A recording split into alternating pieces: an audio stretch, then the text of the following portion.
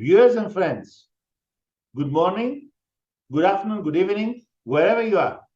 Welcome to this year's Crew Welfare Week, a unique event focusing on all aspects of crew welfare and well-being.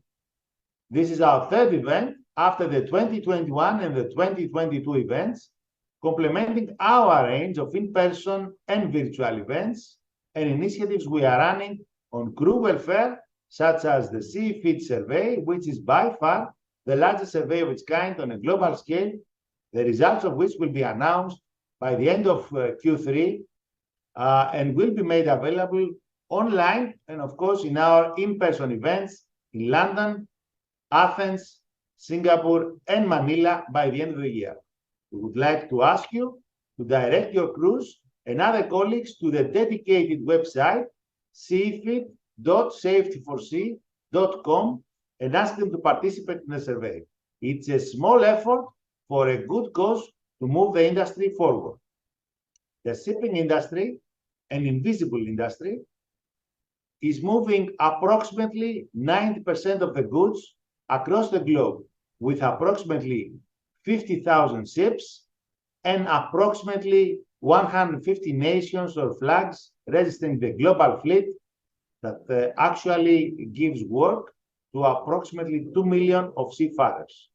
The worldwide population of seafarers, the latest data we have from the ICS and BIMCO surveys, is approximately 1.9 million of seafarers, out of which 855,000 are officers and approximately 1,035,000 being ratings originated from Philippines, the Russian Federation, Indonesia, China, and India, being the largest suppliers of seafarers on the ocean-going merchant ships. Now, we all understand that there can be no ships or shipping without seafarers. And this is why crew welfare has become a key priority in industry's agenda. The pandemic made a good start, but even now that COVID has officially ended, we are discussing about it, and we will certainly move this discussion forward as we progress in the coming years on how to make ships a better place for our seafarers to live and work across the oceans. Partnership is a key priority in shipping, and therefore, for the time being, collaboration is considered to be the new fuel. This is what we hear across the industry, and that's why partnerships are key theme in major events.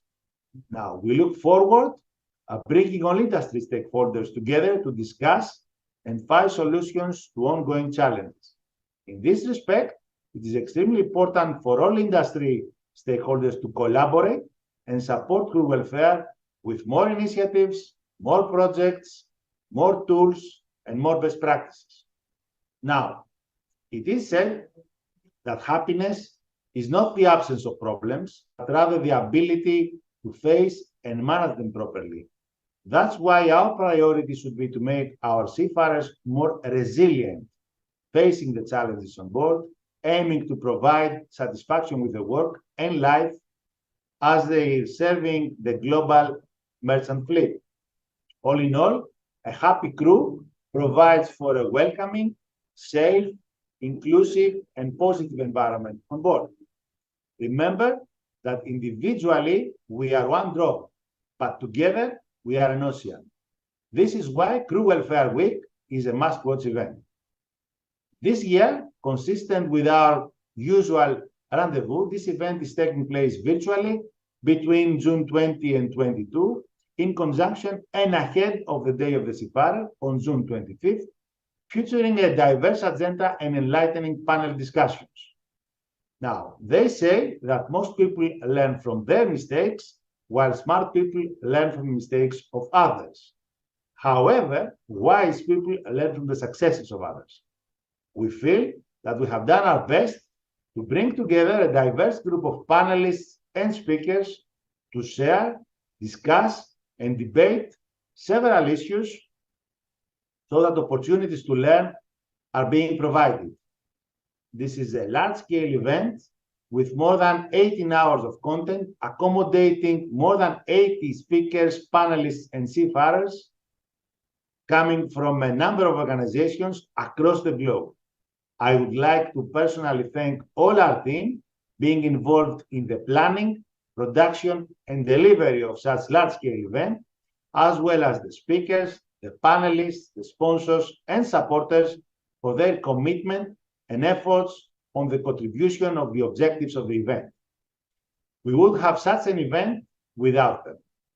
Now, focusing on the program, the first day will focus on physical and mental awareness and wellness, two key aspects that define well-being, and will conclude with the 2023 Crew Welfare Awards that honor best practices that can set an example for a more attractive, inclusive, and sustaining shipping industry.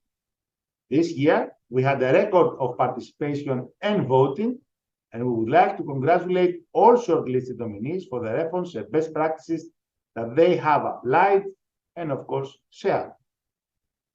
Now, without any other further ado, I would like to thank you again for attending this event, and let's move on and hear a message from the IMO Secretary General, Kitack, who calls the industry once again at this time of the year to celebrate the International Day of the Seafarer on June 25th and honor their contribution to the safety of ships and the protection of the marine environment.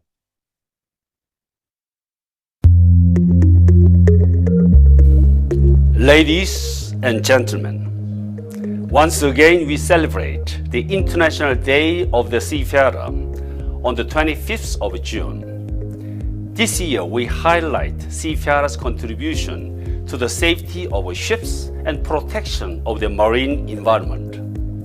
Every day, hundreds of thousands of seafarers are underway on ships, playing a vital role in the global trade, transporting cargoes and ensuring passengers reach their destinations safely.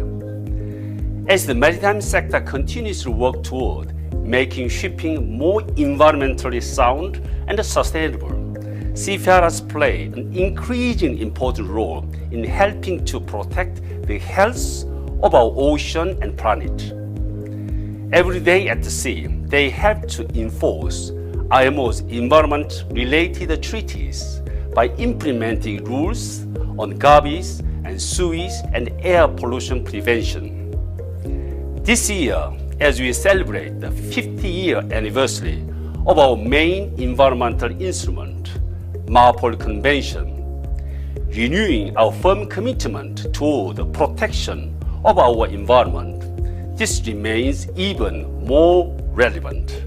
As the shipping industry accelerates its support of the global efforts to combat climate change by moving toward decarbonizations, seafarers' voices, actions are key to ensuring a just transition to zero-carbon future. All this is to protect our precious oceans, which are the lifebloods of the planet. Dear seafarers, we invite you to share on social media what you see when you are at the sea.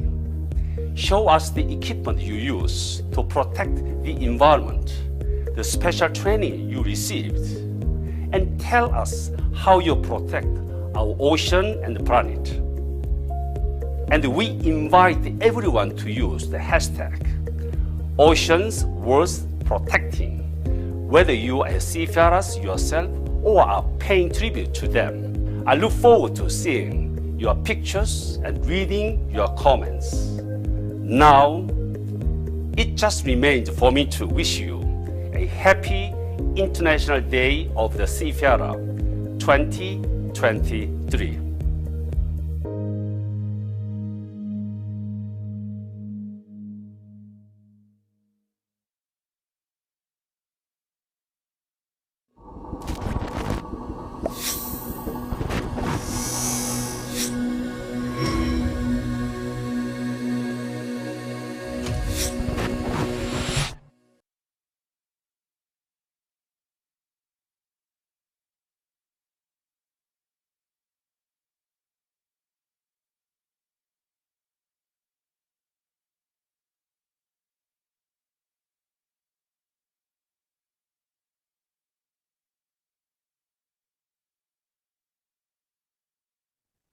Good afternoon, everyone. Welcome to the Ship Managers panel of the third edition of Crew Welfare Week. First of all, I would like to thank Safety for Sea for organizing this unique event and creating a dynamic forum for embracing seafarers' key role, and as well as discussing the critical issue of crew welfare. By way of a brief introduction for our audience, I am Joanna Kukuli, Co-Global Claims Director of the Managers of the American P&I Club and Managing Director of the club's Greek office here in Piraeus. I am a lawyer, a member of the Piraeus Bar Association, the Law Society of England and Wales, and the New York State Bar. I have been practicing maritime law for the past 24 years in private practice as in-house counsel for a major container ship manager prior to joining the American Club in 2011.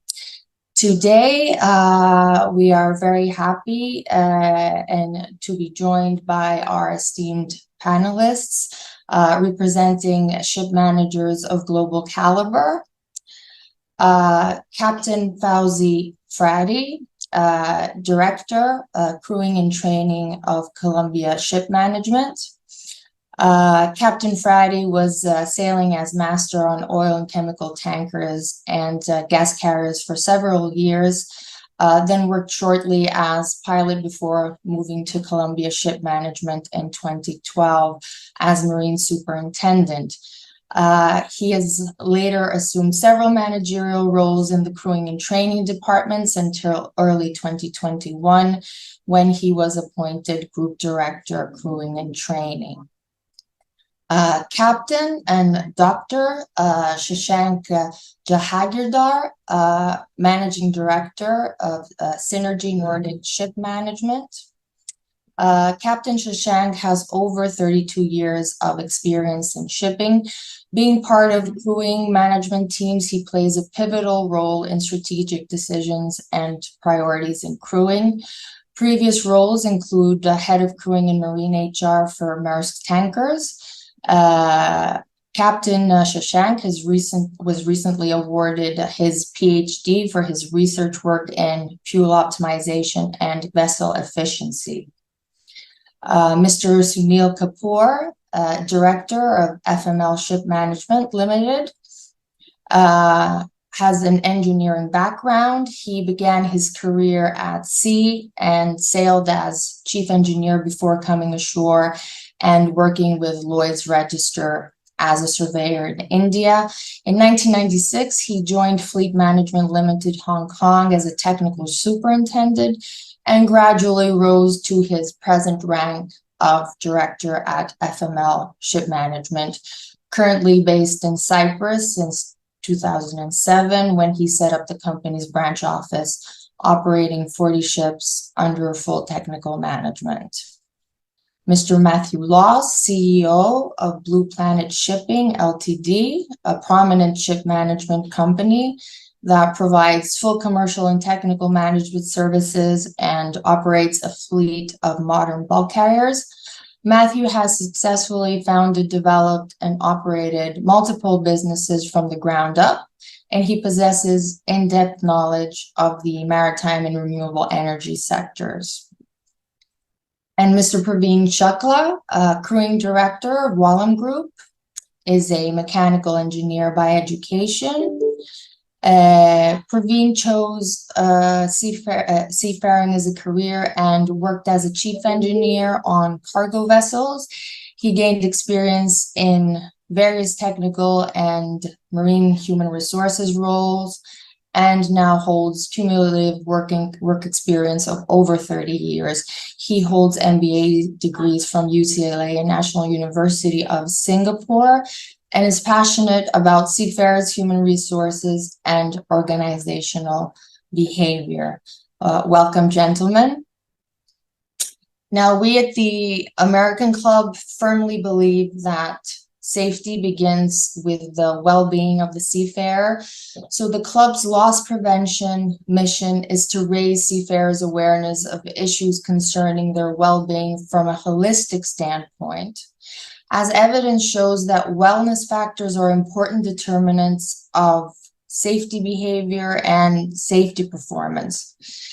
The COVID-19 pandemic created unprecedented circumstances and challenges for ship owners and managers as a result of quarantine measures, travel restrictions, and border closures, and seafarers being prevented from traveling to and from vessels. However, crew welfare has been at the forefront of challenges faced by the shipping industry well before COVID-19 struck, only to aggravate the problems, unfortunately with lingering effects, contributing to the phenomenon commonly referred to as crew crisis. So starting from Captain Fradi, from your perspective, which are the key challenges of crew welfare, and have you noticed any possible alarming trends during the past years with respect to work and life on board? Yeah, many thanks, Joanna, for the invitation, first of all, and thanks to Safety for Sea for arranging this interesting webinar.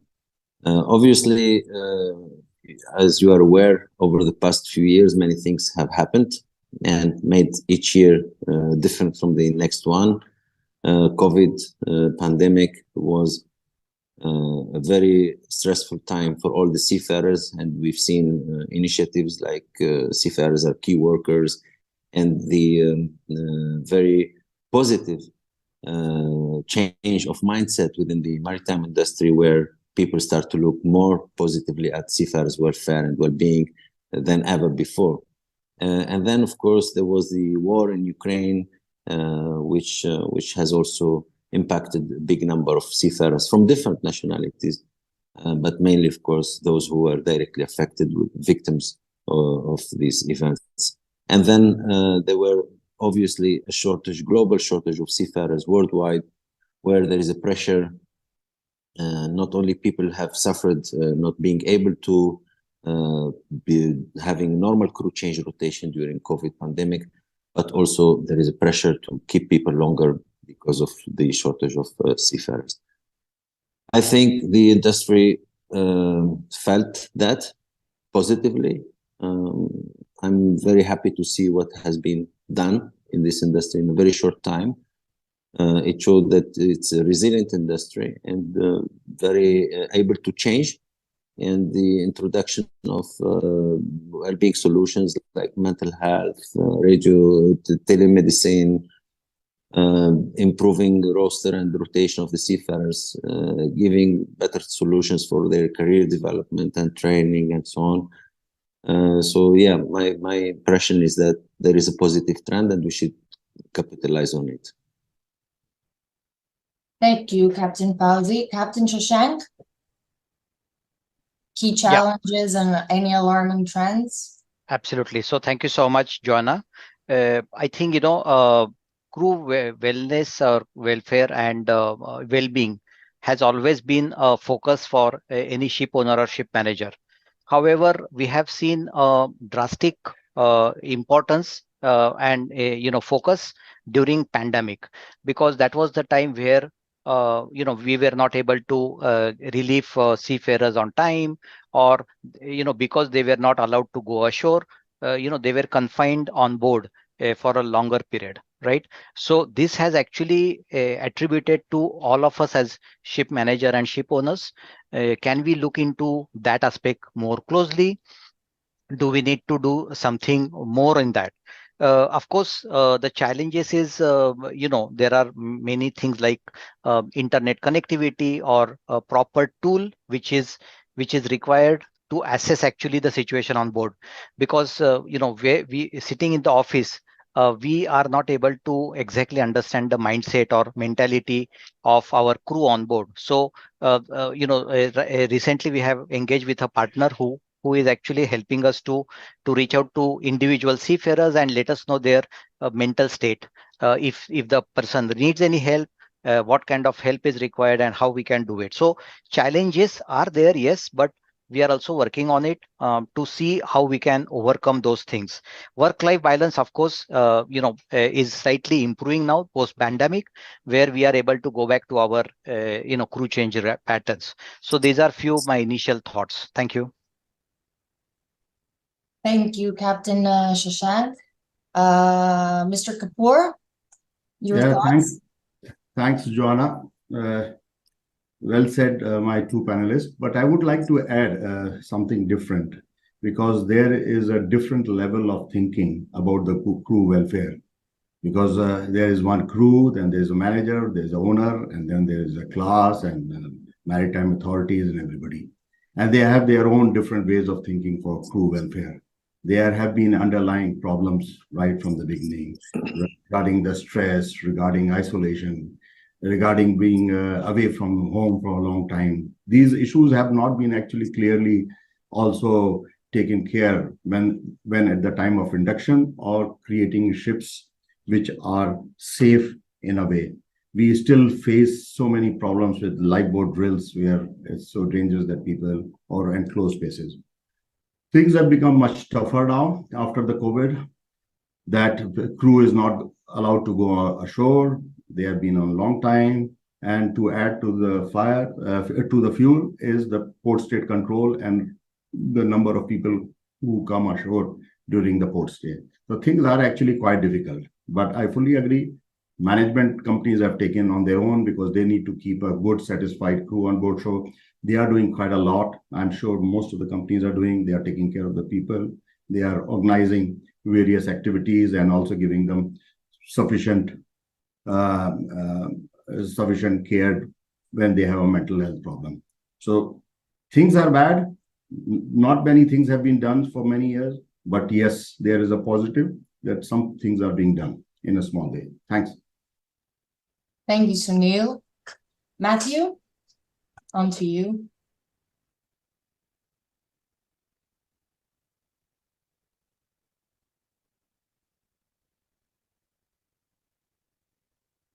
Matthew, I think if you can unmute.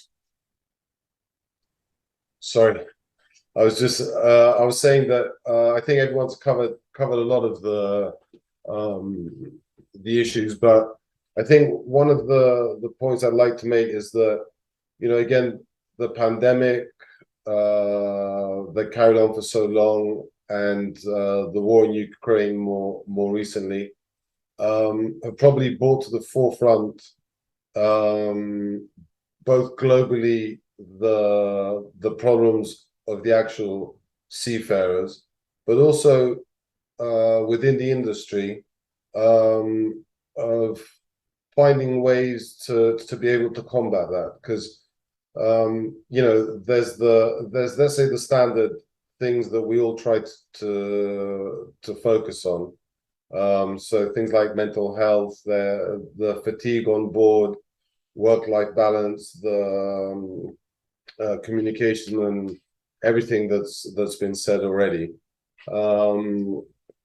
And I think it's the awareness of being able to talk in forums and panels like this and be able to come up with innovative ideas and ways of being able to address this. And just to answer quickly the second half of your question, I would say that charterers are still not allowing crew changes on certain. They're asking for it at least, and this is something that has to stop. There is absolutely no reason for them to be able to do that. Thanks. Thank you, Matthew. Praveen? Thank you, Joanna, for moderating this panel, and thanks to Safety for Sea for organizing this event. I think most of my colleagues, actually, the peers here, they have spoken very well, covered most of the aspects. I think the key challenge that we see since COVID-19, and that crew supply situation has become worse. Yeah, there is, we saw a trend that when the seafarers were getting delayed on board, there were seafarers who needed jobs and they had no choice but to take alternative jobs in different companies. So retention was an issue. And as well as there was an issue of managing those seafarers who were getting tired at home, at the same time some who were getting tired on board. Yeah, and this became actually worse when the war started between Russia and Ukraine. The alarming trend that we see is, and it's not just related to COVID-19, the alarming trend that we see is with the internet on board, we see there is isolation has become even worse. People spend more time in their cabins on their own devices. There is reduced interaction. In any case, there has been a challenge of physical isolation and loneliness on board, which has been a major contention so far. And with the inspections restarting, PSC inspections, IR inspections, people able to go on board, you see there is more demand to produce results with the limited number of people that we have today on board. So these are some of the alarming trends that we see today. Thank you, Praveen. Thank you all for your thoughts. Obviously, it's important to always examine the positive side of everything and not focus only on the negatives. Do you see any opportunities or positive developments arising in crew welfare in the past years? Let's start from Captain Fauzi. Yeah, thanks, Joanna. I think I already started with my first intervention mentioning the positive things. I think there's a lot of positive stuff which is happening, and like my colleagues have said, the industry in general, including the organizations and the NGOs and everybody, is doing a really great job here with looking after the seafarers' welfare. What we need to see more is perhaps more engagement from the port authorities, from the local governments where ships are calling ports, where to make it easier for crew to go shore, easier repatriation when very stringent visa requirements are required, to ease these requirements, especially for people who are off-signing and leaving the ship, where perhaps more cooperation and more facilities should be given to seafarers, access to medical care when people are sick and in difficult ports in different countries. So these are the players whom I think their contribution, I'm not saying they're not doing, there are many countries who are doing really amazing job, and they've done a great job during COVID, especially helping seafarers. However, more is expected from the local port authorities and the local governments. Thank you. Captain Shashank? Yes, thank you. So I think Captain Fauzi has very well covered. Just to add a few more elements there. I think, companies who were actually not thinking about welfare, about well-being, they have now started looking into it more seriously. So that has actually, you can see it is happening at an industry level. Those companies who were not doing any initiatives has been started doing it. We have seen positive aspects is slowly, the technology is improving, so as the internet on board. So more and more ships are started coming under internet. Even the ships where internet was there, now the speed is increased. So that is probably allowing our seafarers to stay close to their families, to be close to humanity, or socially connected with their colleagues. Whether it is shore leave, for example. We still see many countries, many ports which do not allow shore leave, crew to go ashore. I think this is one area where there should be more work needs to be done, and this needs to be done at an organization level or international level, where we can see some few things. But thanks to some of the organization, the pressure is already there to allow the crew to go ashore. Whether allowing sign on and sign off, these are another things, but in general some positive improvement has been happened in the industry post pandemic. Thank you, Captain. Sunil? Yeah, fully agree on Fauzi and Shashank. After this crisis, especially COVID and Ukraine, there's a lot of focus, especially number one was the mental health issues that most of the companies that they have started taking care of the people, providing counseling, and also there has been a good interest in how to solve this problem. Then also to take care of the not only the crew but their families ashore. This was the second thing which I saw, very good initiative by many companies, bringing the families together, trying to solve their problem. And if you can look after the families, I'm sure the ship staff who are on board the ships feel much safer and more secure and more are able to do their work. Then technology advancement is taking place. As you said, the internets are becoming better, but internet is also causing their own problems where they are so much engaged with their family that it is taking them away from the social network or social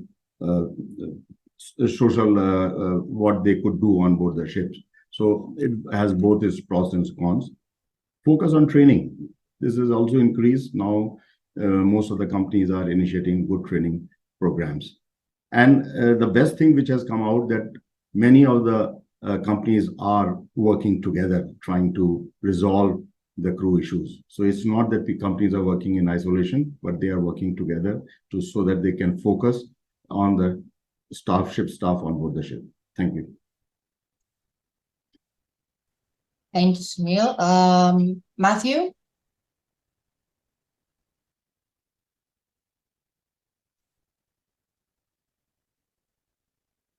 Matthew, I think you are muted. Sorry, I'm forgetting that. Okay, so I think one of the more positive developments is the actual recognition of the importance of crew welfare within the industry. It's now firmly implanted as a thing that needs to be something that needs to be addressed, and companies need to take action on this if they're gonna, have crew returning on board, have happy crew who can work efficiently, safely, and so on.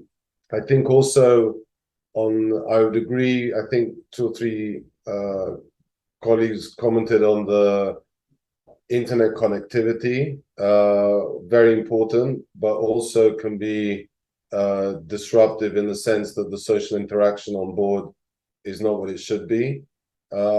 We've tried to address this in various ways, I would like to say successfully. We need to think a bit out of the box on that, on how we're going to get crews that are from different nationalities, different cultures, a lot of things on board to be able to interact. And finally, industry collaboration. Again, very important to be able to address the crew welfare challenges collectively. Thank you, Matthew. Praveen? Yeah, my colleagues actually have spoken most of the points, but I think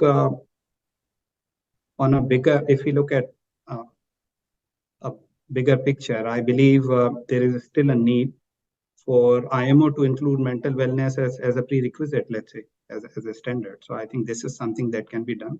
So there is an opportunity. There is an opportunity to have psychologists who are trained to deal with maritime workforce specifically. Companies did a lot and they tried to find what they could at this time. But I think a focused approach would be great. There was a lot of focus to support seafarers during COVID-19. Industry, ICS and IMEC were talking about getting a green passport or VIP passage to the seafarers. I think this is something which is pending. This needs to be done. There are a lot of seafarers, especially from developing countries. They still require visas and immigration, and they wait at airports for a long time. So something which can be done here. On a good note, I mean, we see there is a greater visibility for shipping in the as in how important it is for the world economics. So this was something great. There is a larger media focus on seafarers' wellness and the challenges they face. And the best part was the collaborative effort that we saw across the industry, where people came together and they worked as a team. Thank you, Praveen. For a more, actually, it was very interesting how all of you touched on internet connectivity and how it can be a double-edged sword. It's very interesting, you know, if this let's say privilege is not used wisely, it can end up actually in alienation within a ship. You know, so this is a very interesting conclusion. Now for a more focused view, in a smart shipping era with energy transition and constant technological advances prevailing, namely decarbonization and digitization, what in your view are the top priorities and improvements for crew welfare and safety, which require extra care? Captain Fauzi? Yeah, thanks, Joanna. Again, this is one milestone in the shipping industry, which we're going through. And while we all appreciate and we're all very excited about all the eco-friendly and benefits which will come through it to our to our planet and our environment, we need also to think that safety comes always first, and to run ships with new and modern technologies, we have to equip our seafarers, and especially future seafarers, with the knowledge and the skills to perform and run the ships safely, so that the ultimate goal of preserving the environment and safety is above all. For that, definitely there are a lot of new modern training solutions, either simulators or even now technologies like VR, ER, a lot of new, let's say, new solutions, but we have to think on more sustainable solutions, more permanent solutions, like having clear guidelines in the newly revised STCW, which will hopefully soon come out. Plus, also we have to agree on standards for the maritime training centers on how to deliver these courses far ahead of the education of seafarers. We cannot continue accepting that the education is always the one catching up on the industry. And of course, the maritime players and the companies, the ship management companies, the ship owning companies are always, and they will always, I'm sure, like we do, compensate that gap by adding value-added trainings, investing in modern training centers, working with other industry players. However, it is extremely important this time, especially with all these modern ideas and technologies, to invest also in the maritime education. Thank you, Captain. Captain Shashank? Yep, thank you. So I think these are the we are seeing shipping is a ever changing technology. I mean, the technology is getting phased out, it's getting new things are being added. There is a lot of focus on the IMO 2050 agenda. Somewhere I think we look at it as an investment. We need to invest in our seafarers in way of trainings. And here I would like to use this platform to all the ship owners and our stakeholders. If we can invest in our seafarers so that all the modern vessels which are with new technology can be managed properly, whether it is we are talking about scrubbers, whether it is ballast water management, with all these new things which are coming out. For example, dual fuel. Right now we see there is a shortage of officers with the dual fuel capability. So these are the areas where we need to invest. Not necessary that all of these will be captured by STCW. which is kind of mandatory, but there is, we need to invest into value-added services, and that will be possible only, if there is a proper budget which has been allocated. We invest into seafarers so that they are ready for next 5 years, 10 years to look into the newer technology. We can continue providing them, support from this. And it is not only limited to seafarers, but even I see people from the shore side who are handling these vessels also needs to be trained to look into these new changing aspects. Thank you. Thank you, Captain. Sunil? Yeah, thanks. The technology is changing quite fast, and maybe there's a lot of pressure that need to do something in shipping. Training, yes, it is required. And who's going to train and who's going to pay for this investment? That is a question to be answered by some of the people. They expect that the management companies or some of the people to put in their resources in it. But I don't personally believe, because if it is going to be the best interest of the whole maritime industry, so they need to quickly think of what and where we should put such kind of institutes where the training can be done. That is one. The second part is still our ships are not safe. We talk of modern technology. It could be only few items which may be of a new technology, but rest of the things, even for the matter of fact, accommodation, equipment, quality of equipment, things like marpole or sewage, which is such an important thing. They are all so old and prone to so many failures and fines that we have still not been able to provide 100% good quality stuff. So yes, there is a pressure for one part. What we need to see to keep our seafarers, number one is to make sure that our ships are secure and safe for the safe operation. And also we need to look how we are going to deal with the maintenance of the ship. Are we going to have everything by the ship staff, or are we going to provide support systems in at least the key ports where we can provide support system to the ship staff so that things can be done? We cannot push our ship staff to do so many things at the same time. Thank you. Thank you, Sunil.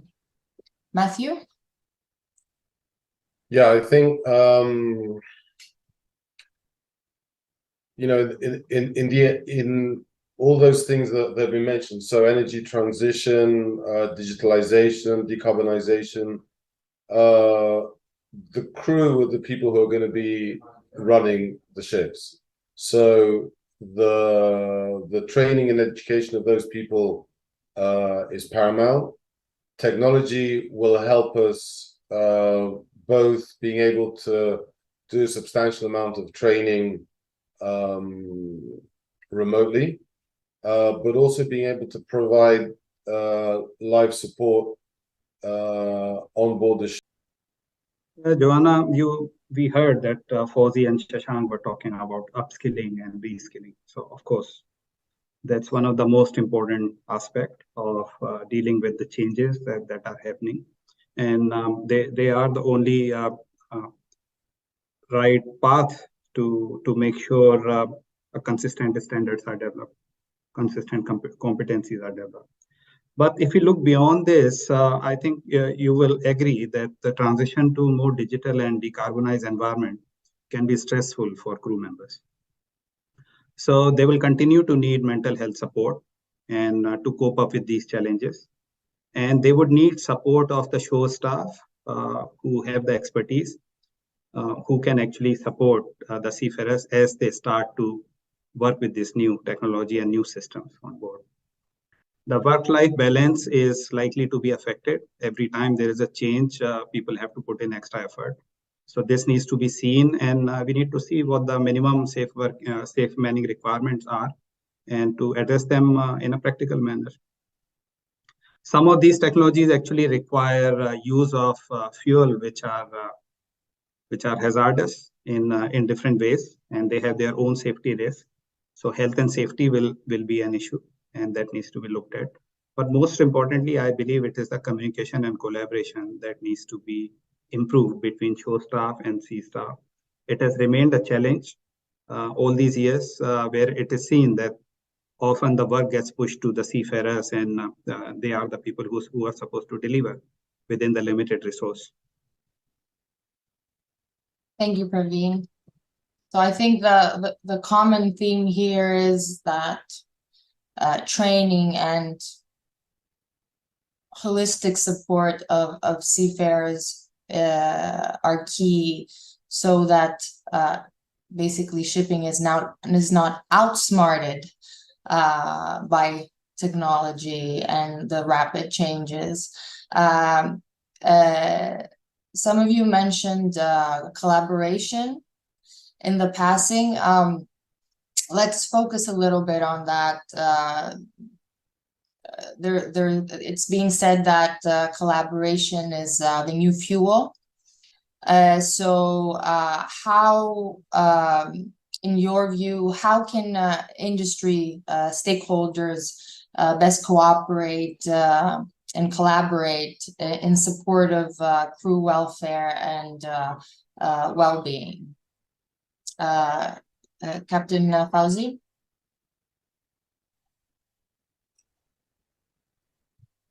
Yeah, hi, Joanna. Well, cooperation is key, of course, and I think this is the reason we have such forums like today, and all the industry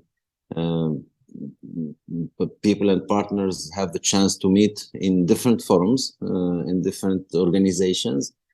At least, me, myself and Shashank, we are together in the IMEC R&T committee. I'm sure other people are in the Intertanko committees, and there are so many committees in the industry where we all meet and debate and discuss. So that's very positive and has to continue. Obviously, after COVID, now we prefer to have more of these forums face-to-face. So there's much less webinars like we've seen before. But I'm sure if we continue having this sharing of knowledge, sharing of experiences, that will all benefit to the seafarers for the future. Thank you, Captain. Captain Shashank? Yes, thank you, Joanna. As Captain Fauzi rightly mentioned, when we talk about working in a unity, working as an association, it definitely helps to get the message, get the intention clear to the industry. Whether it is IMEC at international level, or even in India, we are have a couple of association. So what we do is whenever there is any requirement which is coming up, whether it is looking into the new technology or developing a new content or course or training, I think it will not be possible if the industry is together. And I am happy that Safety for Sea is actually taking this initiative to take this message to the industry, and hopefully I think more work will be done in that manner. As we previous question we talked about the technology which is constantly changing. Very important thing is it's a continual, the training is a continual process. It should not be stopped. And it is not only the responsibility of individual company, but even as a seafarer, they should look at it as an investment. They should on their own also, there are various e-learning platforms which are available, not necessary that they have to travel and attend something. So these are areas where everyone should be looking at, so that overall I think it will help the industry. Thank you. Thank you, Captain. Sunil?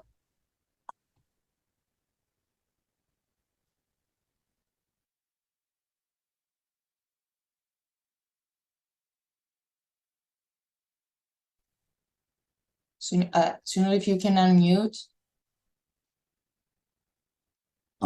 Thanks. I thought. So continuing with my colleagues, COVID actually taught us a good lesson that nobody is safe until each and everybody is cured of the sickness. And the same way, we know that there are some inherent problems are there, because in shipping industry, the world actually is looking at maritime industry as something which is very invisible or things which are happening on its own till the time you have a problem. You have a ship which is aground or a ship where there's oil pollution, everybody in the world starts looking at the shipping industry. So good to see that many people are becoming members of various organizations. We are also members of certain, and we keep talking. But the question is that we should take one voice. Shipping should have one voice, and that should be taken to the highest level, and to ensure that these things are incorporated into the system. You know, we talk of seafarers as a key workers, but this is only on the paper. Nobody did anything till today. Our people are crying for going outside, or even for health purposes, they are not allowed to go. So things are happening, but we need to make sure those things are actually done so that the benefit can be passed on to the seafarers. And once the benefit passes on to the seafarer, then word of mouth things improve. Then people look into it and gives a positive image to the maritime industry as such. Thanks. Thank you, Sunil. Matthew? Yeah, I mean, I think I agree with what's been said so far. So the collaboration between stakeholders, shipping companies, maritime organizations is very important. Forums or webinars, or however you want to call them, that are being arranged, also very important, very good for the industry.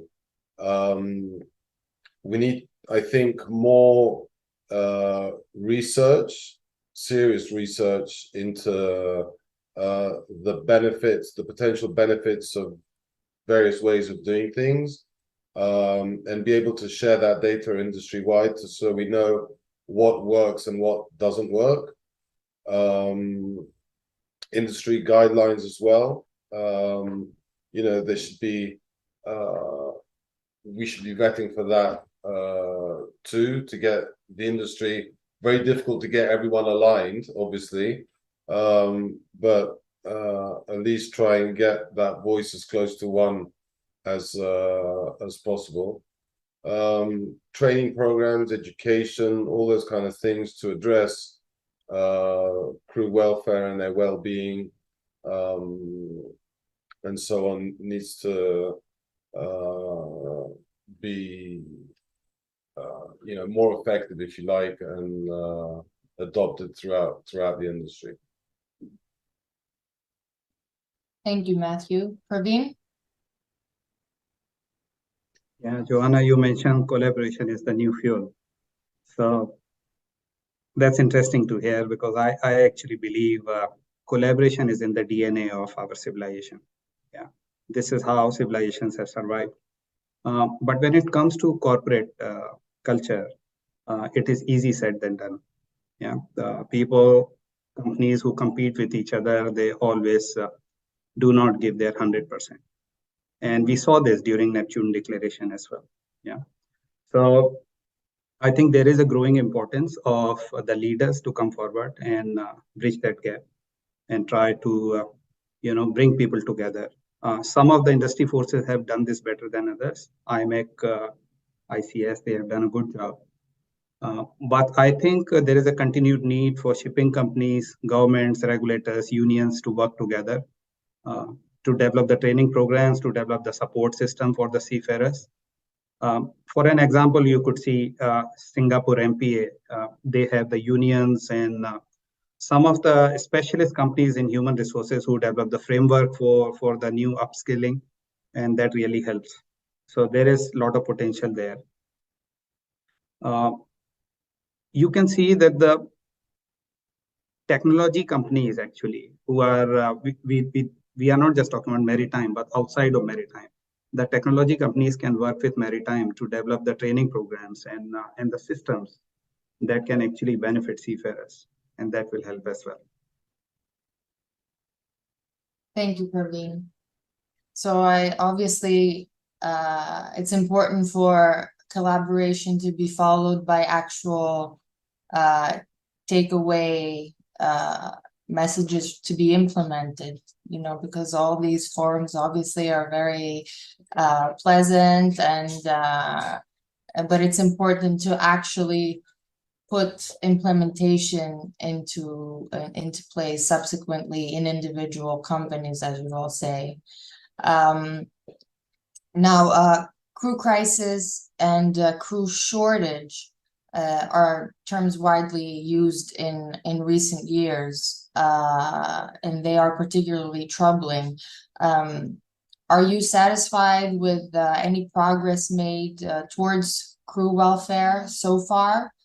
And what, in your view, should the maritime industry do to raise the industry's profile in order to attract more men and women to a seafaring career? Captain Fauzi.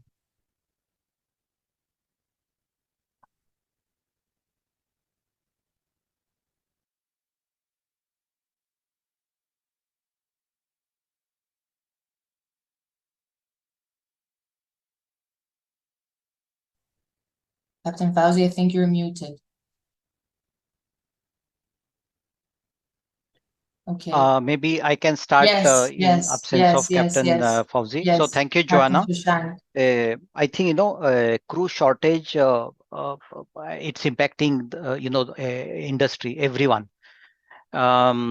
Recently, during one of the international seminar, Drury has shared that right now we already have about 7% crew shortage, which will only get worsened to 10% in another couple of years.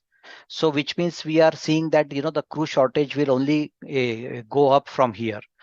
What we should do to overcome this is basically, of course, what has basically added this shortage are a couple of the points. One is the Ukraine-Russia conflict. So we have a lot of good Ukrainian seafarers who are stuck inside Ukraine and they are not able to come out and join the vessel. So that is one of the main thing. Second is somehow I think it is we need to blame ourselves that we have not really forecasted this in ample time, where we could have increased the training berths, we could have added few more training institutes from a sourcing area which is very common, and where we can see there is an ample availability of talent and seafarers. But because of all these factors right now happening is that we have a shortage of seafarers. Somehow we are looking into now new sourcing area which predominantly has not been explored, and hopefully that will probably is, but it is just a time to see whether this will go up and impact the shipping industry, or it will kind of little bit ease down. Thank you. Thank you, Captain. Sunil?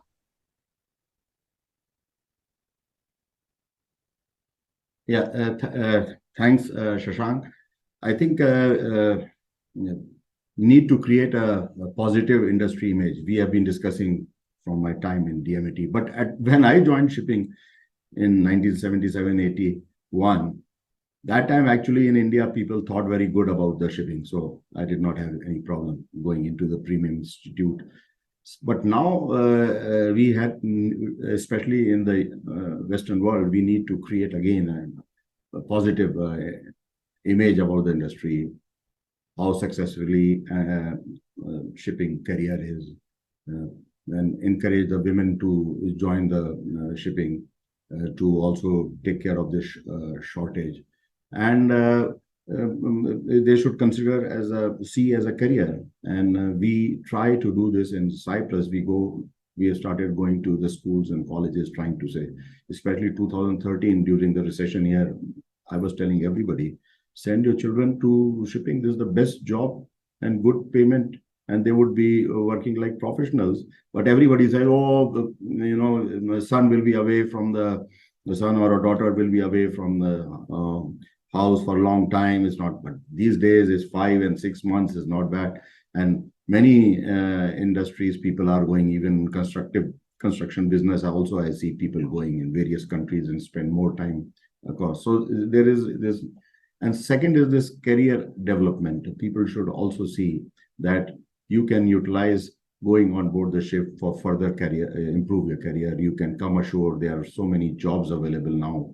You can even go into now innovations. You can go into shipping ancillary duties. There are so many things which can be done. So this is somehow also is not past. Okay, you can use this as a stepping stone to improve your lives and for people around you. So somehow I see there is a lack and a gap between what we are doing, such a great job on board the ships. Ships are doing such great things for the whole industry as such, but this is not passed to the people, the common people in the society. They are still not looking very favorably at shipping and shipping as a career. Thanks. Thank you, Sumio. Matthew?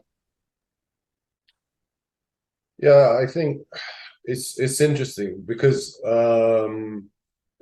you know, I think the crew shortage, the answer is not we need to go and find more crew. The answer is how are we going to make our industry more attractive so people want to come and work in that industry? And that's, I think it's been addressed already, but obviously the amount of time someone spends on board, what the accommodation of the ship looks like. It's not just an industrial space with a cubicle called a cabin.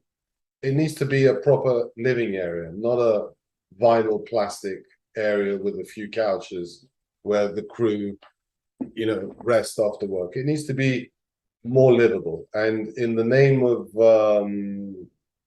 profit, if you like, so we made the accommodation smaller for the ship to carry more cargo. The people who have probably suffered the most are the crew on that. I think also just looking at it from another angle, the well-being in terms of, you know, the things they eat, their physical condition, the mental support that they get on board, to make them, and obviously the connectivity to their loved ones and friends at home. All these things have to make going on board the ship feel more like a normal working environment. Thank you, Matthew. Praveen? So Mr. Sunil Kapoor actually made interesting points, right? Very, very practical, that what needs to be done to create a better visibility for the benefits that shipping industry actually offers. But what we could do if we focus on that, I think maritime industry should engage with the universities to get the better acceptability for COC examinations. We see a lot of seafarers, they struggle when they want to change a job, they want to go into alternate careers. It is relatively easier for engineers than it is for other professionals. So if there is a better recognition, then I think it will be possible for people to find alternative jobs. And then the maritime career could be interesting because then people know there are pathways. There are distance learning programs. There is a better internet on board. Starlink is coming. So of course, this can be utilized for seafarers to actually spend their time wisely, spend their time on themselves. But this would require actually looking at what is a work-life balance on it. This requires a pragmatic approach to a problem which shipping industry has not been addressing for a long time. Yeah, there are ships which are still running very, very lean, and the seafarers are at times they stretch themselves. So I think we need to market ourselves better, but at the same time we need to look at ships as if we look at our home and make them more habitable. Thank you, Praveen. Very interesting points about actually marketing the seafaring profession. Unfortunately, the situation is reflective also of the more general environment in our society today, and the challenges that the youth faces, in today's society, and that obviously aggravates the situation, and it makes it more difficult for someone to choose the seafaring profession. Now, finally, before we conclude, on the occasion of this year's Day of the Seafarers on June 25th, what would your key message to industry stakeholders and our seafarers be? Captain Fauzi? Yeah, hi, Joanna. Sorry, I had for a few minutes some problems with my internet. Well, the focus on safety, and also remember that learning is an ongoing process. So we should never think that we know everything. We are ready for everything. We should continue learning. Ships are developing. To be open-minded, to think that our well-being and our welfare is also a process which has to develop over time. To remember that technology will never stop. So if today your internet on board is not fast enough, tomorrow there will be a solution where we will have a better internet. So everything has to be on a positive mindset and looking forward to better development. And seafaring jobs are really highly paid jobs, a lot of learning on board, a lot of independence. So they're very exciting job. And just my last message that despite I'm not sailing for the past 11 years, every day I wish I go back to work at sea. Thank you, Captain Fauzi. Interesting point. Captain Shashank? Yes. So, Captain Fauzi says, and I also echo that once a seafarer, always a seafarer. So on the occasion of Day of Seafarer, I would like to congratulate and wish all the best to my fellow seafarers all over across the globe. I think seafaring is a noble profession. I say it again and again. It needs courage to go out at sea. It's not everyone can do that. And I think we have chosen this career, this profession. So I congratulate all of them. The key message from my side on this occasion is absolutely, I think the learning should never stop. We need to continue investing in it. And when I say we, means it's the industry, it's the seafarer who has to do that. The technology is ever changing. So only if we invest today, we will see a sustainable shipping, in next few years. I think we spoke well about the wellness and well-being, mental well-being, which is very, very important in today's time, especially post-pandemic. I think all of us as a collectively, we need to do much more on that. So thank you so much. Back to you. Thank you, Captain Shashank. Sunil? Yeah, thanks. Recently, I had gone back after many years to my alma mater, and there I had given a message, and I would share that same message, which I told the junior cadets, the cadets in the institute. What I said was, working on a ship is not for the faint-hearted, but for the brave ones with iron stomach and thirst for adventure. It offers a lucrative and rewarding career in the long run. It is a clean and respectable profession that has the power to positively transform the lives around you. And that's what I told people. This is a good job where you will feel proud. And I also have been sailing for more than 12 years till chief engineer and now associated for so many years. I still feel proud that I chose the right profession. And this has given me a lot of satisfaction till today. Thanks. Thank you, Sunil. Very inspiring words. On to Matthew. Yeah, I think to the stakeholders in the industry, I think the message would be to take a moment to acknowledge and appreciate the vital role that seafarers play in global trade and within our industry. And it's their dedication, their skill, their resilience. That's the backbone of the industry that ensures the smooth flow of goods and connecting nations, if you like. And also to understand that crew welfare is not just a responsibility, but it's a moral imperative. And we should continuously strive to improve working conditions, mental health, training opportunities, and so on.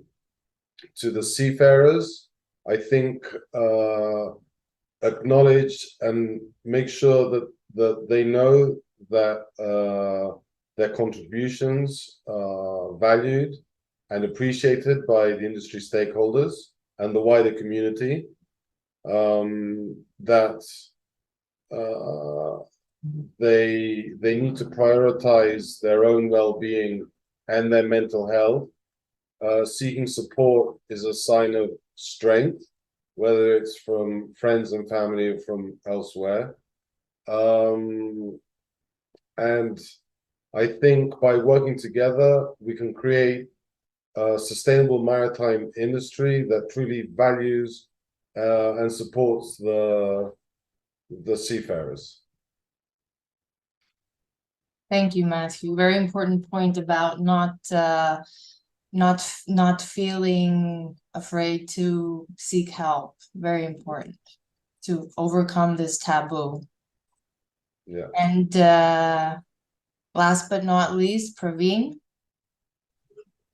Thank you, Joanna. My key message to industry stakeholder is that we need to do more to improve seafarers' welfare and well-being. Seafarers work very long hours in difficult conditions with limited resources, and they are often away from their families for extended period of time. So we need to ensure that they have access to safe working conditions, adequate food and water, and access to healthcare. Now, I'm not just referring to some premium companies here. I'm referring to maritime industry in general. So there is a lot that needs to be done to ensure their well-being. We also need to provide seafarers with more opportunity for rest, recreation, and we need to support their families. I believe that by working together, we can make a significant difference and we can improve the lives of seafarers. And to the seafarers, my message is, thank you again to all the seafarers for your hard work and dedication. I wish you spend more time on board building relationship, as it is through the teamwork that we achieve higher goals. I'm very proud to be a seafarer myself. I believe I've been a part of something very meaningful. So yeah, so I salute the seafarers. Thank you. Thank you, Praveen. Again, very inspiring. Gentlemen, thank you so much for participating in this industry initiative and sharing your valuable feedback and experience with us. Once again, I would like to thank Safety for Sea for organizing this forum for such a topical and fundamental issue as crew welfare. And of course, many thanks to our audience for their kind attention. Thank you all, and goodbye.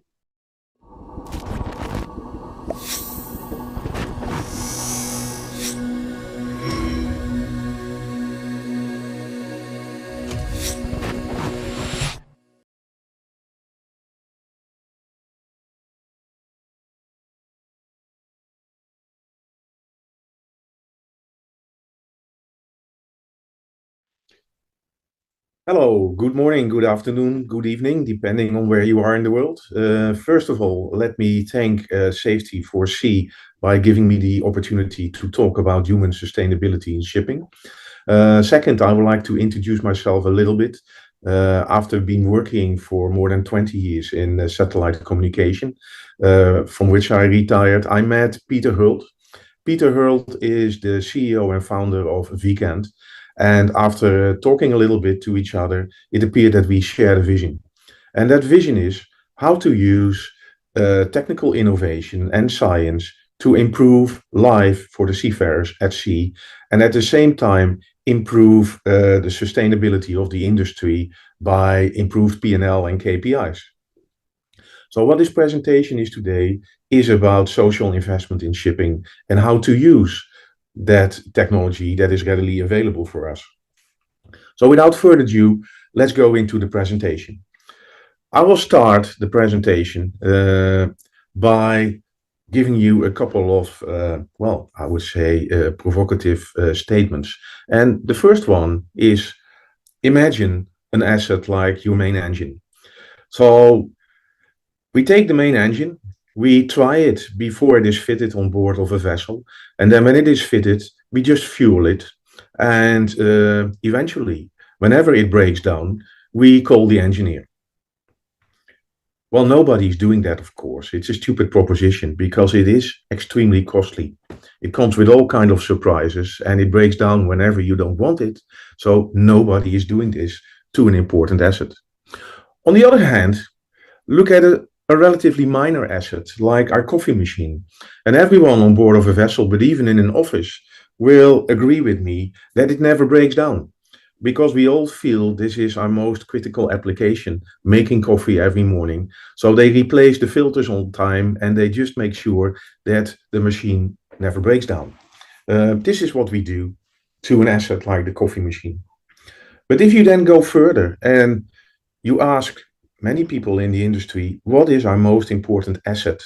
Then they will almost all say, well, these are our people. But if you then look at that as an asset and ask yourself, how do we treat our people? Then actually we are treating most of the people like we wouldn't treat our main engine. And I will make a comparison. We test them, of course, before they come on board with a medical test. And then, well, they start working and we feed them. But when they eventually break down or when they get sick, in case of people, we call the doctor. See the similarities? That must be a very costly way to deal with our assets. So this presentation is about, first of all, what are the costs of these? Because I say it's costly, but what is the cost of handling our most important asset like this? Well, I have a few statements there that I just took as data from the internet. There's a lot of data floating around from surveys, from reports, from annual statements of insurance companies, P&I clubs, whatever. And then what we find is this. More than 10,000 seafarers are losing their job each and every year due to a chronic disease. So as I said, we test our assets before they go on board. And a chronic disease could be hypertension, it could be diabetes, whatever. And 10,000 seafarers compares to a total population of 1.9 million, which makes it a little bit over 0.5%. And I will come back on a qualification on that, but these are the numbers. And then 20% of all the ships are making a medical diversion every year, meaning one vessel every 5 years. That doesn't sound like a lot, but if you have a big fleet, it can be a lot. And I would be the first one to agree that for every ship manager, these numbers are probably a little bit different on details, but holistically, this is what it is. And then if you look at the P&I side of the house, if you look at their annual statements over the last years, approximately 25 to 30% of all the maritime P&I claims are medical of some sort. 50% of those are caused by injury, 50% are caused by illness. So apparently, this is the cost of handling the assets as I just described. Now, if you go a level deeper and you really zoom in on what those costs are for a ship manager or a P&I club in this case, I have a ballpark calculation. And again, it is directional because on details, it may be completely different for every company that is in the industry. But directionally, it is correct. So take those 3 cases and then look at a ship owner, ship operator. And for the ease of the numbers, I took a fleet of about 100 vessels. If you then look at what happens with the medical diversion, of which worldwide on average there are 20% over the fleet, Then there are two types of cost popping up. There are direct costs and there are indirect costs. Now, the direct costs, you would say, are covered by the P&I clubs. That is true. The direct costs are the costs that are directly associated with medical care, with the hospital, with the transportation of the person who's ill, and the medicines and the likes of. But not all of that is reimbursed, because with every claim, there's a deductible. And if you look at the annual reports, you see the deductibles growing steadily over the years. And on average, the deductible is now $10,000 per case. That means that if you have a fleet of 100 vessels, that alone will give you a ballpark cost of about $250,000. And then you have the indirect cost. If you look at the internet and you look at all those reports, then on average, a medical deviation or diversion is costing about $180,000, of which 30% is indirect in nature. And what are those indirect costs? Well, these are all the costs that are associated around the case. So it's the slowdown in production. It is the unforeseen port hire if you have to deviate from your route. It is the replacement of the repatriated seafarer, the overtime for the fellow seafarers who have to work harder or more in the absence of that person. You have to replace the guy. He has to flights. There's, of course, the management and the administration of the whole case, which needs to be done. And then maybe at the end, you will get an increase in premium for the next year. So on average, if those are 30% of the 180,000, only the indirect costs are about $1.2 to $1.3 million a year. So if you add those two up, then we are talking about close to $1.5 million, just the cost of being reactive with the assets, as I just described. And many of these costs you won't see back as medical costs because they bury down in all kinds of line items in your P&L, as I just explained. But it's definitely a very expensive way to deal with our seafarers. And then, if you look at the 10,000 seafarers that are losing their job because of diabetes or hypertension or whatever, this is costing about 40,000 per pop to replace.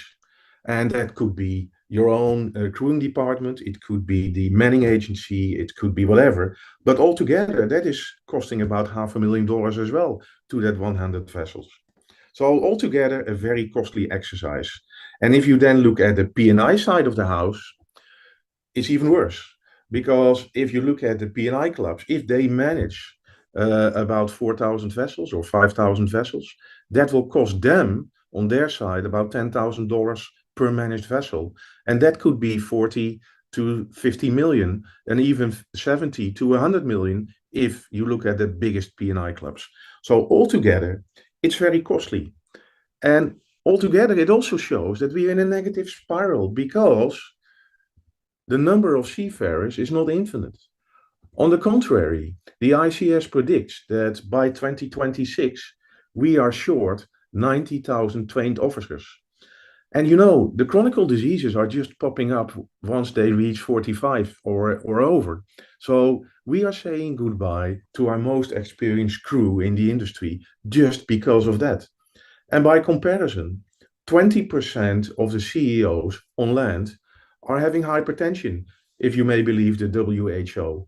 And those people are not losing their job. They just deal with it and are perfectly capable of continuing the jobs that they have. So can we break out of this paradigm?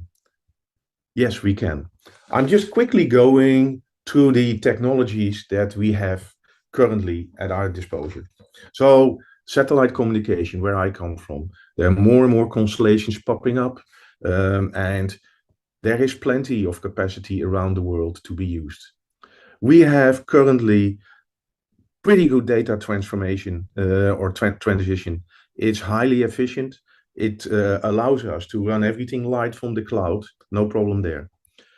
We all have a very powerful computer processor in our pockets nowadays.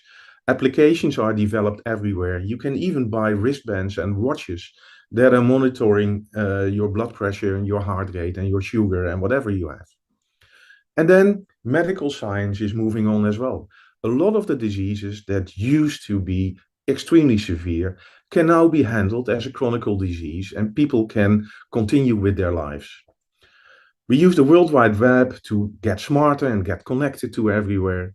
And then we have science. And there is clear evidence that food, sleep, light, air, exercise, and all of this is influencing the mental state of our people.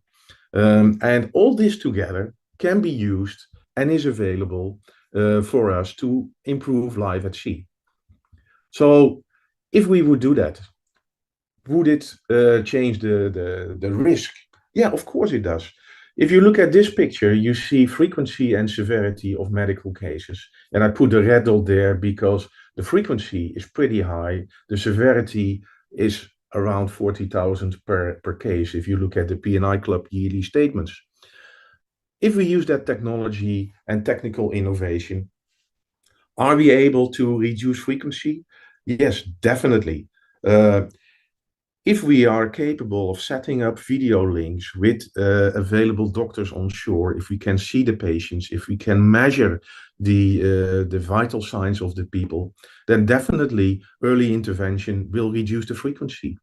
If we are working all these parameters that improve the mental state and fitness of the people on board, then surely less errors will be made. And remember that 50% of medical claims are caused by injuries and errors. So definitely having fitter people is reducing the frequency of those cases.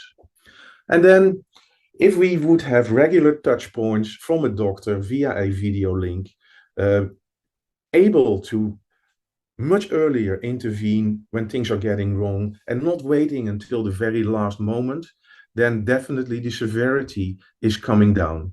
We are removing the surprises, and as I said, chronic diseases can be managed also on board. So if we have the regular touch points and we just monitor and use the technology to do so, eventually we are retaining the experience on board. And that will break us out of the circle that we are in. Because currently, when a lot of those people are leaving when they are the most experienced, younger people are promoted quicker, making them more insecure, building stress, building tension, eventually hypertension, and then they lose their job again. But in this way, we keep those people on board for higher experience. If we do this consistently and we allow that innovation and technology reach the vessels and use it for proper medical care, healthcare, not sick care, being proactive to the master, proactive to the people on board, then we will be able to reduce the risk with 30 to 50%. I believe it's high time to do so and use all of this for a more sustainable crew, for a healthier crew, eventually for a more sustainable industry, and it's also much cheaper for all of us. So think about this, please. Happy to talk about it if I meet you, but for now, this is it. Thank you very much.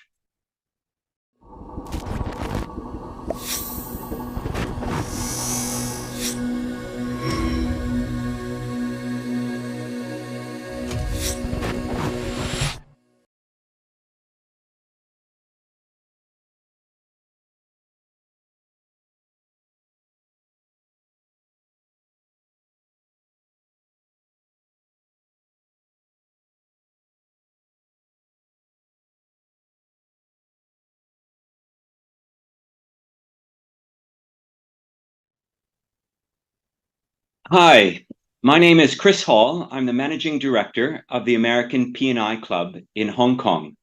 I'm delighted to be taking part in Crew Welfare Week and speaking on the subject of navigating the seas of sleep, tools for seafarers. Now, before I start, I want to make a little disclaimer, which is that I am not a seafarer and I've never been a seafarer. I'm more of a desk-bound lawyer type person, but I am a middle-aged guy who, as I've gotten older, has struggled a little bit more with sleep issues, both getting to sleep and staying asleep. So for the last 6 to 12 months or so, I've really gone down the sleep rabbit hole, as it were, listening to podcasts, reading books, reading articles. There's a lot of information out there. There's a lot of things that I can do and we can do to improve our sleep. So I'm excited to be here today to discuss that. So with that, let's kick it off. Sleep is the single most effective thing we can do to reset our brain and body health each day. Mother Nature's best effort yet at immortality. Strong and powerful words by Dr. Matt Walker, one of the most noted sleep experts and neuroscientists out there. He's at the University of California, Berkeley, and he's the author of Why We Sleep, which is a book I would recommend on the subject. So why is sleep important? Dr. Walker says it's the tide that raises all health boats. Those health boats being physical health, mental health, and longevity, how long we can live. The National Sleep Foundation says that sleep services all aspects of our body in one way or another: molecular, energy balance, intellectual function, alertness, and mood. Sleep isn't a luxury, it's a necessity for a healthy, happy, and long life. Of course, sleep is critical at sea. And why is that? Two main reasons. First is safety. I was a claims handler for many years, and we quickly learned the importance of sleep when it comes to casualties. The chain goes something like this. Lack of sleep leads to fatigue, affects the ability of seafarers' ability to perform safety critical tasks, which leads to human error, which leads to shipping casualties. I think most of us have heard that 80% of marine casualties are due to human error in some form, and much of that can be tracked back to lack of sleep, I imagine. In addition to general safety, we have seafarer health. Chronic sleep loss causes serious health issues, not just for seafarers, but for all of us. And that covers the gamut of health, everywhere from heart disease to neurodegenerative diseases to metabolic disorders like diabetes and even cancer. It also impacts our performance. As a result, promoting better sleep is and should be a high priority for the industry. But it's not easy. Seafarers involve shift work and jet lag, or working in different time differences. This is a particular challenge for seafarers. And as a result, a lot of the tools that I'm talking about, some of them may not be easy or even possible for everyone to try. But I think that we'll all find some tools that will be helpful. Safe sailing starts with good sleep. Let's look at the evolution of sleep perception just very briefly.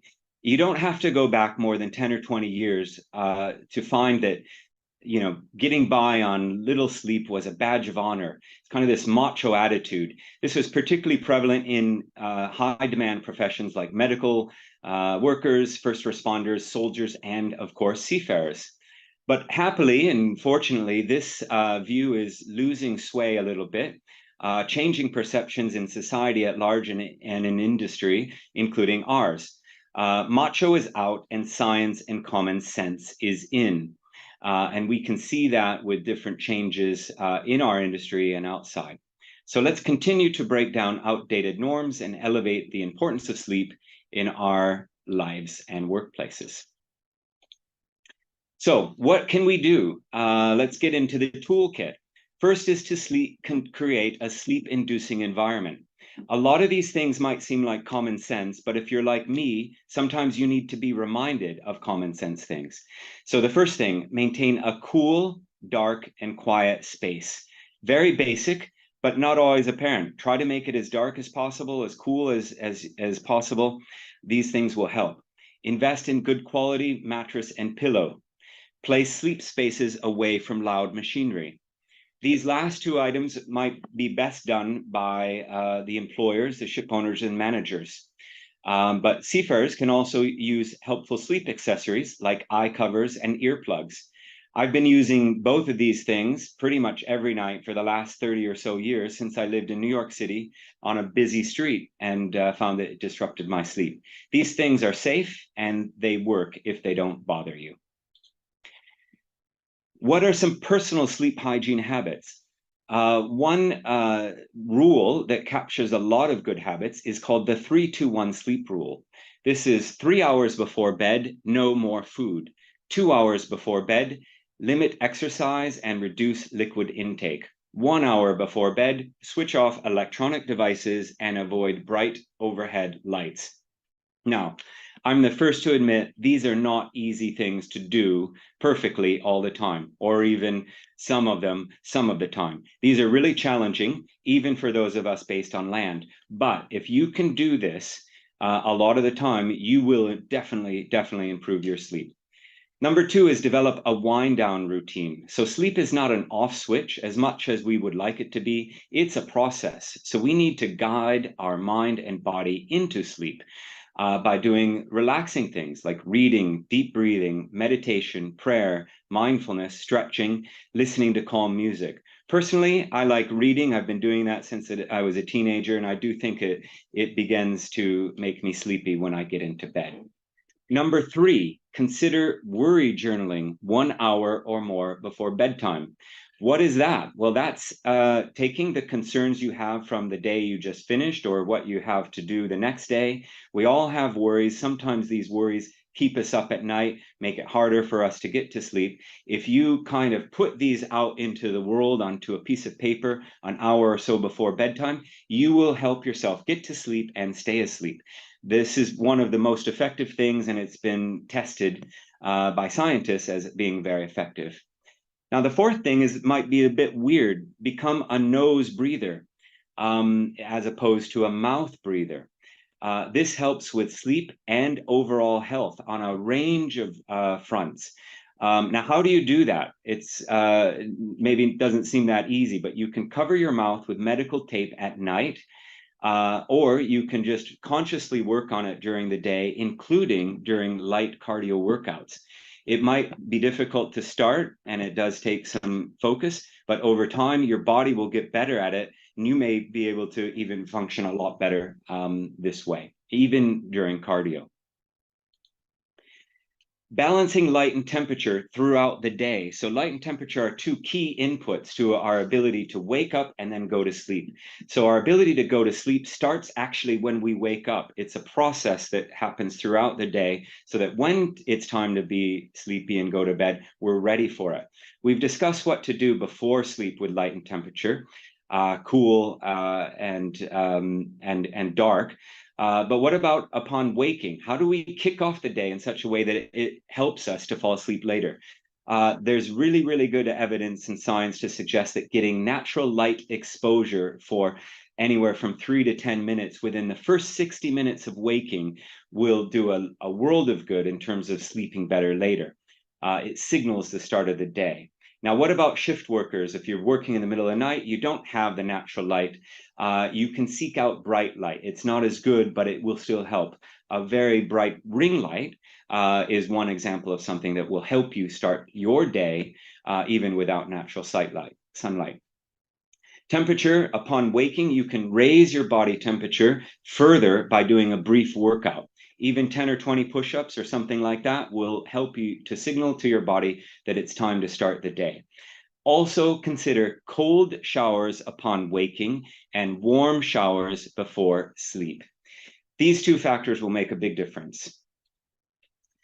Consistent sleep schedules. So for shift workers, this is really important. Shift work wreaks havoc on our bodies. Of course, we know that ships rely on shift work, just like a lot of other areas of our existence. We owe a debt of gratitude to shift workers, but we should be aware of the challenges with shift work. The number 1 thing we can do to help shift workers is to have consistent sleep schedules for 14 days at a time. There's good science to back this up. And of course, this is something that ship owners and managers need to take control of as the people who set the good shifts. What's this? What's in this picture, and is it good or bad? Well, this is caffeine, and it's both good and bad. And it's personally one of my favorite things in life, actually. I really like my coffee. as do a lot of other people. But the timing and dose makes it a good thing, the elixir, or the poison. So the benefits, I think we all know, it increases alertness and wakes us up, and that can be particularly helpful during shift work. But we want to avoid caffeine about 8 hours before you go to sleep. Otherwise, you will mess up your sleep. One other thing to mention is that if you can manage to delay your coffee or caffeine intake 90 to 120 minutes after waking, you will avoid, generally, a caffeine crash later in the day. I've been doing this for about a year now, and it really makes a big difference. Similar to coffee and caffeine are naps. Generally, naps can be really, really powerful, really helpful. Good science to back it up. 20 to 30 minutes can help restore alertness, reduce mistakes and accidents. But if you nap too long, that can be counterproductive. And if you nap too late, you can interfere with your normal sleep time. It's a bit like snacking before dinner. Another double-edged sword is exercise. Exercise is very, very good for health and very good at promoting healthier sleep patterns in all respects. But if you exercise too close to your bedtime, within 3 hours, it can interfere with your sleep because you'll be waking yourself up and raising your body temperature when you want to kind of wind down and reduce your body temperature. But some exercise shortly after waking can really set your day off in the right direction and help you to sleep later in the day. Okay, now what about supplements? What if you've done all of those behavioral changes and environmental changes and you still are struggling a bit with sleep? This is when you can consider supplements. Dr. Andrew Huberman, who does one of the most popular, I think the single most popular podcast on health and science, recommends sleep stack 30 to 60 minutes before sleep. The sleep stack just means taking those things in some combination. But please note the cautions in point 3. You might want to start off with only one. You might not resonate with one or more of these things, so you can experiment. There is apparently a wide margin of safety for these supplements, but obviously if you have any issues or don't feel well, then you may wish to consult with a healthcare professional or obviously just stop taking those things. What about melatonin, alcohol, and sleep medication? So some more caution for you. Melatonin is a very common supplement, but melatonin is a hormone that our bodies produce naturally, and it regulates our sleep-wake cycles. The melatonin that we buy typically is many, many, many more times than what we would produce naturally. So it can disrupt other biological processes and interact in a bad way with other hormones that we're producing. So treat with care. In addition, apparently the labeling on these melatonin packages is often off by a wide margin, so it's a little bit tricky in that respect. Finally, Dr. Matt Walker, who I mentioned before, questions the efficacy of melatonin in the first place. Now, alcohol and sleep medications, many of us may have experience with alcohol kind of getting us to sleep very quickly, but the evidence is clear that alcohol and many sleep medications disrupt the architecture or structure of sleep, or as Dr. Andrew Huberman says, they mess with your sleep. So take care with those and definitely be consulting with a healthcare professional on any medications. Finally, I wanted to end with something kind of inspirational. Challenges relating to sleep can be frustrating and annoying. I can tell you that from my personal experience. But it's a great opportunity to improve our overall well-being. This might be a low-hanging fruit in terms of improving all elements of our well-being, from mental health, emotional well-being, physical well-being. So I like to see sleep challenges as a project, something to work on over time. There's lots of good resources out there. Be patient with yourself, be gentle with yourself. Consider tracking your sleep to see what works best. So I have a Garmin watch which measures my sleep. I can then see trends and correlations between what I do behaviorally or environmentally and the quality of my sleep. I think that can be useful. Lot you can do on your own, but don't be afraid to seek help from professionals if you need to. Persistent sleep issues may indicate other issues and may merit expert assistance. But it's worth the effort because you can improve your health, your well-being, and your productivity. So what's one thing you will try to do to improve your sleep? If you need more suggestions, here is further resources, some of which I've referred to in my presentation today. Thank you very much for your time and good sleeping.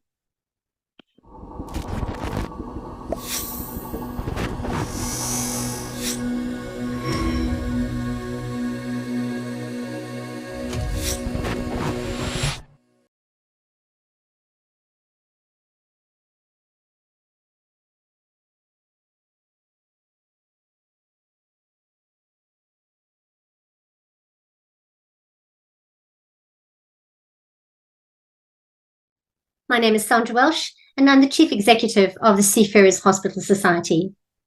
We're a maritime charity dedicated to meeting health, welfare, and advice needs of seafarers of any nationality who are based in the United Kingdom.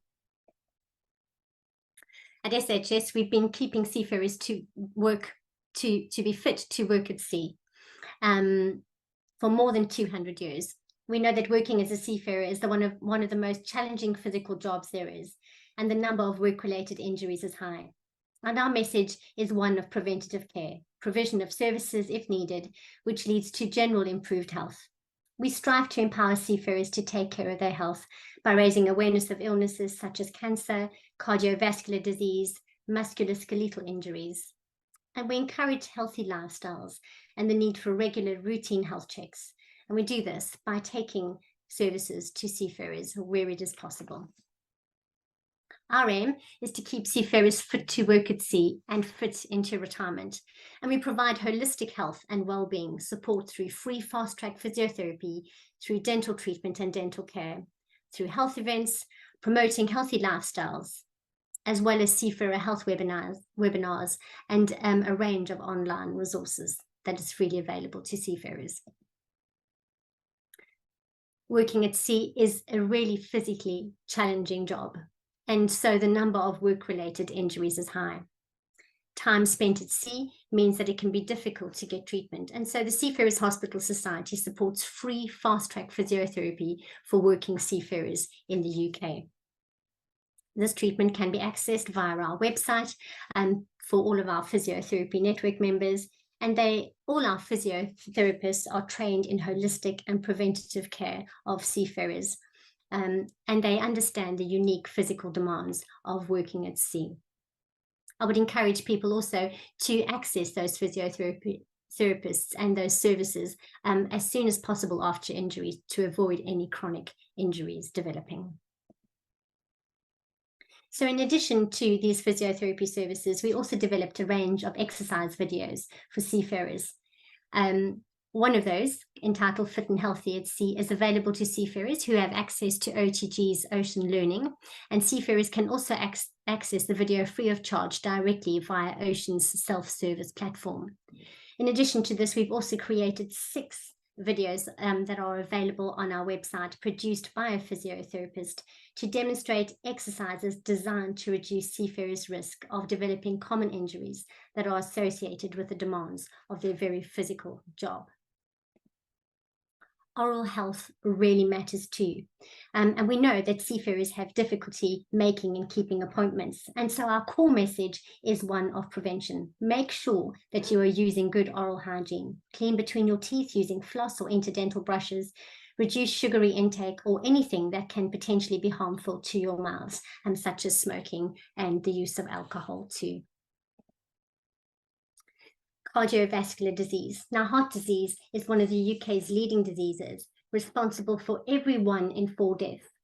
According to the World Health Organization, cardiovascular disease is the #1 killer, not only in the UK, but globally too. The UK admits around 100,000 people to its hospitals every year due to heart attacks, which is approximately 1 every 5 minutes. And it is estimated that 7.6 million people live with a heart or circulatory disease in the UK. So heart health really matters. the chance of suffering from coronary heart disease is affected by many risk factors, and these are called risk factors, and these include things like smoking, diet, weight, stress, inactivity, and alcohol, or the overuse of alcohol.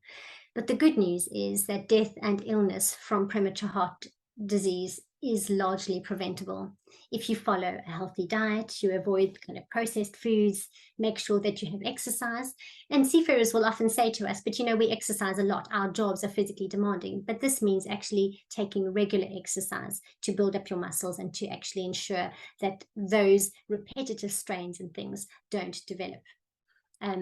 It's a really good idea to quit smoking if possible, to reduce your alcohol intake, to maintain a healthy BMI, and to take prescription medication regularly. Now, sometimes people get medication and then they forget to take it, or they don't get their prescriptions in time before they go back to sea. So it's really important that seafarers take that prescription medication regularly. It's given to them for a reason, so please ensure that you take it.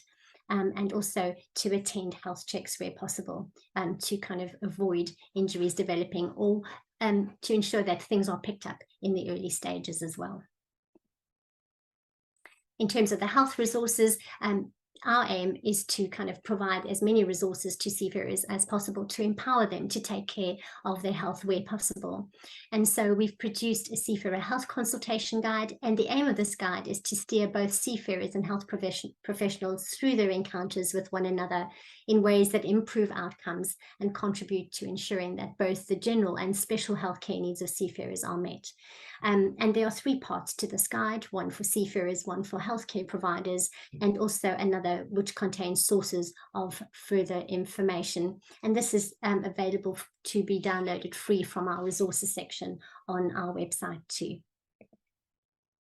In terms of our ongoing work in health and development, in 2021, we worked with Yale University on some research entitled Research to Date and Current Practices, which looks at, incorporates a review of published literature on seafarer health and well-being, and includes recommendations to improve health and well-being amongst the seafaring population, practices implemented by the industry, as well as barriers to full implementation. In 2022, as part of our ongoing efforts to improve crew health, we launched a discussion paper entitled Seafarers' Health: On Course for a Culture of Care, which outlines a data tracking framework for seafarer well-being. The paper offers industry stakeholders minimally disruptive, cost-effective, and viable measures to implement a culture of care in shipping, with key performance indicators which can track the effectiveness of their use over time. And this year, we would like to take things one step further and work to establish seafarer health guidelines, best practice and performance indicators for the maritime sector. We're very much at the beginning of this project, and we know that this is a really long-term project, but a project which can make a real difference to crew health in the future. And for anybody interested in finding out more information, please do contact me directly, and my information is on the bottom of this screen.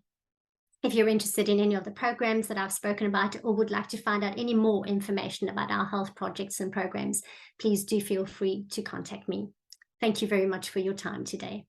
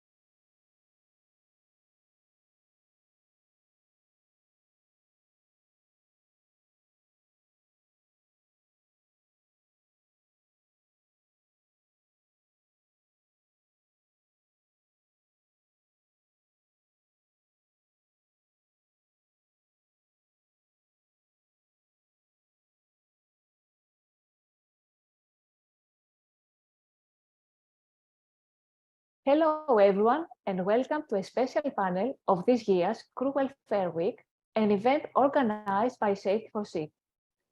My name is Sandra Welch. I'm editor-in-chief at Safety for Sea, and I will be the moderator of our discussion today. We are going to focus our conversation on physical wellness, which is a key aspect of well-being. The pandemic crisis set the lights on mental health, but let's not forget that the physical well-being is equally important.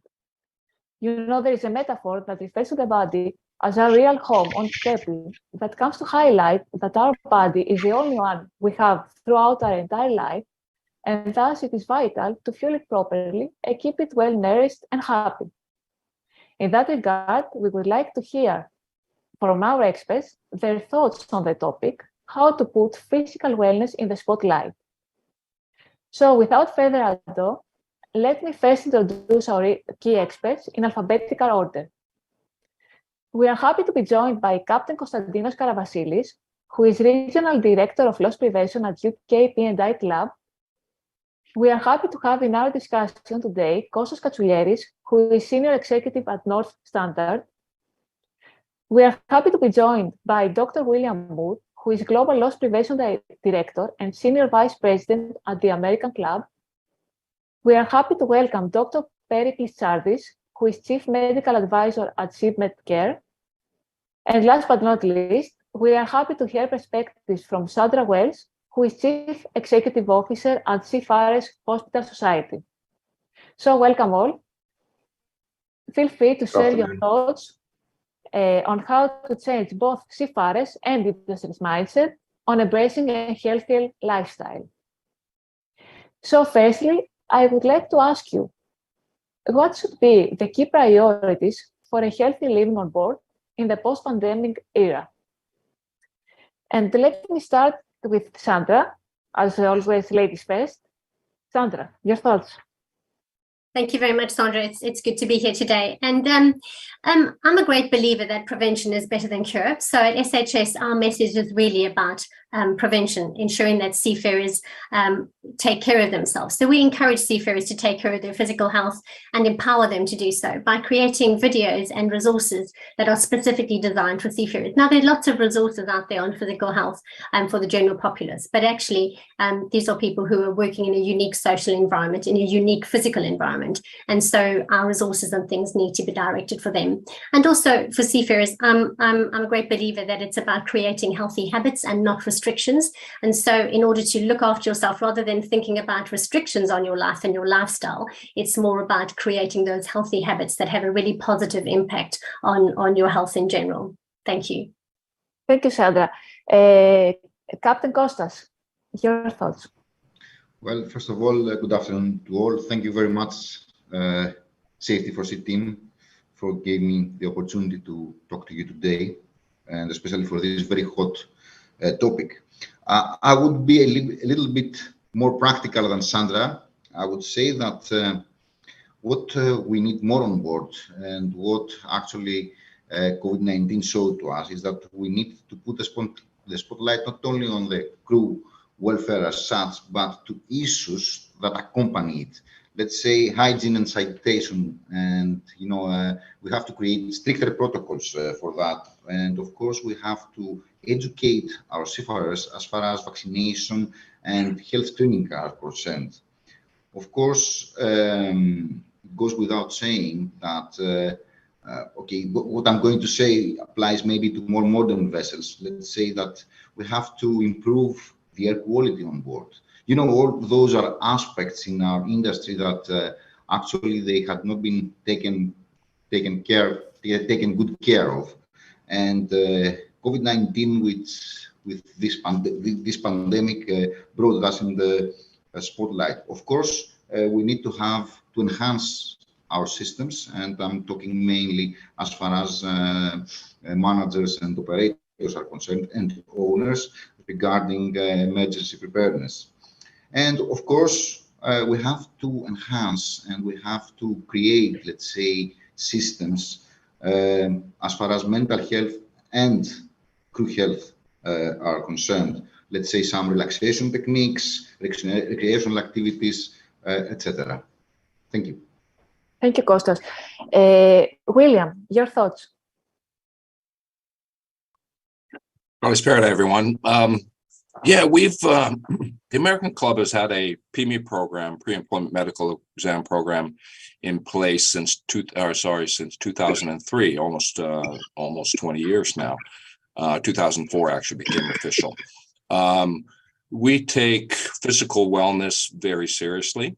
We have a mandatory program that we've set forth for seafarers from 8 nations, where you have a large number of seafarers. Basically, the criteria have been the large number of seafarers, in addition to the types of claims, significant costly claims. So what's very important that we've been finding healthy living on board. We find a lot of seafarers, particularly those from the Philippines, who are required to take medications. So staying on their medications and taking them regularly, we find to be a very important thing to do. We find very interestingly that the health-related issues that we see on board, or we see with seafarers, tend to be more of an issue when they go home and what they're eating at home than what they're eating on board ship, because our seafarers, our members seafarers, I think, are for the most part eating fairly healthy on board ship. With regard to COVID really didn't affect us as problematically as we thought it would, but it's very important what I just noted. Thank you. Thank you, William. Kostas, what are the key priorities? Hello. Hello, good afternoon, everybody, and thank you very much to Safety for Sea for inviting me to this panel discussion. Very much looking forward to it. It's been 2 years since the last one. For me, I consider more practical issues such as sleep and rest. Very important, and not just sleep and rest per se, but also the quality of sleep and the quality of rest. It's not enough just to have a little nap to take care. A nap will only take the edge off tiredness and long-term tiredness or fatigue. Staying fit and healthy on board, so exercise, food, whilst it may not be a primary concern, I think it was Napoleon that said that an army marches on its stomach. So everybody who's been at sea knows that a bad cook can ruin a ship, and the morale and possibly even physical well-being as well.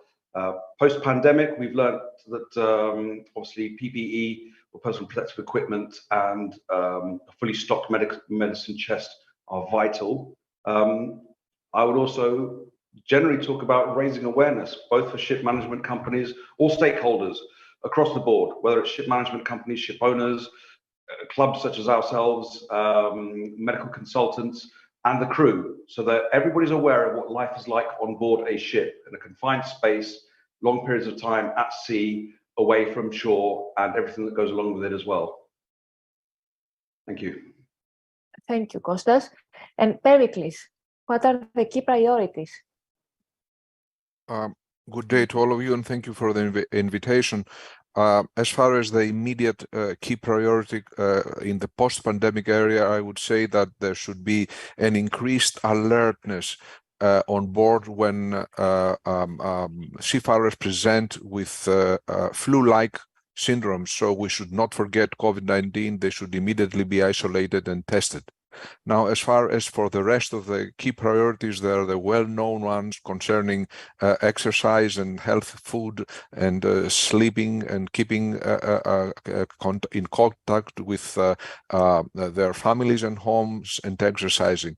So we can go on and give vast amounts of advice concerning avoiding salt or losing weight or exercising, or using the telephone, or losing weight, as I said, or sleeping well using mostly herbs, I suppose, and not sedatives. The issue here is to keep on reminding the seafarers of these key priorities that they should take care of.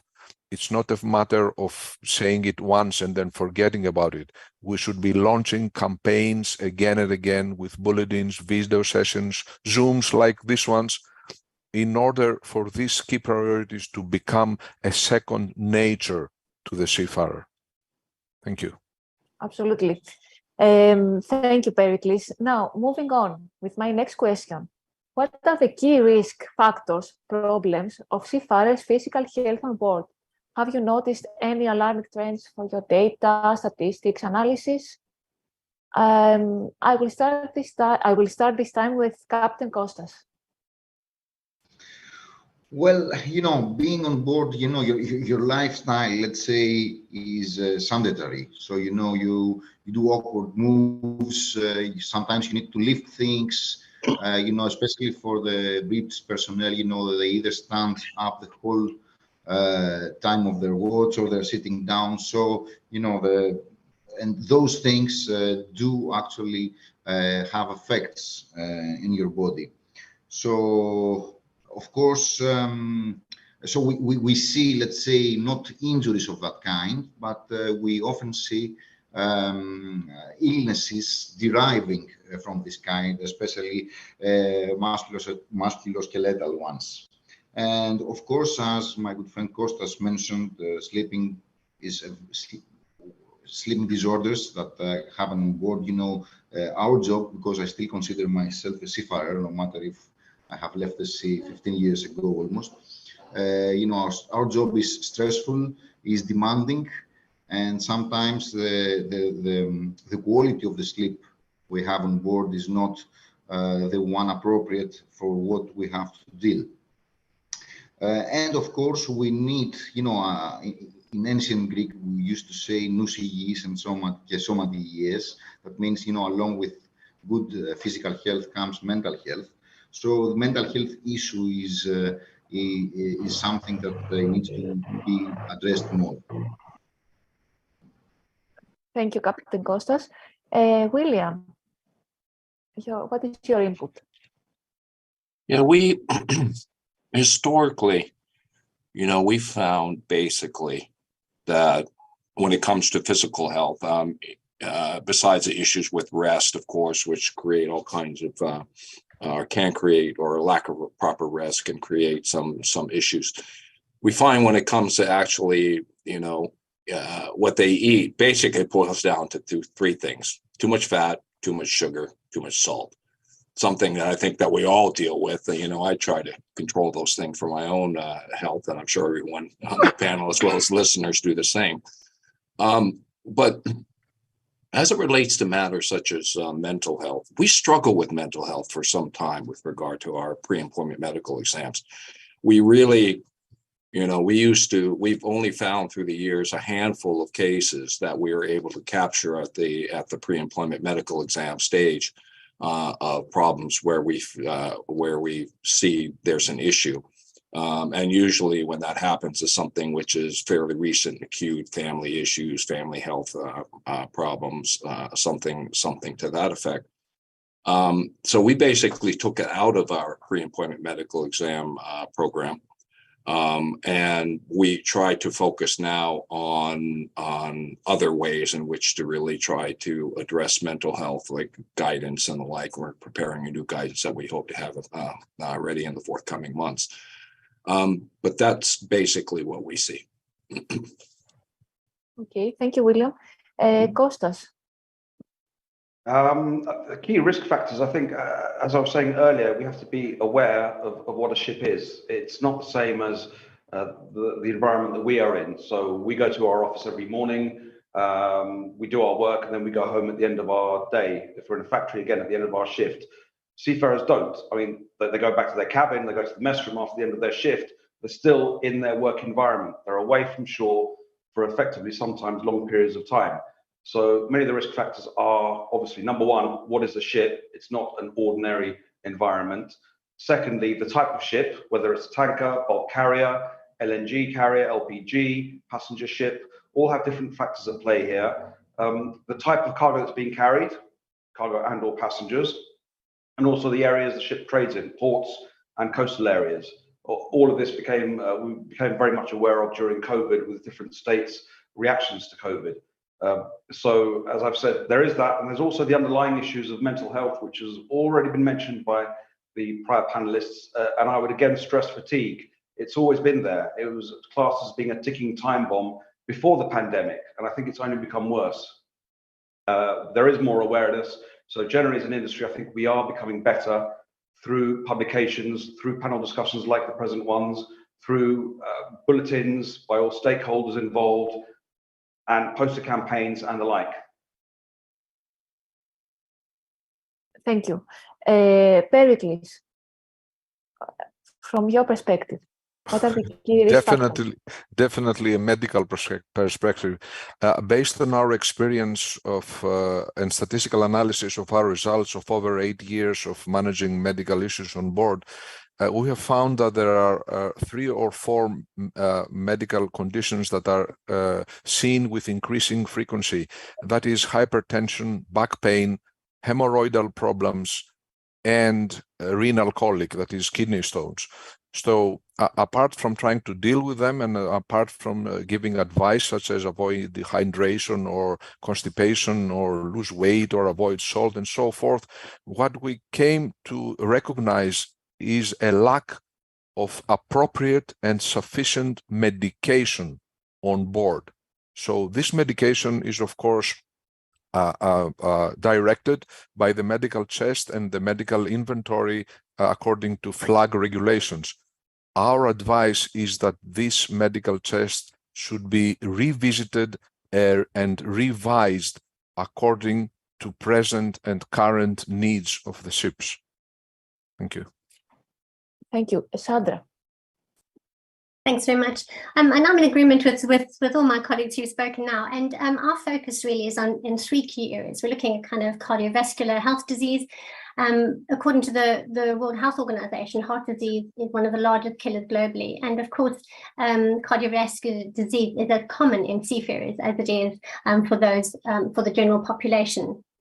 The percentage of seafarers who die because of cardiovascular disease is because of common factors, such as a combination of things like genes, age, smoking, diet, and other things that seafarers are particularly affected by, such as stress, lack of exercise, and diet.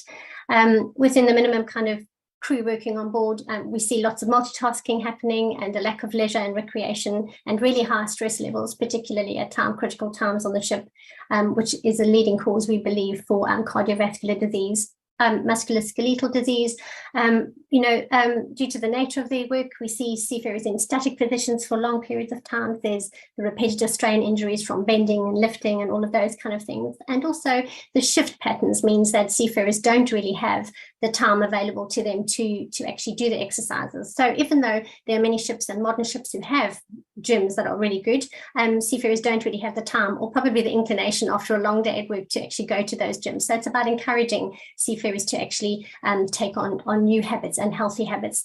And then the other issue is really about cancer. The 1 in 8 deaths globally is due to cancer, and we see there's a gradual rise in the number of seafarers with cancer. And that really is our message to them, really is about making sure they have regular checks and about having campaigns, where we highlight the issues of cancer for seafarers. Thanks. Thank you, Sandra. Now that the COVID pandemic has officially ended, I would like to ask you, what are the lessons learned that to keep and move forward with regards to physical wellness? And do you see any opportunities or positive developments having arisen out of this pandemic for the physical wellness? I will start with Pericles this time. Okay, thank you. An ancient, rather, Greek philosopher said that war is the father of everything. So let's focus on some positive developments from this disaster that we faced a few years ago. Number one is that the seafarers have gained experience, the hard way, of course, in dealing with contagious diseases, especially of the respiratory tract on board. So this, both in managing and trying to sustain spreading of the disease. So this experience can be applied to other contagious disease, for instance, simple gastroenteritis. Just think of what that could do to the function of the ship. Another positive development is the development of really easy self-testing of COVID, of course, that has expanded to common flu, common cold, different other common viruses, streptococcal infections, and I'm sure that more of this easy self-testing will be available on board very soon. And last but not least, COVID-19 vaccination has been proven quite effective, at least in making the disease less aggressive. So this might change, or this might bring a positive attitude of seafarers towards vaccination in general, which is very, very important for their physical well-being. Thank you. Thank you, Pericles. Very interesting conclusions, all this. William, what are the lessons learned, the positive developments?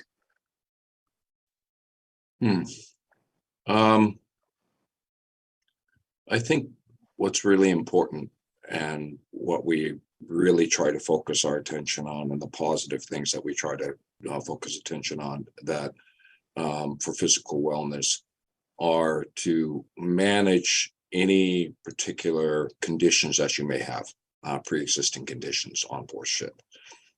We've included in recent years a declaration form, so that it's clearly that when they're having their medicals performed, if there's maintenance medicine they must to consume and to take, that basically the seafarer is well aware of what they need to do. Our PME program, one of the things we do, we're not there to try to basically make it so it's that you need to be a Superman on board ship. We know that, seafarers have conditions. We know that they basically, they're very well qualified seafarers. Finding good seafarers is a very difficult thing. We try to work very closely with their own members, the manning agents, the clinics. I will say for the record that our Greek members in particular are extremely supportive of our pre-employment medical exam program, have been since the very beginning. And we really, really respect and appreciate that support that we receive from them.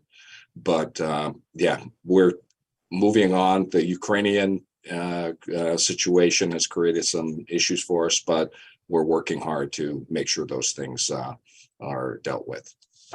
Wonderful. Let's move on with Captain Kostas. Well, to my opinion, the most important thing that we learned, we brought in the spotlight, I would say, the increased focus on crew welfare. That it was something that we working ashore, we did not pay so much attention. And of course, especially ship-owning companies, in management companies, operators had the chance to test, how good were their hygiene practice protocols, their systems, their ISM, and they improved the emergency preparedness. And of course, as Dr. Pericles said previously, that was a very good lesson in order for everybody, not only for the seafarers, but also people from the office and affiliated to the office, let's say, services such as us, to be able to deal with this kind of contingencies.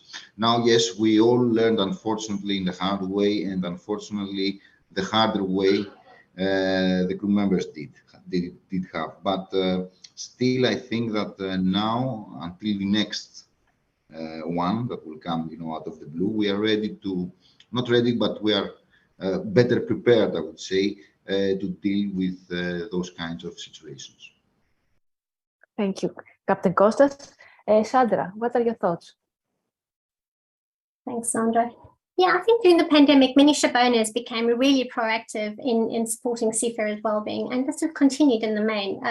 But I think there are many opportunities for the industry to continue this and to look at better ways to best support their crew post-pandemic. And importantly, if there are any other prolonged crises that may arise in the future. So I think lessons learned about things that were done really well and things that actually could be improved on are very important.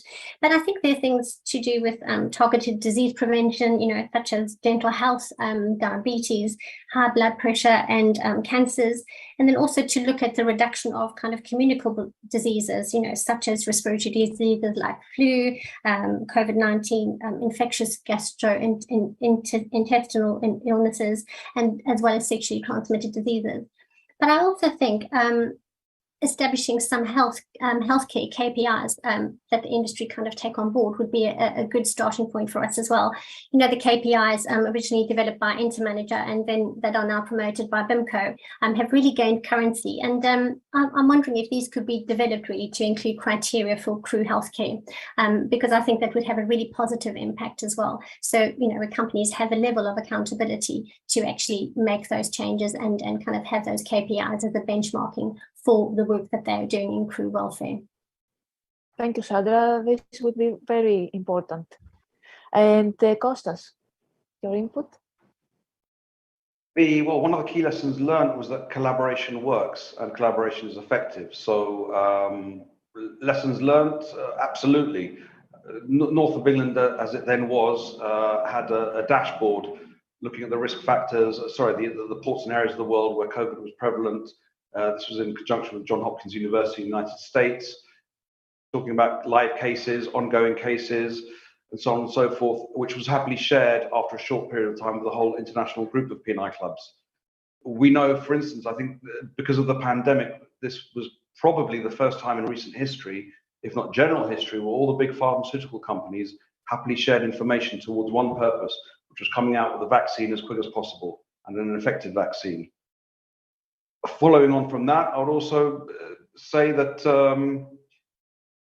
creating essential worker status. Until the pandemic, the general public were not really aware that much of what seafarers do. I still don't think they are, but I think it's become better known that, over 90% of world trade is seaborne. We rely on seafarers. We were happy enough to stand outside our houses in the evening during the pandemic and clap for people on the front line, healthcare workers, and so on and so forth. But we should have been clapping for seafarers as well, because without seafarers, we would not have food, fuel, or even medicine and/or protective equipment. So yes, collaboration does work, and it should work, and we should raise awareness. Thank you. Thank you, Kostas. So up next, and you have already mentioned that collaboration is very important. Actually, collaboration is a new fuel, as many stakeholders used to say here in our industry. You also mentioned nice initiatives, the power of joining forces and promoting campaigns. So how can industry best collaborate in support of physical wellness, and what is your advice? Sandra.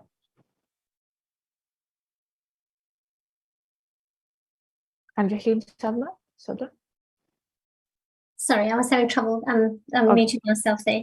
Now, collaboration for me is absolutely key in all the work we do. So at Seafarers Hospital Society, we work in collaboration with lots of partners to help deliver health services to seafarers. But I think sharing best practice and knowledge is really essential, particularly for shipping companies who know when something works really well, who've already made that investment and understand what works to help improve seafarer health. And I think for me, I would really love to see companies sharing resources to other companies who perhaps don't have the same resources as they have, because it's not really about only one company. I see it. I'm a bit of an idealist really, but it's about sharing that information to make a real positive impact on crew throughout the industry really, so that the industry really has competent and committed crew who are working for us. In the pandemic, as one of my colleagues just mentioned, people weren't even seen as kind of key workers, and so really it's about getting that message across about the work that they do, but also empowering people to actually do the work that they do and continue to do the work that they do, not only as working seafarers, but also into retirement. Thank you, Sandra. Captain Kostas. Well, I think that our industry as a whole should be more extrovert, and in order to make people understand what our industry does, not only the seafarers, but we talk about particularly the seafarers now. So yes, we need to give again pride, the pride that has been taken away from our seafarers, to be given back to them. And how we do that, all the stakeholders, from a source should stay and identify our common goals, which one of them is, to make again our industry to be prestigious and to be understood by the general public. And of course, we have, to share, as Sandra said, all the knowledge and all the information we have to somehow develop ourselves industry guidelines. We'll not await, let's say, IMO to come with a new treaty or to update MLC or to have to come with something new, because we all know that IMO is a bit bureaucratic and so many years pass until something official comes out. So we, as stakeholders, should at least start creating our own guidelines, identify our goals, and make our own guidelines. Of course, we need also to engage the seafarers, and we have to research them and to evaluate what they're doing on board. And last but not least, we have to have a continuous learning on things. In our volatile world, everything changes in a day, let's say, and continuous improvement. Thank you, Kostas. William, what is your input? Well, as I mentioned last time I talked, I really think that what's very important with regard to cooperation, collaboration, in particular, has been with the ship owners. The ship owners see positive P&I results. We save somewhere in the order of about $3 million a year via our PME program, which we're very pleased with. We also like to hear, and we're glad to hear more from the medical industry that deals with the industry, like what's been mentioned by Dr. Sars, that very important things. We haven't seen the renal problems that he'd mentioned, but we do see some of the other issues with regard to pre-employment medical exams. But that, I think, basically sums it up. Really the biggest contribution and the biggest support comes from the ship owners, and it's been magnificent for the last 20 years, and we cannot complain about that. I don't have much more to add. Wonderful, thank you. Pericles. Well, the definition of health is a collaboration, let me say, between physical, mental, and social well-being. So it is very important that there exists a collaboration between ship managers and providers of holistic medical services that may include management, surveillance, long follow-up of medical issues by means of using general practitioners, specialists, and all the facilities offered by the development of very recent developments of telecommunication issues with internet, of course, Wi-Fi, and even virtual reality issues.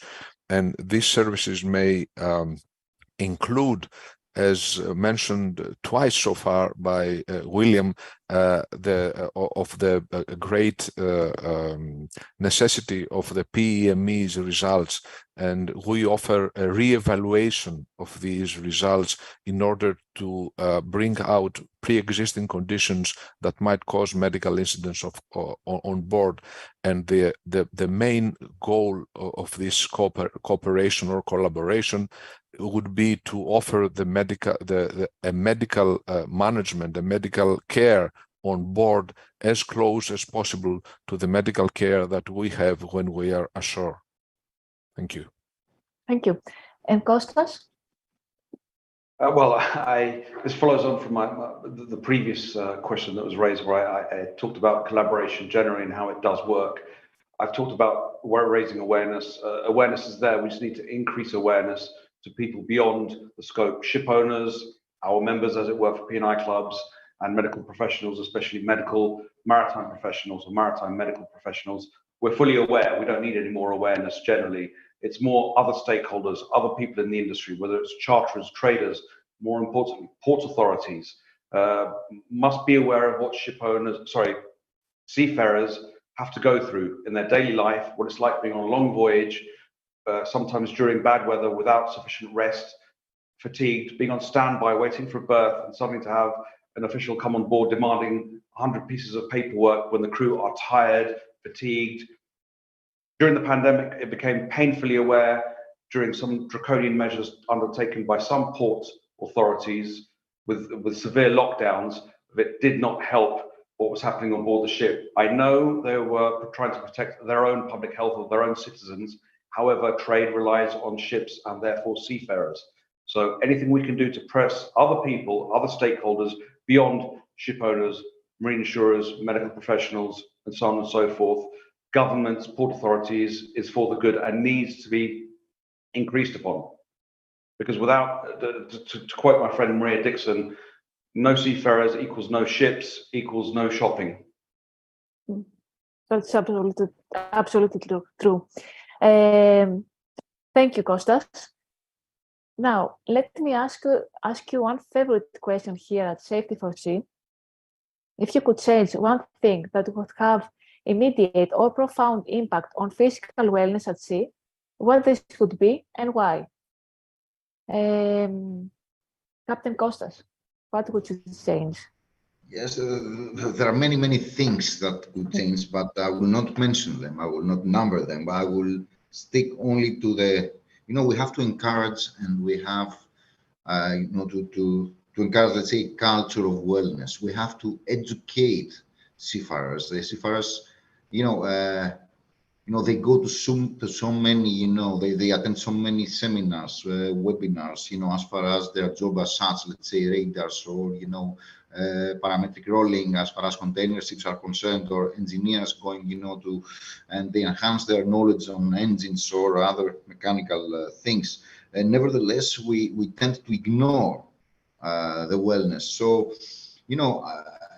we should, urge this towards ship managers and owners, let's say, and also to us within our organizations to promote this culture of wellness. And I think this will benefit the seafarers more than us. It's not about, paying claims or having a smoother operation, but it's about the people who are on board, and they can actually continue their culture of wellness, let's say, ashore, and this we need, let's say, to aim to understand our crews, who is on board, where do they come from, what are the, let's say, what they eat back home, and what their habits there. So we need to educate them, not to change, but in order to be able to understand what those things do to their health. Thank you. Kostas, what would you change? It's difficult to pinpoint one thing. I would like to say sleep, increase the quality and quantity of sleep, maybe perhaps orthopedic mattresses and wearable technology, so they can measure the recording of sleep. But I very much agree with what Captain Costa said earlier, which is increasing understanding, and it's understanding across the board. Seafarers must know their physical limits, what their health is about, the environment they are in, the ship and everything that goes along with the ship and the trade they are in. So what they can do within the environment they're in. I think both Sandra and Dr. Pericles earlier mentioned use of technology, and this is what we have seen generally is further use of telemedicine. Because of COVID, I think it became painfully aware that it was a very, very valuable tool when seafarers were unable to go ashore in many circumstances for treatment for physical illnesses. So I would generally say increasing understanding across the board and general awareness. Thank you. Okay, thank you. William, what about you? I echo the sentiments of both the last two speakers, Captain Konstantinos, and I also, one thing that we think is very important, and I'll just focus on this particular issue, is really focusing on holistic wellness related to its physical, it's the mental. We also, something that hasn't been discussed, and we do see problems with it from time to time and hear about it from time to time, or with things like harassment and bullying. We're trying, that has significant impact upon people's physical and mental wellness. How that's addressed within companies, how that's addressed on board ship. I've heard more than my fair share of stories how it's not addressed, particularly with some senior officers who are, very well qualified and they don't want to lose, or whatever, the case may be, or they don't want the headaches of reporting it. Those are matters well within the safety management system, reporting hazardous occurrences, hazardous situations. And that's a very important issue. But the holistic, all the bits and pieces together, and ship owners, I think the one thing that's most important is ship owners are becoming much more aware of that, and coming up with solutions how to best manage those particular issues. Honestly, look at it, and not just give it, a bit of pep talk, and then that's the end of it. I think they really need to address it quite directly. Thank you. Thank you, William. I would like to ask you something, because you mentioned holistic wellness. Do you think that we are far from ensuring that we have a holistic wellness in mind? In general, how satisfied are you with the way that we have approached the issue of holistic wellness so far? You mean we, meaning the industry as a whole? As a whole, yeah. I think I do think that there's a lot of room for growth and a lot of room for further information. I don't see any. I think some ship owners, again, it depends upon ship types. As an example, I think some of the upper crust types of owners who are beholden more to their charters, I think take the matters much more seriously. Like via TMSA with tankers and other types of ships. I wouldn't say that's something that's done across the board as consistently as it should be. But I think greater education and greater, and doing it in a very positive way, just say, hey, this is really something for the welfare of your seafarers. It reduces your claims, reduces, any potential problems. So I would put it that way. Okay, that's very important. Thank you. Sandra, what would you change? Really, I would like to establish a kind of healthcare KPIs, and the KPIs really would focus on a holistic culture of care, which is based on the kind of the ILO's definition of decent work. And the culture really will encompass not only seafarers, but actually the organization that they're working for itself. I realize that what I'm talking about here is a bit of a paradigm shift and a long-term investment of time and effort and finances as well. But I really see that there will be a lot of payoffs, which will see a significant improvement in the lives of seafarers and for their families as well, and for the companies. You will see kind of lowering of costs, better staff retention and recruitment. And for me, I see this very much as a win-win-win situation for all. So, just to develop that really good culture of care that looks after seafarers and the organization, which I believe will ultimately see an improvement in seafarer health. Thank you, Sandra. And again, the same question to you. Do you feel that we are far away from creating a culture of care? How satisfied are you with the industry so far? Well, I think people are starting to talk about it, which means that actually when people start to talk about it more and more, it means that we are kind of beginning that journey. I think we're in this for the long haul. I don't think change happens overnight. I wish it worked, but it doesn't. And I think really for some of us, we need to look at kind of voluntary measures, which are kind of simpler and easier and a speedier option for us. There are parts of the industry, for example, where the reputation of ship operators is really important. If you want to when we're talking about chartering decisions and things like that, or the need to recruit people who will stay with you and who are loyal and who are really competent in terms of staffing. So I think there's work to be done, but I do think we've already begun that process because people are starting to talk about it more and more now. That's very important. Thank you, Sandra. And Pericles, what would you change? Well, I will have to answer your question by standing at the medical point of view. And of course, what I would suggest is, as mentioned before, given the vast progress in connectivity, I should think that all seafarers should be offered a very continuous 24/7, of course, specialized management and surveillance of medical issues on board. This way, these issues could either be resolved, improved, or at least sustained. And in this way, you could, of course, contribute to the well-being of the seafarer and to the functioning of the ship as well. So you will have two ways of gaining from this attitude. It is important to, as mentioned by all of us, I think, to have this holistic view of addressing medical issues. And in our company, that is our main goal, to try to offer even pre-boarding advice, onboarding management, and after boarding, let me say, surveillance of medical issues. Thank you. Okay, thank you. Now it is time for my last question, as we're approaching a special celebration in a few days on June 25th. And on the occasion of this year's Day of the Seafarer, what is your key message to industry stakeholders and our seafarers? Sandra, would you like to start with your key message? Yeah, so I think the campaign looks at seafarers' kind of contribution to protecting the marine environment. And I think seafarers are an integral part of that environment. So for me, it's about collaboration. As I said before, the industry is always advancing. So, people creating excellent resources now more than ever, really. So it would be really good to make those initiatives known and to share best practice, which I believe will have a really positive impact on crew health. Thank you, Sandra. Kostas, what is your key message?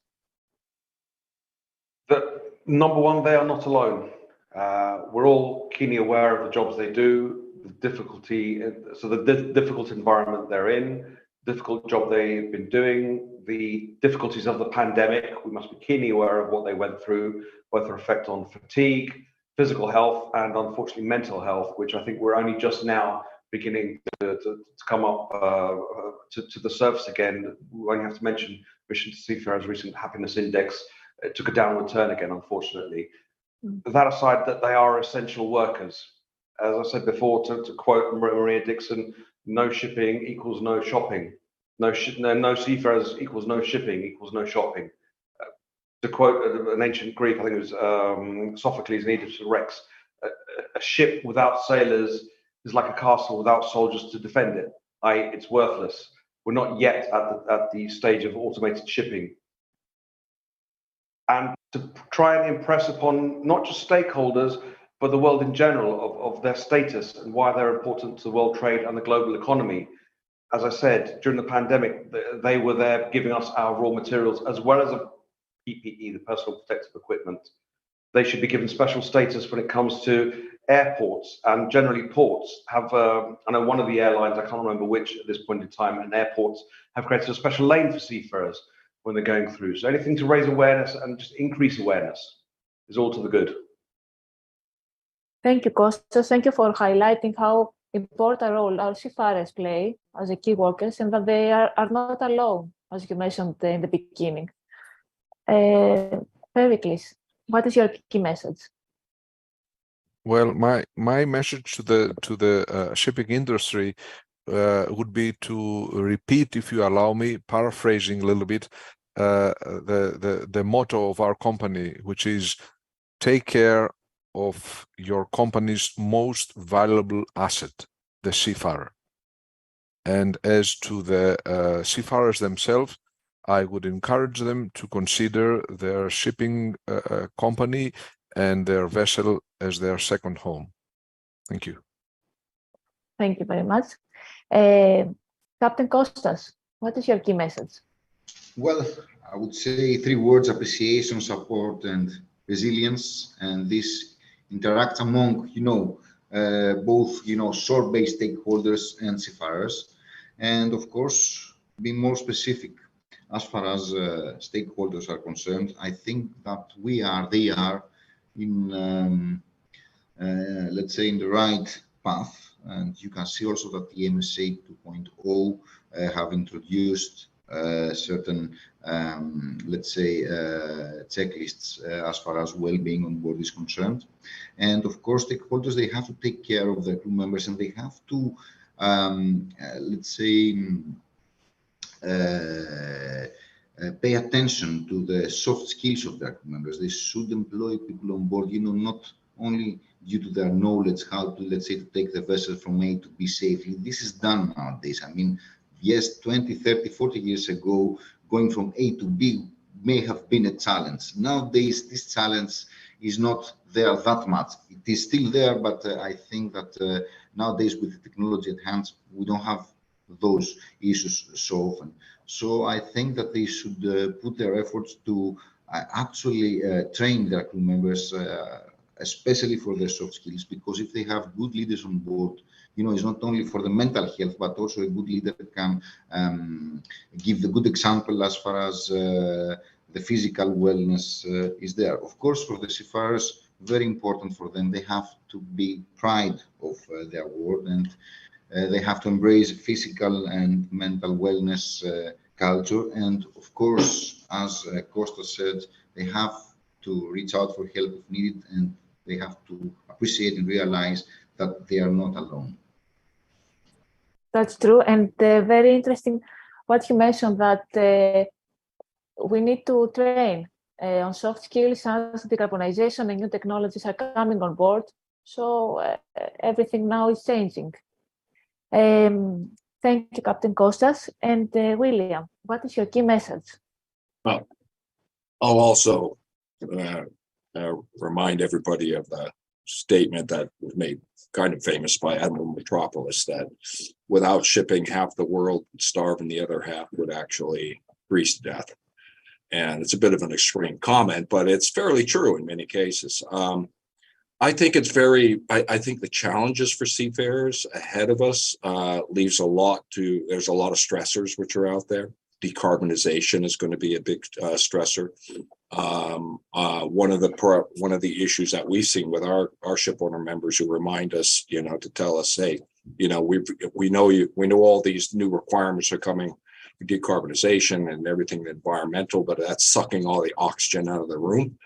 And they like for us to focus a bit more attention on the safety related issues, pre-employment medical exams, wellness issues, because with all these initiatives that the world's trying to press upon the shipping industry, many of them are worthwhile. Some of them we question from time to time. That at the end of the day, the rubber meets the road with the seafarers. And the ship owners, their support, and the managers and everyone else in the industry supporting them. But at the end of the day, it boils down to the seafarers. And we appreciate their efforts. And I think that the world really needs to do so more openly. And things with travel and accessibility and these things so seafarers can function is extremely important. Thank you. That's so true. Thank you. Many stressors, as you mentioned, but they are not alone. That was a very nice and positive message, and a reality, actually. Now, it's time to wrap up our discussion. I want to thank you all for participating in this panel and offering insightful viewpoints on how seafarers might adopt a healthy lifestyle while on board. The reality is that for many people, finding motivation to get up from bed, engage in activity, and prioritize healthy eating is a major struggle. And as you correctly point out, our seafarers who work and live for a while under such challenging conditions may find this to be increasingly difficult. But as you noticed, it is critical to provide appropriate guidance, support, training, and help them to withstand all challenges. So once again, thank you for sharing your ideas. Closing our panel, many thanks to our viewers. Stay tuned for more talks.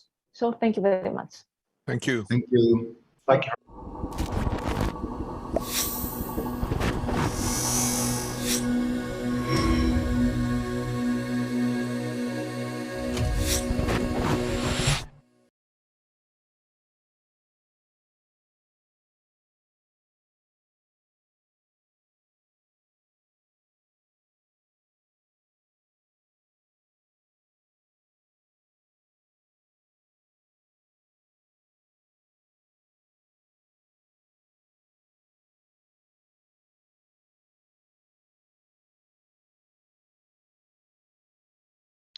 Good day, everyone. I am Bourlios Athanasios, and I am thrilled to be here at this virtual forum. Today, I want to talk about something that's really important nowadays, and of course, is the crew welfare. During this presentation, we'll explore the exciting ways that computer-based training and the AI can enhance seafarers' mental health. Together, we can create a brighter future for those who brave the open seas. Let's dive in and discover the potential of technology in supporting seafarers' well-being. Shipping is a high-pressure industry which can take its toll on mental health. SQLearn is dedicated to improving mental health through innovative solutions and the latest AI technology. Let's discover how we can help. SQLearn is a specialized provider of CBT modules with a focus on the maritime industry. Our primary goal is to improve safety at sea and promote sustainable development. We offer a wide range of CBT courses and services to shipping companies, seafarers, and other industry stakeholders. At SQLearn, we also value innovation, excellence, collaboration, sustainability, and social responsibility.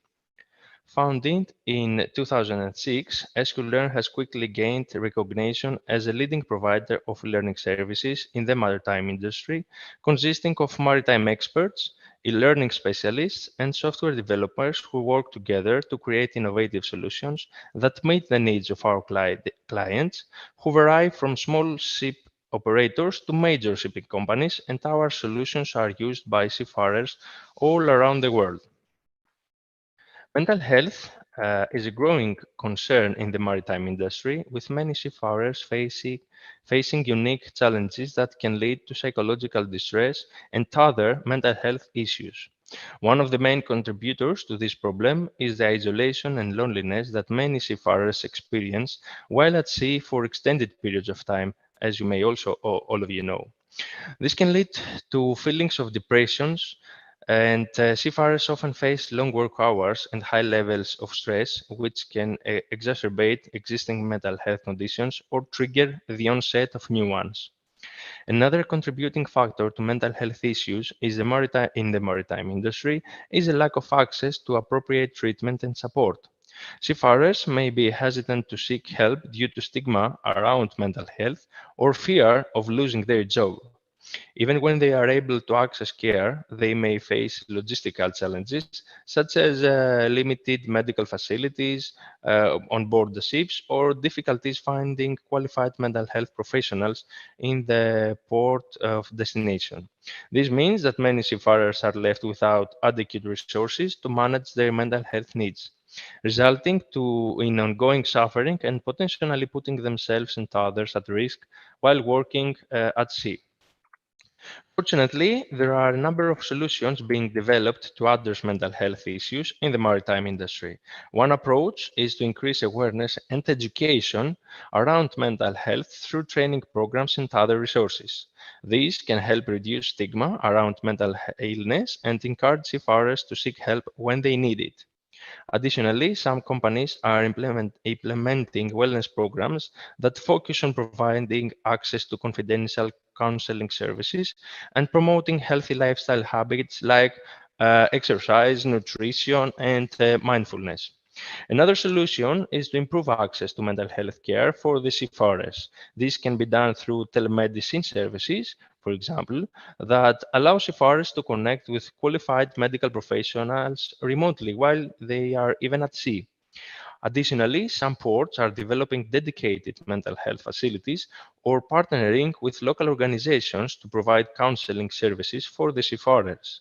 By making it easier for seafarers to access quality mental health care, these initiatives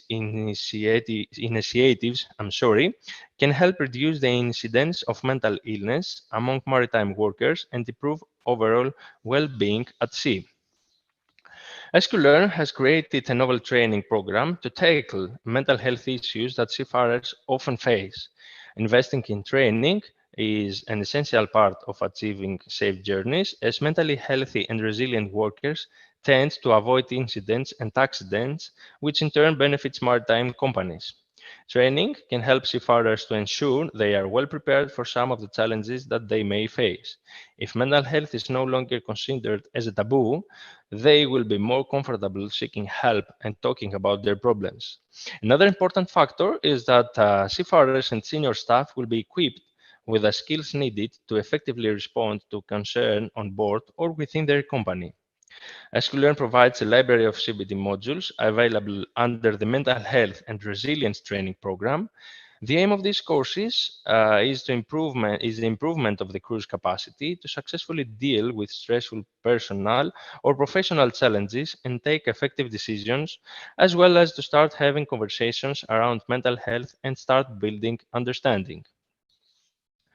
According to Mayo Clinic, resilience is your ability to adapt well and recover quickly after stress, adversity, trauma, or tragedy.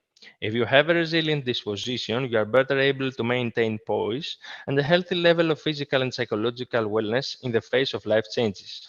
If you are less resilient, you are more likely to dwell on problems, feel overwhelmed, use unhealthy coping tactics to handle stress, and develop anxiety and depression. You can develop resilience by training your attention so that you are more intentional about your perceptions. You use purposeful, trained attention to decrease the negative thoughts in your mind and bring greater focus on the most meaningful aspect of an experience. Programs incorporating these approaches can improve your resiliency, enhance your quality of life, and decrease your stress and anxiety. Resilience is an important component of a crew's member ability to participate successfully in a journey, as resilient crews tend to build positive, caring, and supportive relationships, as well as effective communication skills and problem-solving coping mechanisms. Let's now see the benefits of the above resilient courses that we mentioned. By helping employees manage stress, the resilient course can enhance productivity and minimize the risk of accidents at sea.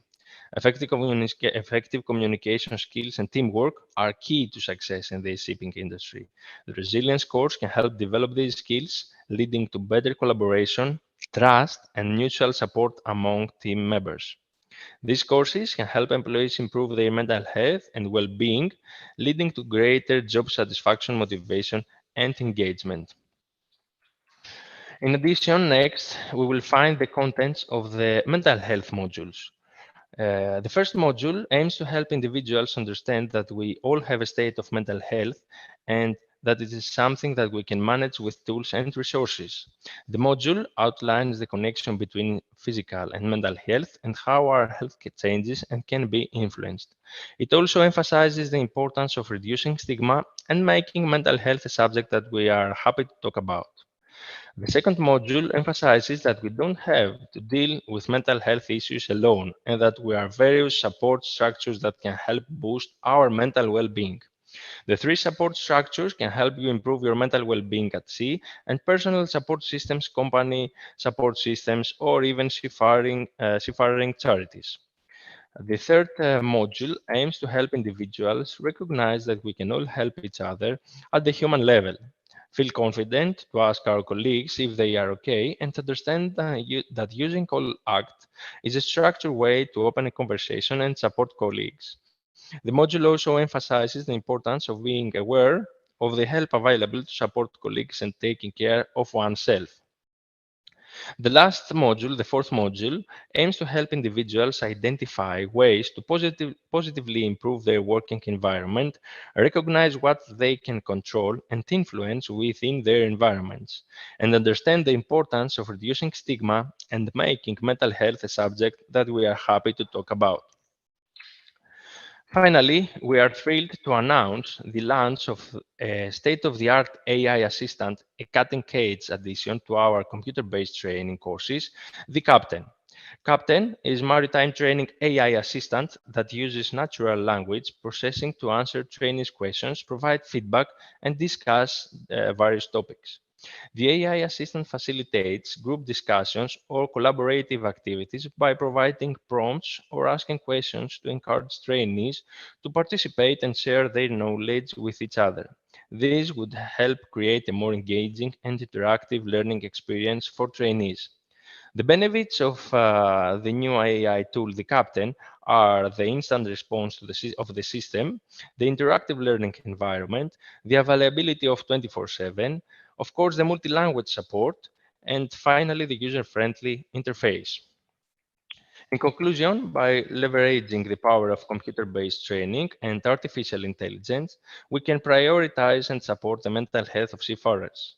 Through innovative solutions and provided by organizations like SQLearn, we can enhance maritime safety, promote sustainability development, and empower seafarers with the necessary tools and resources. Thank you very much for your time and participation in this conference.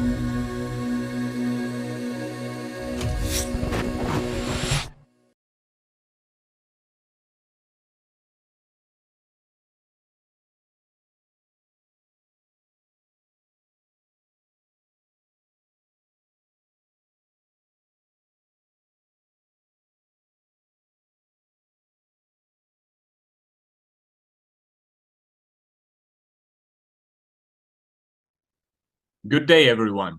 My name is Maris Cirulis. I'm the Managing Director of Clever Point Marine, and I'm happy to be here today and speak on the very burning topic of burnout. Burnout is a complex challenge for organizations and individuals. But by focusing on the process of burning out and our behaviors at work, we can proactively address it. Research suggests that it's not the number of stressors, but how we respond to stress and workload that defines our risk of burnout and other mental health issues. So let's look at some of the research and data we've gathered so far. First, we need to understand that job burnout is not something that happens to us in one day, like getting a cold or a flu, right? And let's take me, for example, me being stressed about a conference speech. Most likely I won't burn out from the speech itself, but the stress and the workload that leads up to this event might affect my performance.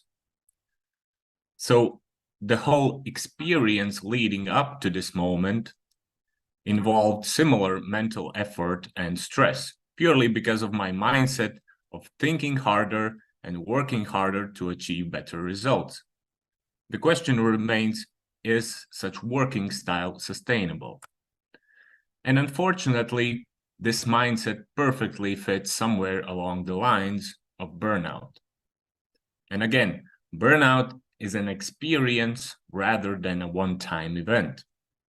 Burnout is the imbalance between job demands and job resources, where job resources also involve person's energy levels, person's mental capacity and skills, and much more. And once we don't have this capacity to handle certain job demands, we move closer and closer to burnout. And throughout these stages, the stress and the mental workload we experience changes our brain.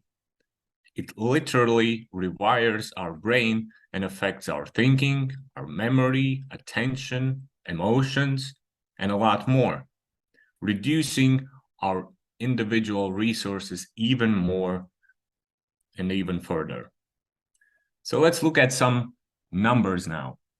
Through our work, we've discovered that from the physiological perspective, nearly half of our maritime colleagues are at risk of burnout. And usually this is due to their motivation or even sense of responsibility to solve tasks and overcome challenges. So the think hard, work hard mindset, which has led them to activate their stress response even on routine tasks. And over time, this style of working can become a normal way of functioning that individuals may not even recognize. The individuals with high burnout scores are used to working in a stress mode daily. Therefore, these individuals spend a lot of resources and energy on daily tasks. Another aspect we looked at was employee groups that actually highlighted the relationship between the work environment and burnout. You see, there is fairly little difference between high burnout scores gender-wise or seniority-wise. However, there's a huge gap if we look at different work environments, comparing shoreside staff and shipboard staff, or even deck officers and engine room officers. So here we see that even on a physiological level, the work environment or certain job demands have a huge impact on burnout scores. And one of the key differences we discovered between employees with high and low burnout scores was person's ability to disengage from work. Disengage from work not just by stepping out of the office, but really going from alertness to calmness. Something people achieve through having a walk outside of the office or through deep breathing exercises and mindfulness. And it has been proven through years and years of research that people who prioritize rest are the ones who are at the top of their game and the happiest. And besides the ability to recover from workload, we've discovered that there are 5 more key mental abilities that consistently vary between high and low burnout scores. And actually, we see a pattern emerging from these insights, which is the way people think and behave that differentiates burnout from non-burnout and success from failure. It's more about what you do rather than what you achieve.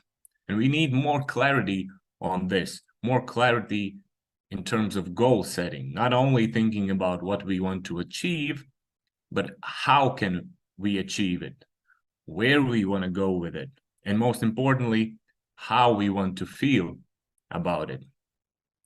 And it's hard, it requires certain skills like self-awareness, adaptability, resilience, a lot of things that we in the industry have been talking about, but it's all in there. It's all in our brains. We just need to replace the behaviors that lead to burnout with more positive behaviors, healthy habits, and be consistent in these behaviors. And although this presentation somehow seems to be all about individuals, it's not.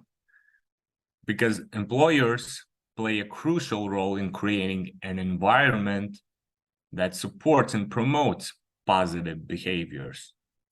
Employers should focus on creating a culture that values employee well-being, encourages open communication, and provides necessary resources and support to manage high job demands.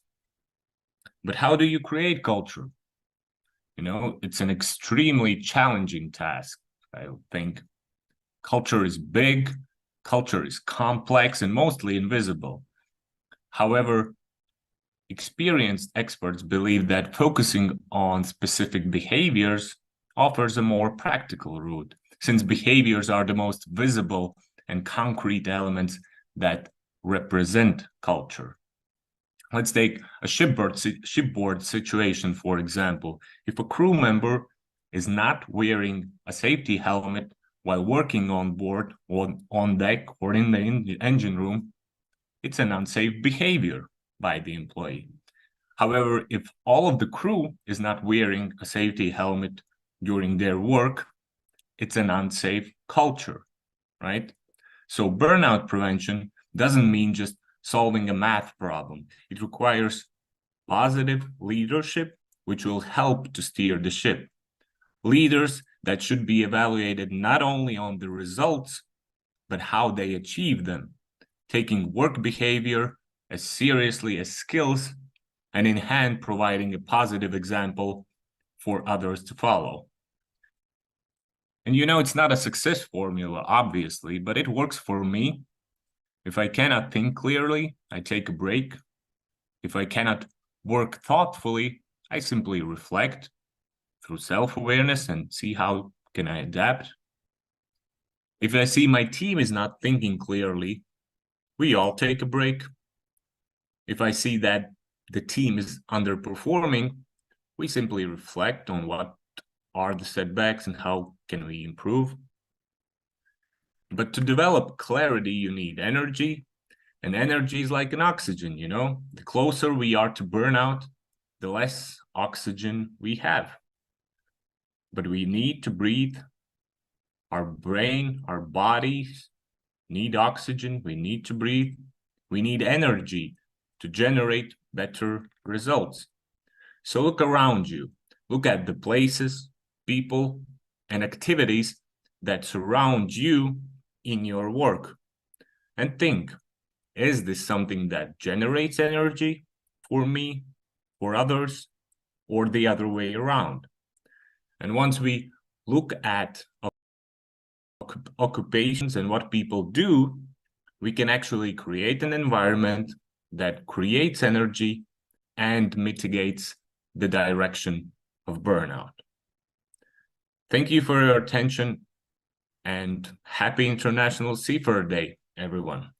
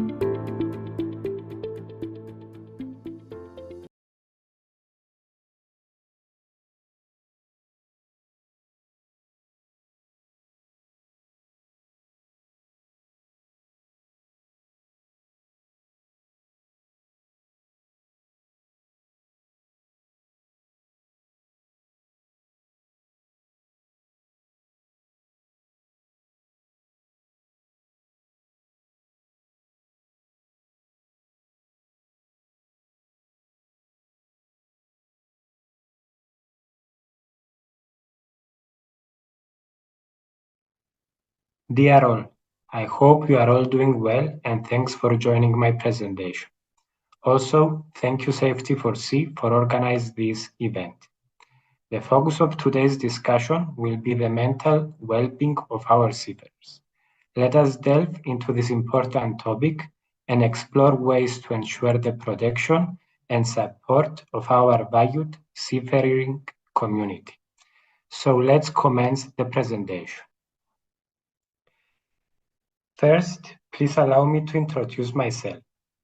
I'm the Education Program Lead of Keynote, a startup focused on maritime technologies with 4 active programs, Keynote Analytics and Keynote Robotics, which represent the company's efforts in optimizing fleet performance with the assistance of AI, and Keynote Education and Keynote Talk, which ensure that the crew is well trained, motivated, and in good shape to perform their critical role in the supply chain.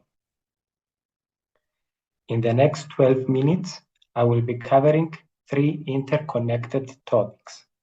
First, I will talk about how mental health affects humanity. Following that, I will delve into how mental health specifically affects seafarers. And lastly, I will address the role of the industry and the actions we can take to raise awareness and safeguard the well-being of our seafaring community. So, mental health in the modern world, how common is this? Statistics from various research studies conducted over the past decade reveal a significant impact of mental health on our overall well-being. In our contemporary society, mental health has grown to be a major problem. The statistics, for instance, present a rather concerning picture. In fact, recent data suggests that approximately 970 million people worldwide are currently grappling with a mental health disorder or substance abuse issue. This number reflects the far-reaching effects of mental health challenges across the globe.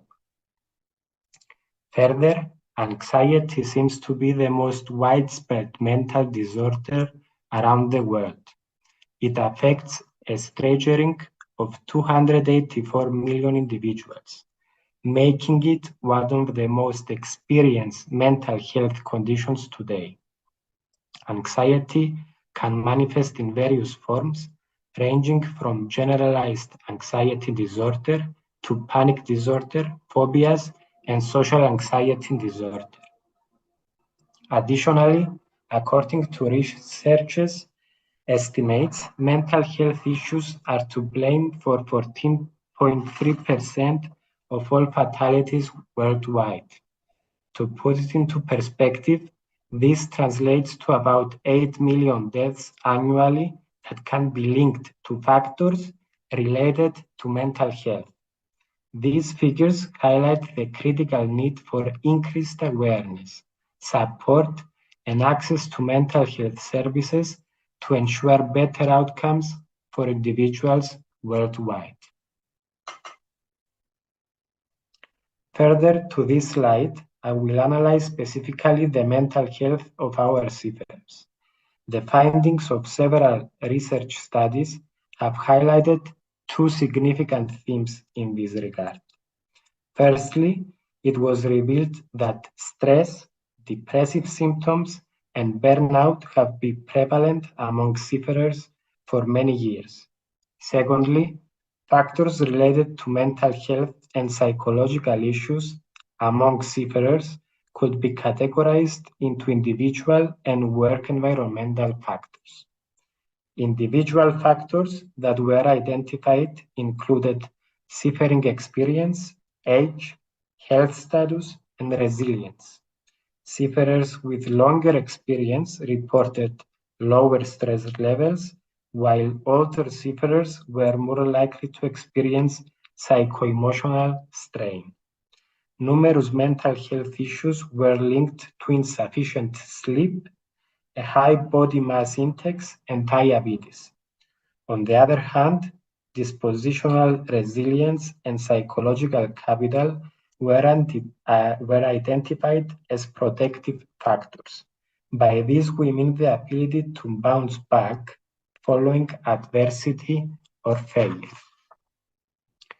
While working environmental factors were categorized as job demands and job resources, job demands included pressure from charterers, owners, time, working hours, the operations department, job type, job title, voyage accidents, length of time at sea, noise, and vibration. While job resources encompassed instrumental support, team cohesion, caring relationships on board the ship, and efforts to maintain a balanced reward system. In addition to these factors, another significant concern in the industry is the rapid pace of technological changes. These technological changes demands the need for continuous upscaling and rescaling of skills to adapt to the evolving nature of the job. The constant requirement for technological competence is a significant challenge to those employed in the industry. So, what our contributions shall be to prioritize the protection and promotion of mental health among seafarers. First and foremost, ensuring connectivity is crucial. Seafarers should have reliable access to communication channels, allowing them to stay connected with their families and support networks. During their time at sea, this connectivity serves to lessen feelings of isolation and to offer emotional support. Additionally, the availability of internet and technology on board can ease access to mental health services and expert aid when needed. Second, extensive training programs and e-courses should be put in place to give seafarers the knowledge and abilities needed to overcome any obstacles they may encounter. These programs and e-courses may concentrate on stress reduction, coping mechanisms, and self-care methods. This way, we enable seafarers to take charge of their health by giving them the knowledge and resources they need to understand and manage their mental health. Thirdly, there needs to be a robust support system in place. This involves creating a welcoming workplace where seafarers feel comfortable speaking openly about their mental health issues without worrying about being judged.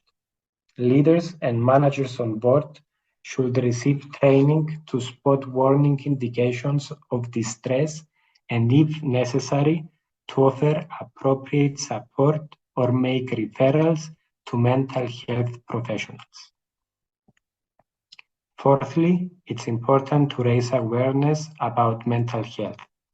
With time, the stigma surrounding mental health disorders will diminish, and it will be more acceptable for seafarers to ask for assistance when they need it. It is possible to create awareness campaigns and workshops to inform seafarers about common mental health issues and accessible resources. In addition to these initiatives, encouraging creativity and offering entertaining activities can improve seafarers' general well-being. Encouragement of hobbies, sports, and leisure pursuits on board reduces stress and boredom on lengthy voyages. These activities serve as healthy outlets for emotions and enhance social interactions among crew members, promoting a positive mental state. In conclusion, safeguarding the mental health of seafarers demands a comprehensive strategy. It entails maintaining connectivity, putting in place thorough training programs, building a solid network of support, spreading awareness and encouraging imaginative play and interesting activities. Let's all advocate for change. Thank you very much.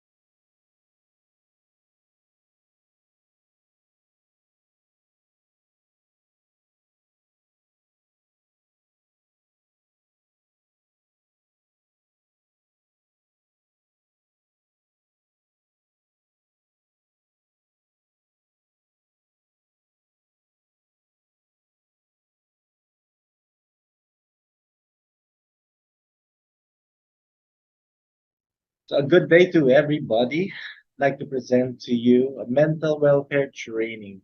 And this is for our Crew Welfare Week with Safety for Sea. I'd like to start by saying that yes, safety is everybody's responsibility. We have to remember that a seafarer who is psychologically distressed is not safe for all. It's not safe for the seafarer himself. It's not safe for the rest of the crew, for the ship, the cargo, and everything that the person represents. The business, it's not safe if the person is not psychologically well. And this has been happening through many, many cases as we know it, and yet it keeps on happening. Today, I'm inspired to share this by the example and the experience of helping out seafarers who are on board, distressed, wanting to end it all. And it comes with a seafarer that I was able to talk to during COVID time at the height of the pandemic. And this person was able to share that, Doctor, I want to end it all. And that seafarer was able to be referred to us by a good thinking Norwegian captain who admitted, I cannot do it by myself. I think I need some help. And I have been able to observe for the past 2 weeks, the person has changed moods, has a different performance on board, and seems to be aloof. It seems to be just staying in his cabin and not relating in the mess hall and the rest of the areas of the ship. And so the person was referred to us, and the person was able to admit that he is not well. He was able to share that I need help and given permission for us about 3 to 5 times of counseling session, even just online. And the person was able to get home, finish his contract, all is well. That person could have been a case. That person could have been home in a different way. Safety is everybody's responsibility. How is the psychological safety of our seafarers on board? I'd like to present the 3-step framework so that we can take care of the seafarers' mental health. Let me proceed. First one is this. Let's recognize what a mental health crisis looks like. It's any situation in which a person's behavior puts them at risk of hurting themselves or others, and or prevents them from being able to care for themselves or function effectively in the community. Remember, what you can name, you can tame, and what you can feel, you can heal. Everybody's responsibility to be able to recognize mental health situations on board, especially people, could be you, could be the person around you, that the person may already have or have been having mental health crisis. When we recognize, we can resolve it. So here are some warning signs of the mental health crisis. It's a change. It's basically a big change, a different person, or it progressively shifted into something that is not usual, from the mood swings to agitation to abusive behavior, or even withdrawal, isolation, losing in touch with reality and with fellow people on board. Are we looking into these warning signs? If we recognize it, we can resolve it. Some common health cases, mental health cases we've seen on board, aside from panic attacks, anxiety, there is really grief and loss of life, from crew conflict to distress due to pirate attack to trauma, lack of concentration, depressive symptoms, yes, actual suicide attempts, and reports of bullying and sexual harassment. My point here is you have to remember two big things. Number one, what's the time frame? How long the changes have been going on in personality or in daily functioning? How long have they been occurring, the time frame? Second is the extent. Are they causing themselves and each other difficulty? Is there harm to self or potential for harm to self and to others? So time and extent, that's one good way to recognize. And remember, here are some warning signs or lots of entries to recognize the warning signs of suicide. Please take it seriously. And when the person says nothing matters anymore, in whatever language, in whatever way it is being said or expressed, we are best if we can be able and train our seafarers to be able to recognize, to take these things seriously.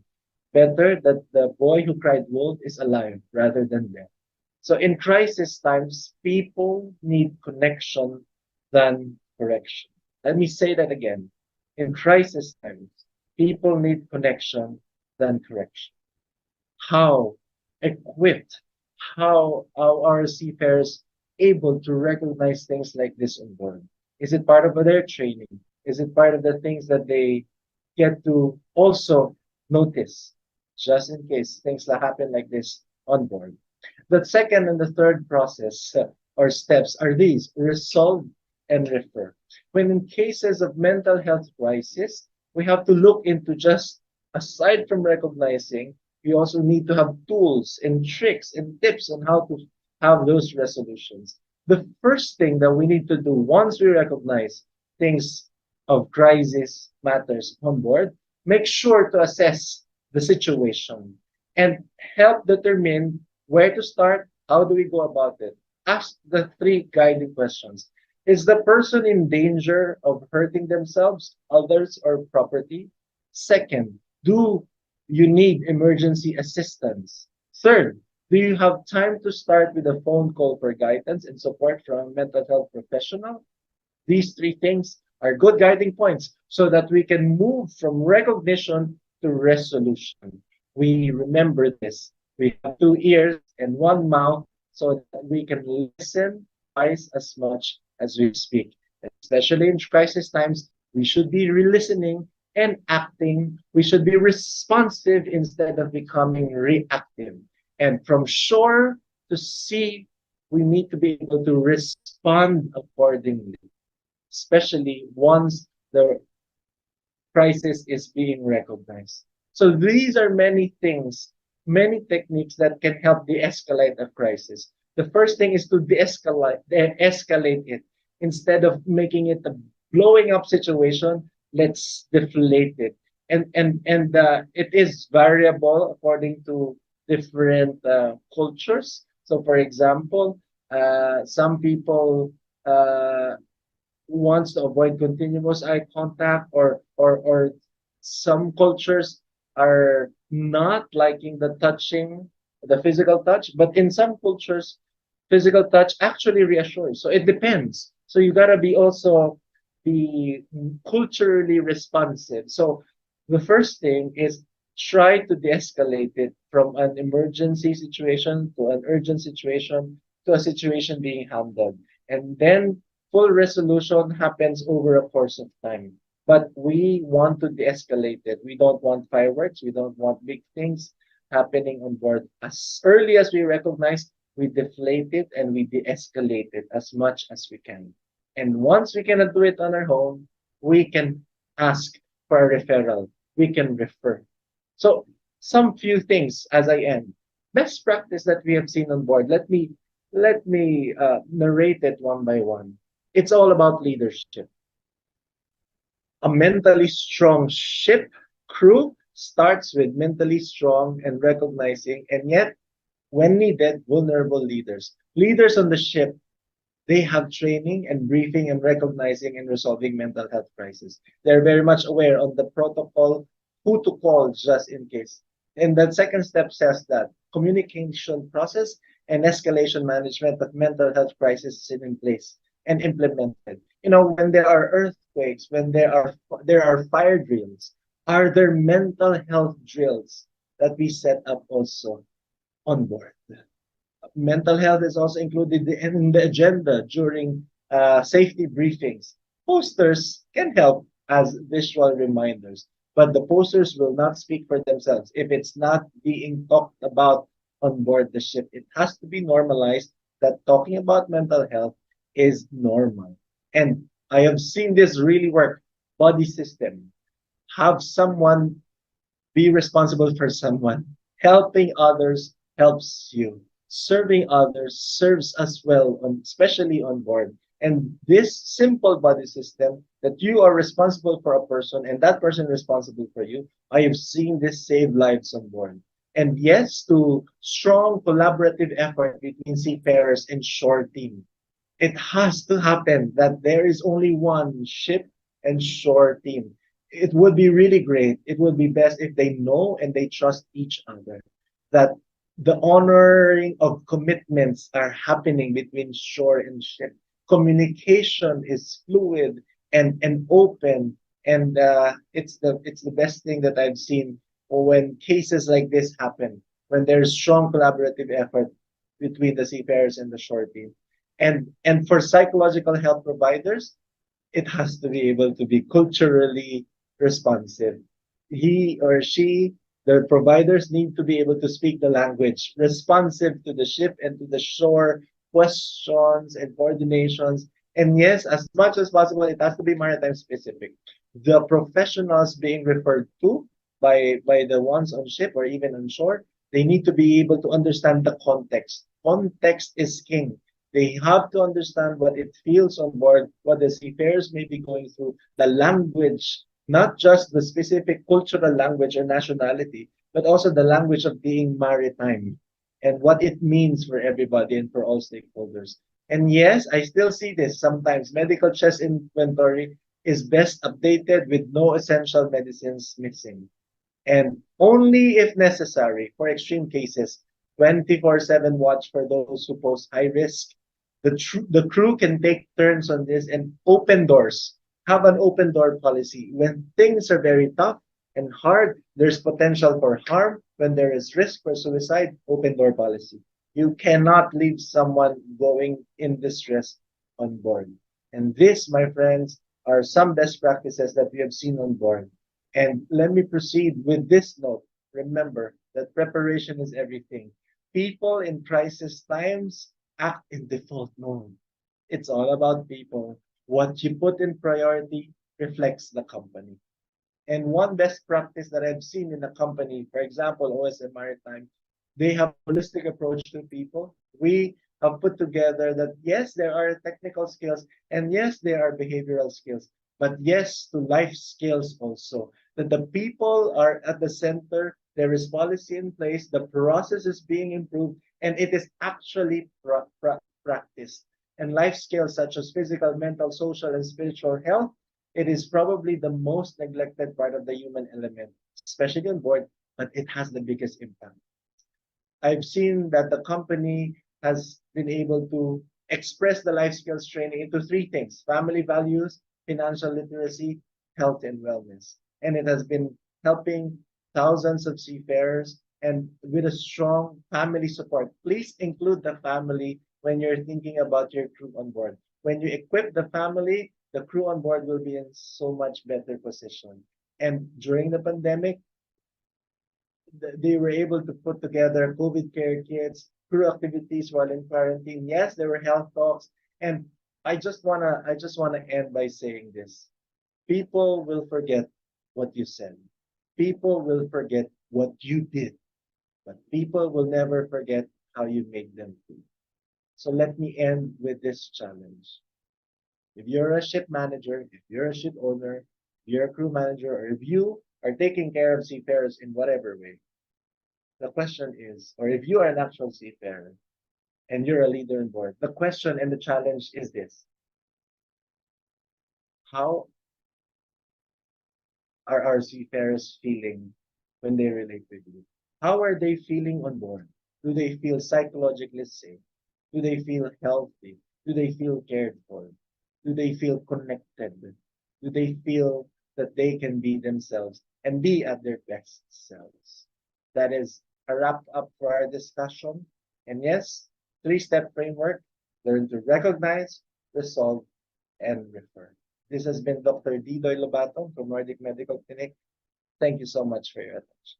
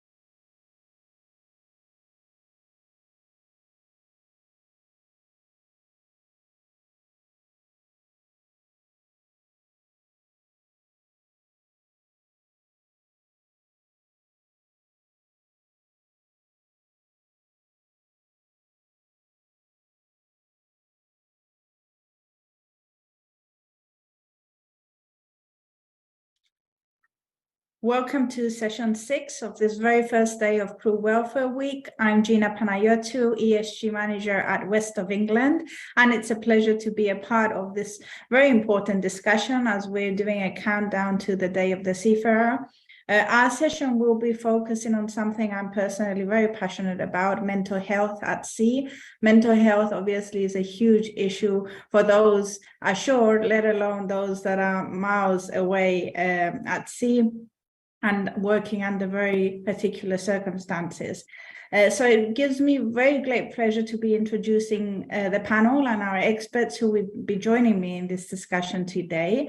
Marius Cirulis, who's the Managing Director at Cleverpoint Marine, Christopher Hall, who is the Managing Director at Hong Kong at the American Club, Yuval Kaller, who is a Clinical Chief Officer and Mental Health Support Solutions, Guru Gokhli, who is the Business Development Manager Marine at AP Companies, and Yisa Paredes, the Chief Strategy and Commercial Officer at Wellness at Sea, APS.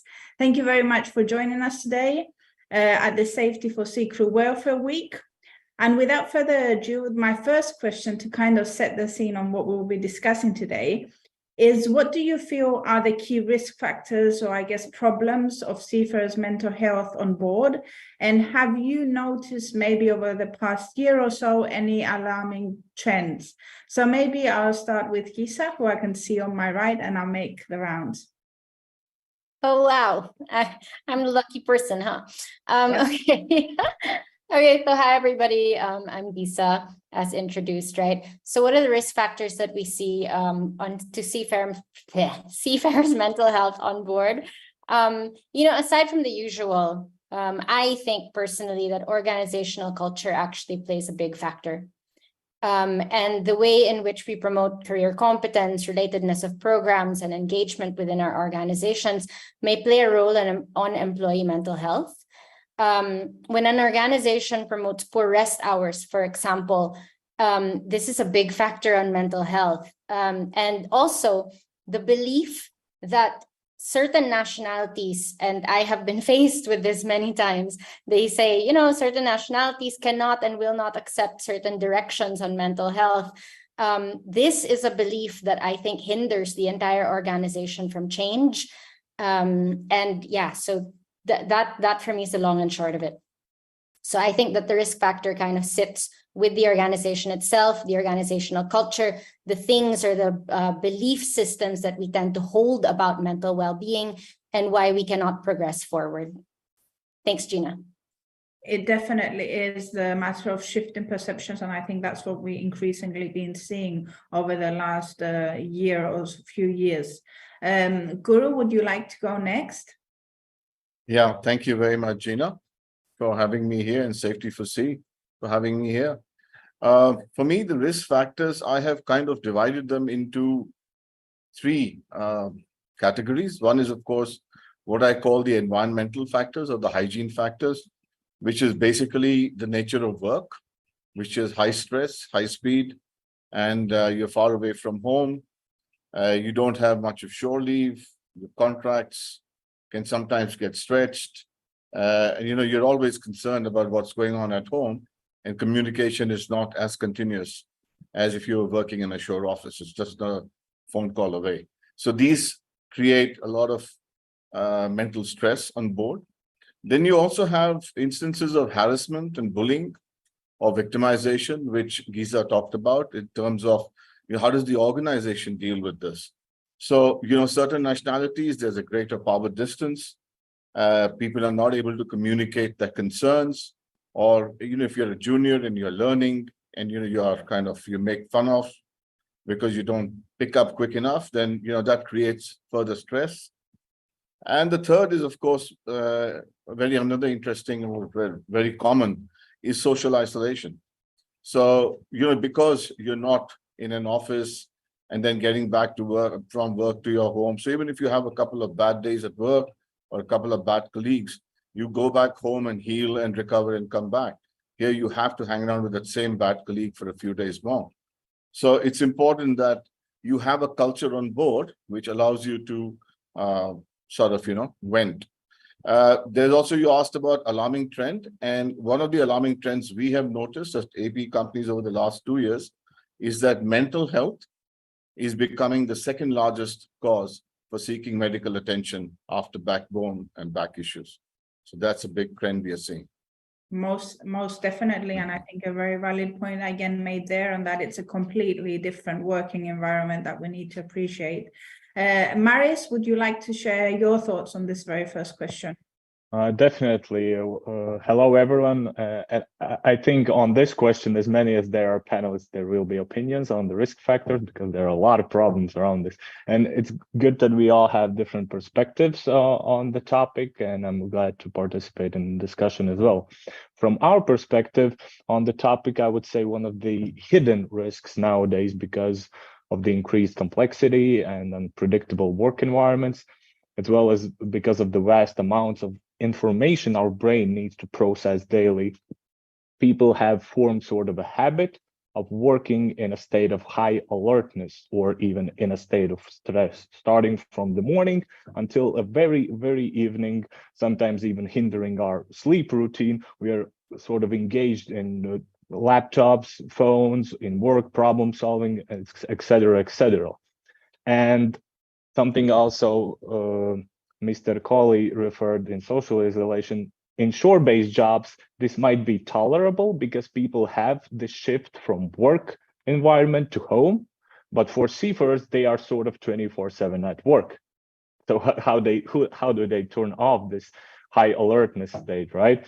And over time, this style of working becomes normal to them, and things like stress, negative emotions, toxic behavior might consistently go unnoticed, causing a very slow wear and tear of the body and mind of the individuals, therefore leading to these negative mental health outcomes. And it's not only individual thing, also organizations are trying to achieve these higher productivity and KPIs, leaving behind the employee experience, how they do work, how do they achieve these results, or how do they feel about their work.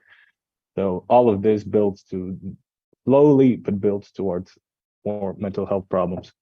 Thank you. And that is definitely probably something that we also see, ashore. Sometimes it's very difficult for people to switch off. So let alone when you don't actually have that option by default. So that's a very interesting aspect of it also. Chris, your thoughts on this question on key risk factors and any alarming trends?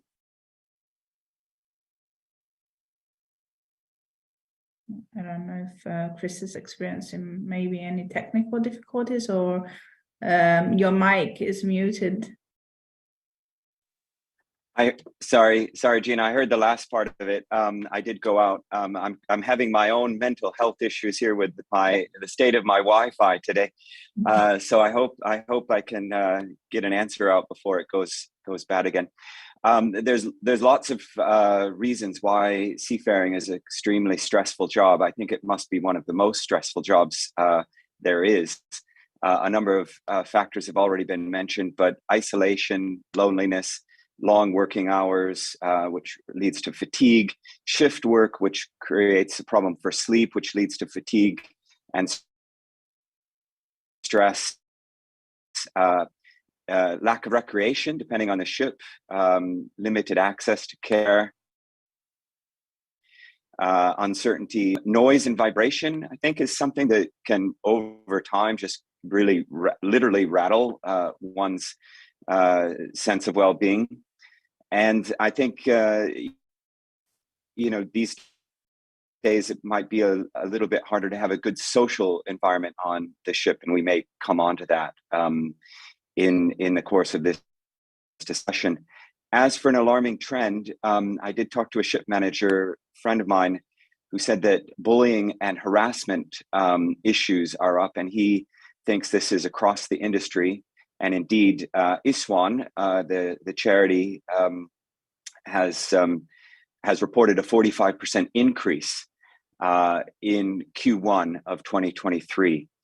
So this is a bad trend. It's always probably there, but it seems to have dug into bullying generally a little bit, and it seems that 8 to 25% of seafarers have experienced that within the last year or so, and over 50% of women seafarers, which is shocking, but perhaps not surprising. There's more to talk perhaps about that, but I'll leave it for another section. And that's a debate in its own on the figures they're reporting on bullying and harassment, of course, that we're seeing an increase in. And there's always this, is it something that has always been there but never talked about? But I guess in one sense, at least now we're talking about it. So yeah, we'll see how that will evolve. And last but not least, of course, Ben, what are your thoughts on the key risk factors, problems, and alarming trends? Thank you for having me, Gina. I think it's a very nice question to ask my company, because as a MHSS family, we are taking care of the well-being of over 7,000 vessels and handling daily calls.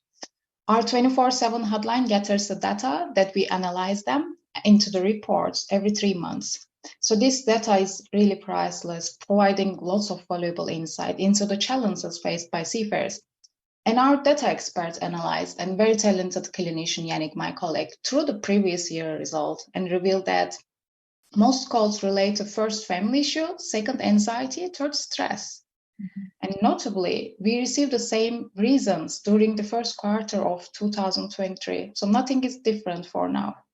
And in addition to this, we have a different understanding of mental health. Some cultures believe that differently in mental health. Some people still come from the educational standpoint that it's only crazy or healthy. There's nothing between it. It's black or white. So the fear of admitting the less than perfect might still be very present. So many people do not understand the mental health is still a huge issue. And when it comes to mental health, actually, it can cause a serious problem to not to speak about it. And of course, it's everyone's problems because we're all in the same boat. And about the alarming trends, I totally 100% agree to Chris. We also receive more calls about harassment and bullying cases. Thank you, Gina. It seems that there are different opinions, but also I see some consistent facts, which I'm sure we will elaborate upon during this as this discussion evolves. So another interesting question that I want to throw out at this panel to see what your thoughts are on. Obviously, the pandemic has finally officially come to an end, and the crew change crisis was a very big debate. It had maybe some positives, some negatives that came out of it. But I wanted to maybe if you could share your thoughts on, has it taught us anything? Has there been any positives that have come out of this pandemic and this very, very challenging situation? Marius, would you like to go first this time, and then? Sure, no problem. I'm the person who actually, when something bad happens, I always kind of look at on all of the positive aspects of what were there. You know, you forget the negative things pretty quickly. And I think that there are a number of positive trends coming out of the pandemic as well, including, you know, better connectivity, more mental health support hotlines, you know, thank you, Gwen, more wellness apps, thank you, Giza, and much more, you know. But the biggest positive outcome, in my view, was recognizing seafarers as key workers, you know, and having a lot more discussion about mental health. We even sort of redefined what mental health is, and now we are adding much more than mental health to it. We are focusing on seafarer welfare, we are focusing on culture and well-being and a lot more. So it's not only about mental health and absence of illnesses, but it's a more complex thing we're trying to create here. And while there definitely were an increase in seafarers reporting mental health, mood, and stress-related issues, we also saw people and organizations working together to provide seafarers with the support they need. So highlighting again our resilience, our ability to adapt, and to collaborate when things get hard, you know. So while the pandemic is, yes, relatively over, so the battle has been won, I hope the discussion around mental health and well-being will not be a battle, but a lasting legacy and in the agendas of all of the industry stakeholders. Thank you. And most definitely an opportunity to raise the profile of what seafarers do, but also I think to see how collaboration really gets to results.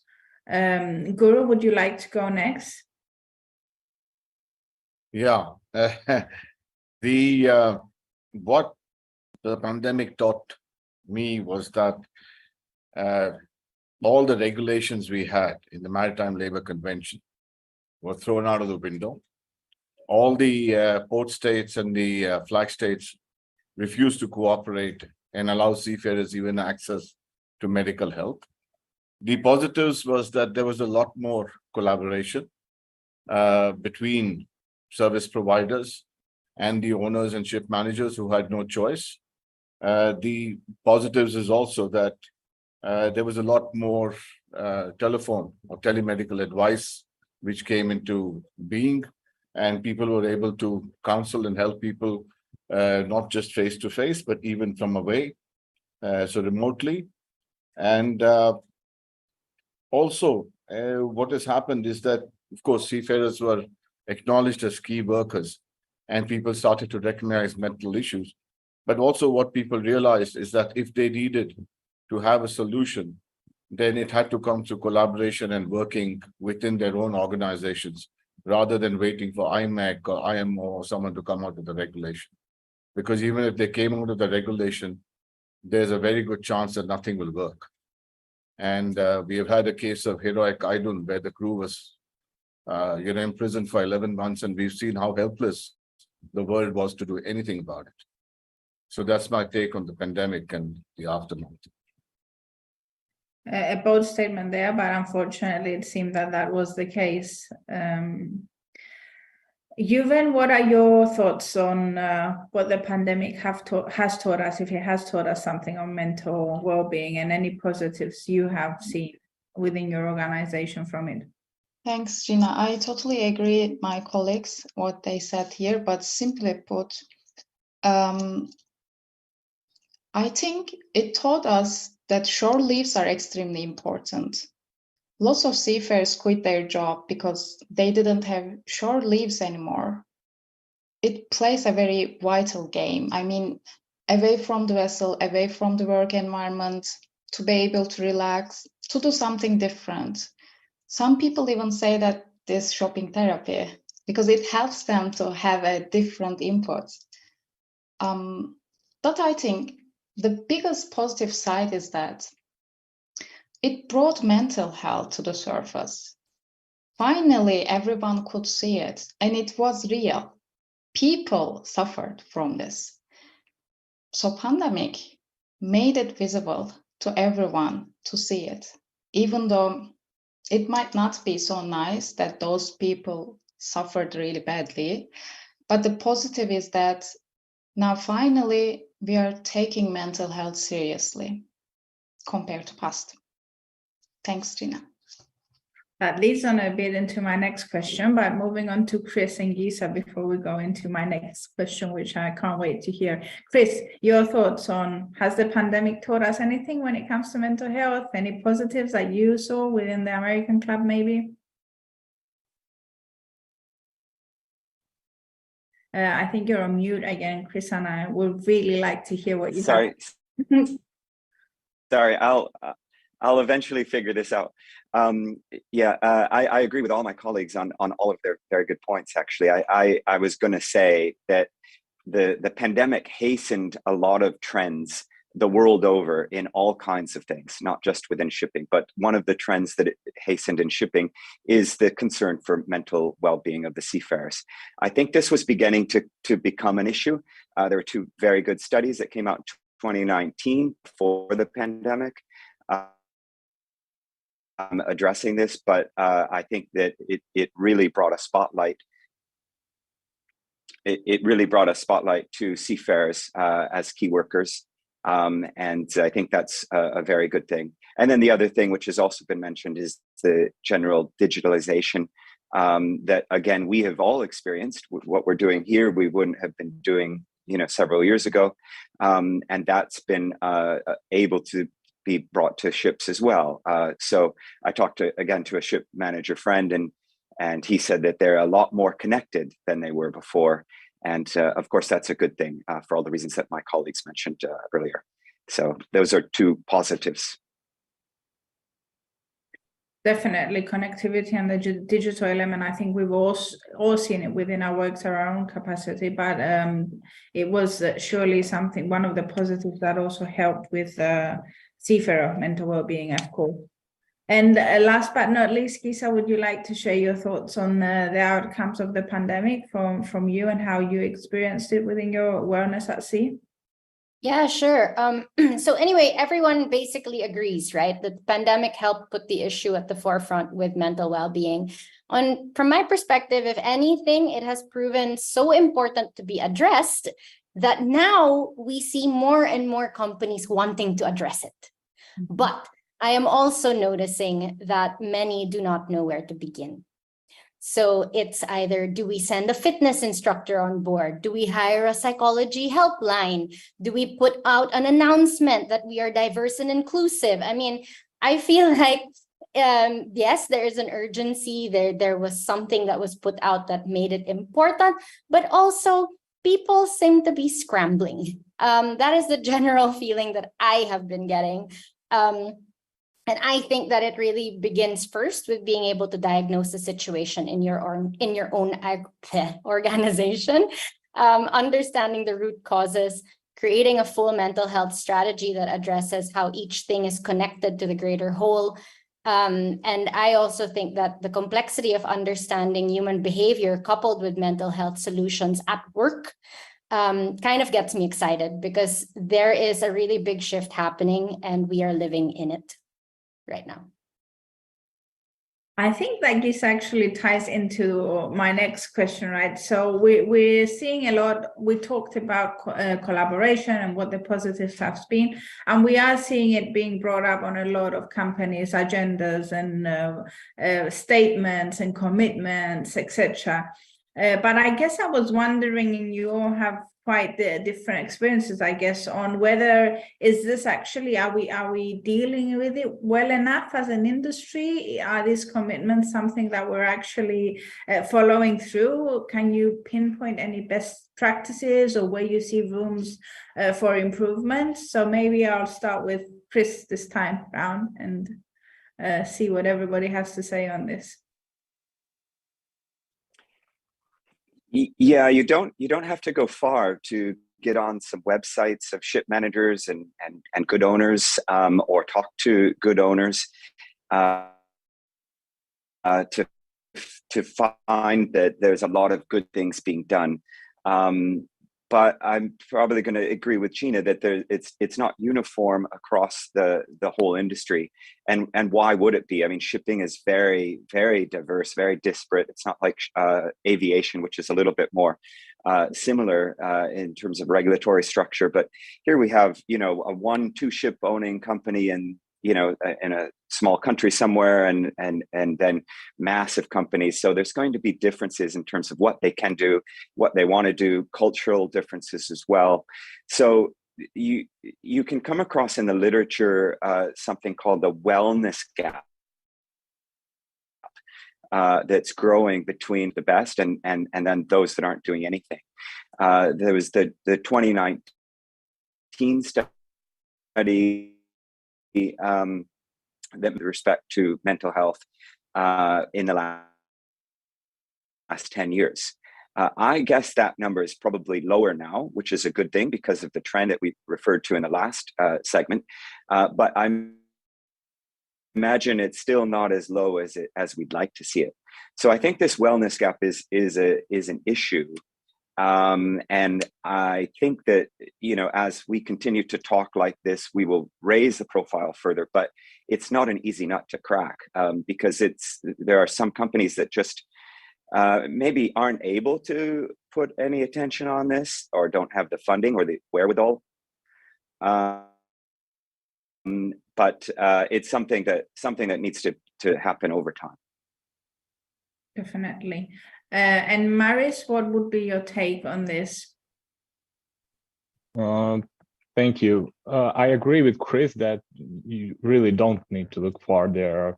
Now with all the ESG reporting, everything's pretty transferable. The initiatives companies too, and there is a huge gap between higher end companies and more family-owned, smaller companies and the activities they do. But all of this is related, having commitment, trying to measure the efficiency you mentioned, and trying through these measurements improve your activities over time. It won't be a matter of one solution that will guide you throughout years and years. Well-being, mental health initiatives, they will change, your employees will change, and everything needs to change.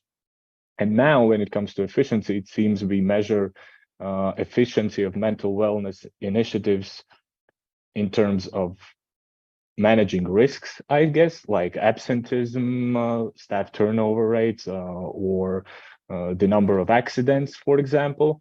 But if we're talking on something long-term and truly efficient, organizations, I think, should realize that prioritizing mental health and well-being does not only mitigate these risks, but actually adds value to the organization, you know? And I believe once companies realize that true value of employee well-being, then this topic will be not only something HR and crew departments are dealing with, but it might become a part of the business strategy in every successful company. As it is actually, and probably the only way for it to be truly successful as an ESG strategist, I see that a lot. You need to really make it a part of the business strategy for things like this to work. Gisa, what would be your take on our companies as the industry handling it well, or any best examples or rooms for improvement? Yeah, so in Well at Sea, we work with many organizations whom we actually call unicorns. We call them unicorns in the industry because, and again, this is my little term for them. We call them unicorns because they see solutions as something that integrates into the greater whole. Okay, so they don't see them as disjointed and things that they will just take on, right?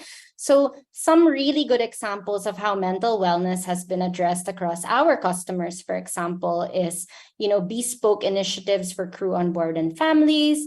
I know I'm being super vague and broad, but I'm trying to answer the question. Another one is, being able to tie it into their CSR efforts by raising funds for charities globally. Creating follow-through for our psychological first aid training, so not just leaving it after a seminar, it's being able to follow through with it, checking in, making sure that, the vessels under our program particularly are regularly engaged, and that the seafarers personally get to have a say in certain things. And of course, so many, many more other practices. I hope I answered your question. Thank you. I think you did, and I think that's very positive to hear that we are seeing best practices and people and unicorns in the maritime industry. That's an impressive correlation there. Juven, your thoughts on this? Thanks, Gina. And I think Gina was right. It's very cute about unicorns. I will answer this question with asking some other questions first of all. Have you ever thought about what would you do if you need a medical assistance? You could simply go to a nearby hospital and get the help that you need. But what about when you are faced with a family issue that leaves you feeling anxious and you are unable to find a solution? What do you do then? Many of us would seek the support of a trusted friend, right? Go to a dinner, football game, etc., to clear our mind and share our problems with them. But if you were in a vessel in the middle of the ocean, far from any kind of support, it's tough.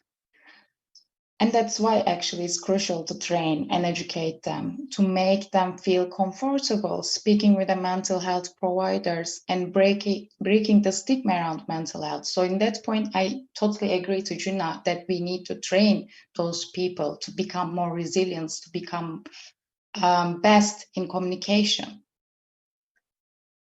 And I think right now it seems like we are only covering the 7 to 10% of them, and that doesn't seem a lot. Yes, we are doing trainings, webinars, but it's not enough. Shipping companies need to support us more and give really importance to mental health. I don't think right now there's a best of class in this area right now, but maybe in the future we will address this issue more. Thanks. Hopefully in the nearer rather than the longer future. Last but not least, of course, Guru, your thoughts on this? Yeah, so I have, I echo the thoughts of all the other participants that the industry has acknowledged that there is a mental health issue on board. And the stigma with, a seaman being able to go up to a captain and say, listen, I'm not feeling great or I'm having a challenging day has come down. Companies across the spectrum, depending on how good they are or how well-funded they are, have also put in some amazing initiatives.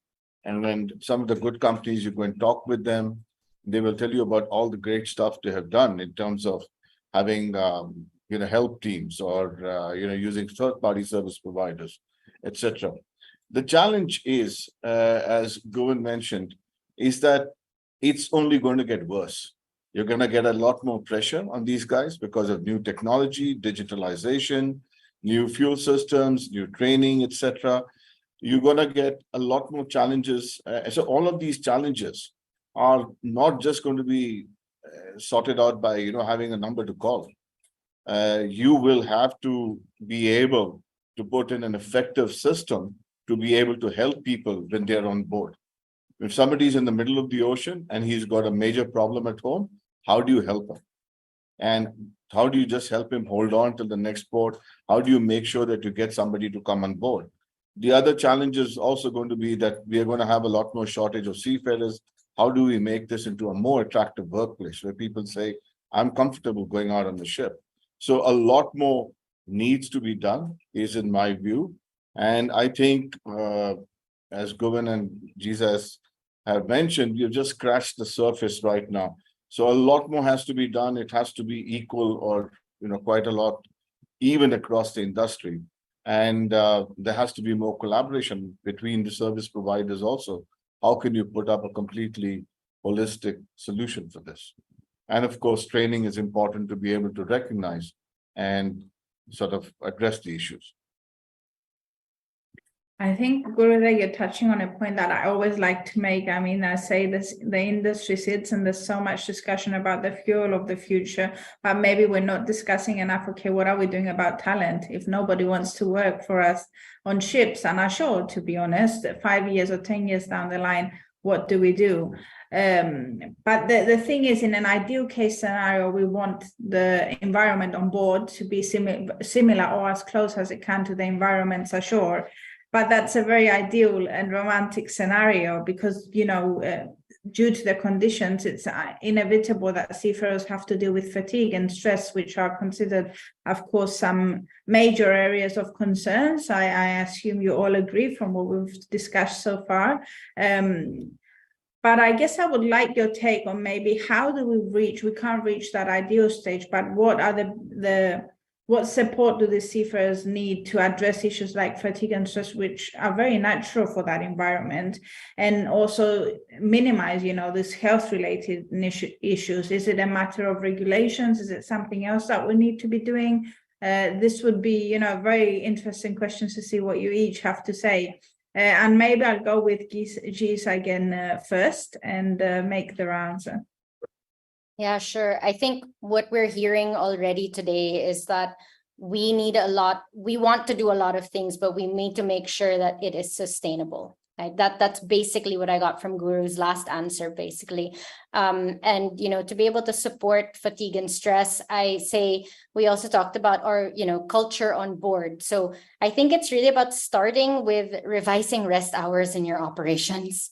Something as simple as that makes a huge difference, because fatigue is a result of lack of sleep, possibly poor rotation planning, and cutting down on costs to be able to keep mental well-being at a level of quality, right? So I think it goes back to the organization. Where are you cutting down? Why are you cutting down? How is that compromising the human being on board a vessel? Another way is to ask yourselves, you know, which elements in your company processes and culture might have a direct effect on the stressors of your team, both on shore and at sea. I think it's important to be able to do a comprehensive diagnosis on your organization to be able to do this. And finally, we need to work from a preventive model instead of a reactive framework, which we have been doing for years and continue to do so. So we need to put programs in place that create sustainable behavior change instead of one-time initiatives that die after the first 6 months and forgotten after a year. Thanks. Spot on, actually. I mean, everybody knows it's no secret that the maritime industry is a reactive rather than a proactive one. But yeah, very valid points there, Gisha. Thank you. Given your thoughts on this? I definitely agree, Giza, and I think it makes a lot of sense, because fatigue and stress is a huge major concerns for seafarers, because when we look at why mental fatigue is happening, it's mainly stress and lack of sleep, and resting is not enough to recover the mental fatigue. What you need is a good quality of sleep. And how many seafarers are having a good quality of sleep? Definitely not the ones that I spoke. Rest and sleep are like luxuries on many days for a seafarer. But how can we address this issue? Every people has their way of relaxing. For example, I would prefer to listening music, but you can choose to take a walk. We need to understand how our body system is working, how we process some emotions, what do we do with them, what is best for us. This is something that we can do on a personal level. But if we talk about what companies can do to protect their seafarers' mental health and well-being, we came to the same point. More often shore leaves, more people on the vessel, so they can have a real resting time and they can sleep better. Thanks, Gina.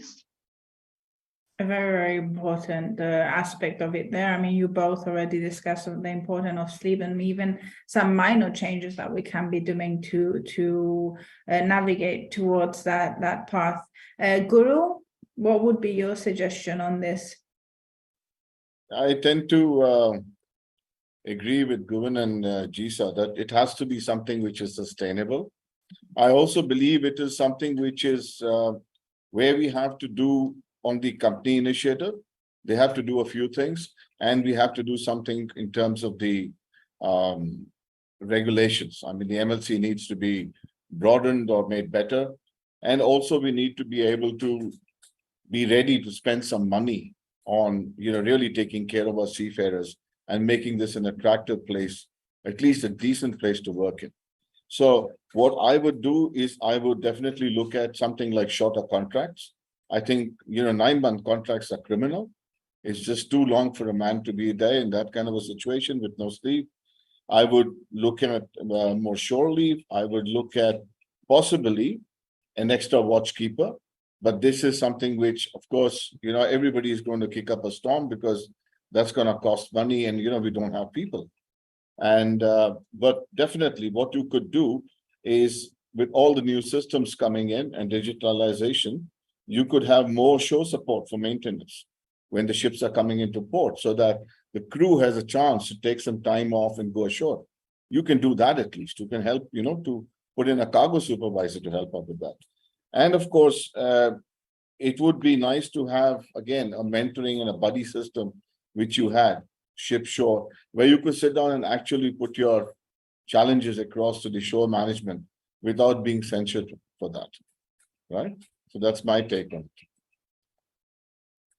Very, very practical tips, I think, there, in addition to the legislation that can come into immediate effect, actually. Marius, moving on to you. Okay, yeah, a lot of good points. I even faded a bit. I liked all of my colleagues' things they highlighted. Okay, so I would like to highlight two crucial aspects here. One is that seafarer health does not deteriorate from just one stress or one fatigue event. You know, I think we all are on the same page regarding this. It's a thing that happens over time. And it's hard to notice. And secondly, stress literally rewires our brain. And now the question is, are these changes leading to enhanced resilience and adaptability, or the other way around, towards more anxiety and less energy? And even more, the changes happening in our brain also affect our cognition. So things like decision-making, situation awareness, memory are also affected. And now it's not only a health issue, it's also a safety issue on board, right? So when talking about mental health, definitely fatigue and stress should be a top priority and included in the strategies. But one thing I'd like to highlight is that actually it's not the amount of daily stressors you experience, but rather the emotional response to the stressors that can raise the risk of poor health and cognition. So meaning how you respond individually on an emotional level to certain daily events defines your ability to handle stress and workload, which brings us to the points of Gulen, Giza, and also some of the gurus that you should find it's not about only sleeping, it's not about only the hours of work rest you get, but it's how you use this time to really recover. And it's not only physical rest, it's also social rest, spiritual rest, mental rest, and a lot of other things we need. So we need probably start with educating people on how they can achieve this while they're on board. Thank you. Thank you very much for that. And I like how the individual aspect is also coming out, because obviously there's a lot of effort now ashore where we're technically in a better condition on diversity and inclusion, and how important it is to understand individual needs. And that also applies with seafarers. It's not one size fits all, right? And last but not least, of course, on this question, Chris, your thoughts? Yes, thank you, Gina. I think my colleagues have made a lot of very, very good points. I think something like 80% of deck officers are on sleep deprived.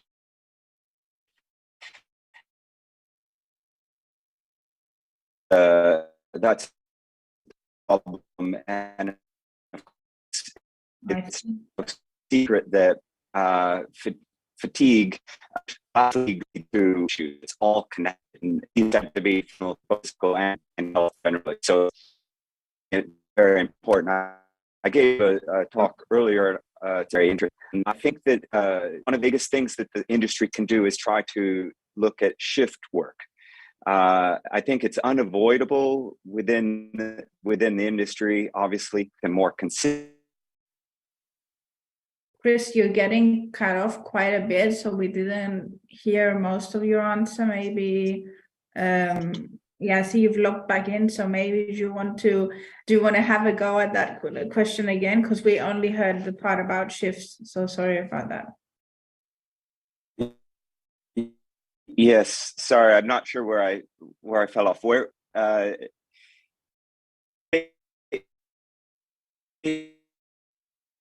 Yeah, I was getting into the shift work. In other words, it's required on ships, but can it be done better? I've talked to seafarer friends about this, and there are a lot of reasons why it is done the way it's done right now. But it seems to me that maybe we could get a lot of smart people in a room and look at it to see whether there can be some gain made in trying to make the shift work less oppressive. Because whether you're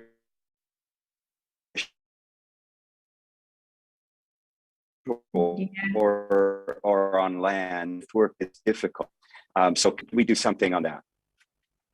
Yeah, your connection is still a bit unstable, and I think we got the main point there on shift work, and I think that's an important aspect of it. And I think quite encouraging to see from all that even some minor things that we can probably easily tackle can make some big changes there.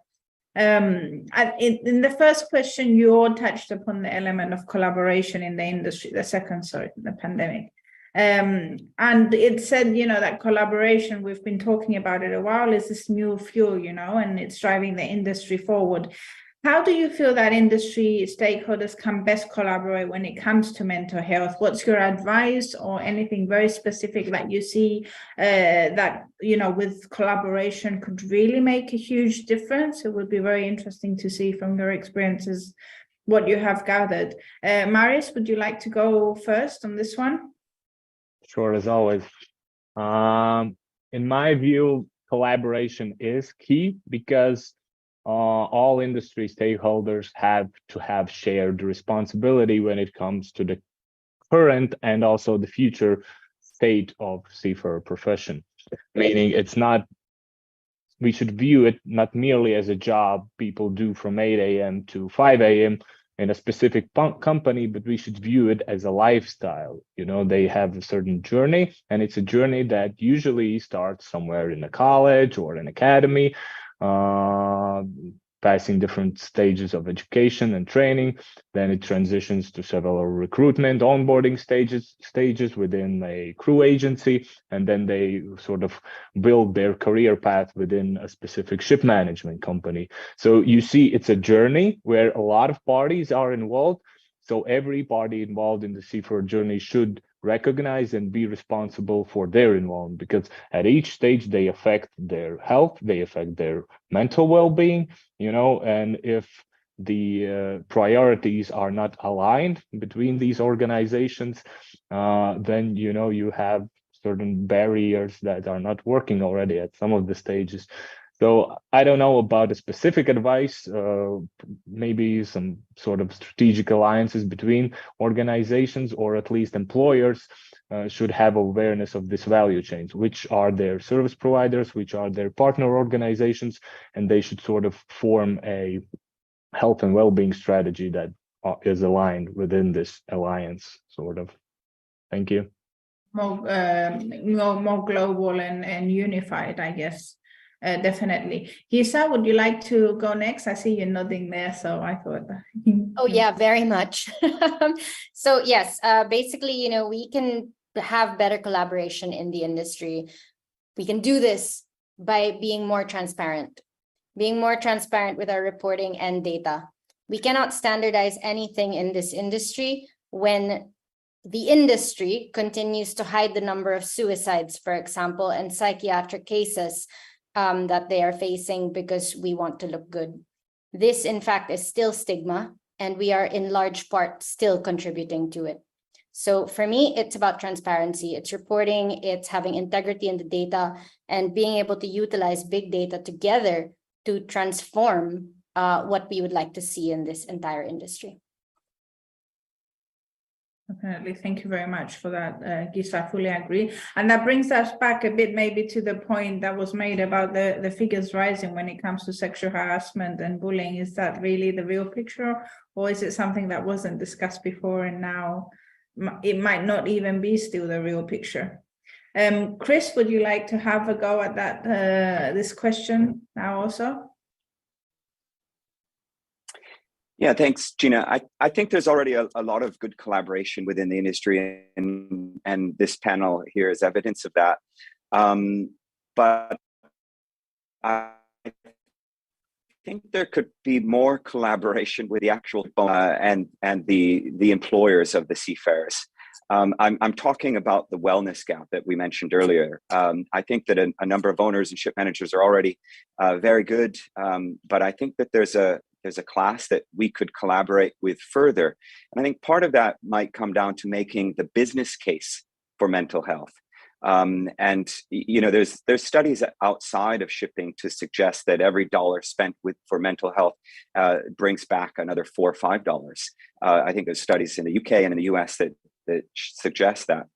And, you know, I mean, I work for an insurance company. Obviously, if you have more claims, if you have more premium, you know, there's a case to be made here that can be articulated to show that this is something worthwhile to do.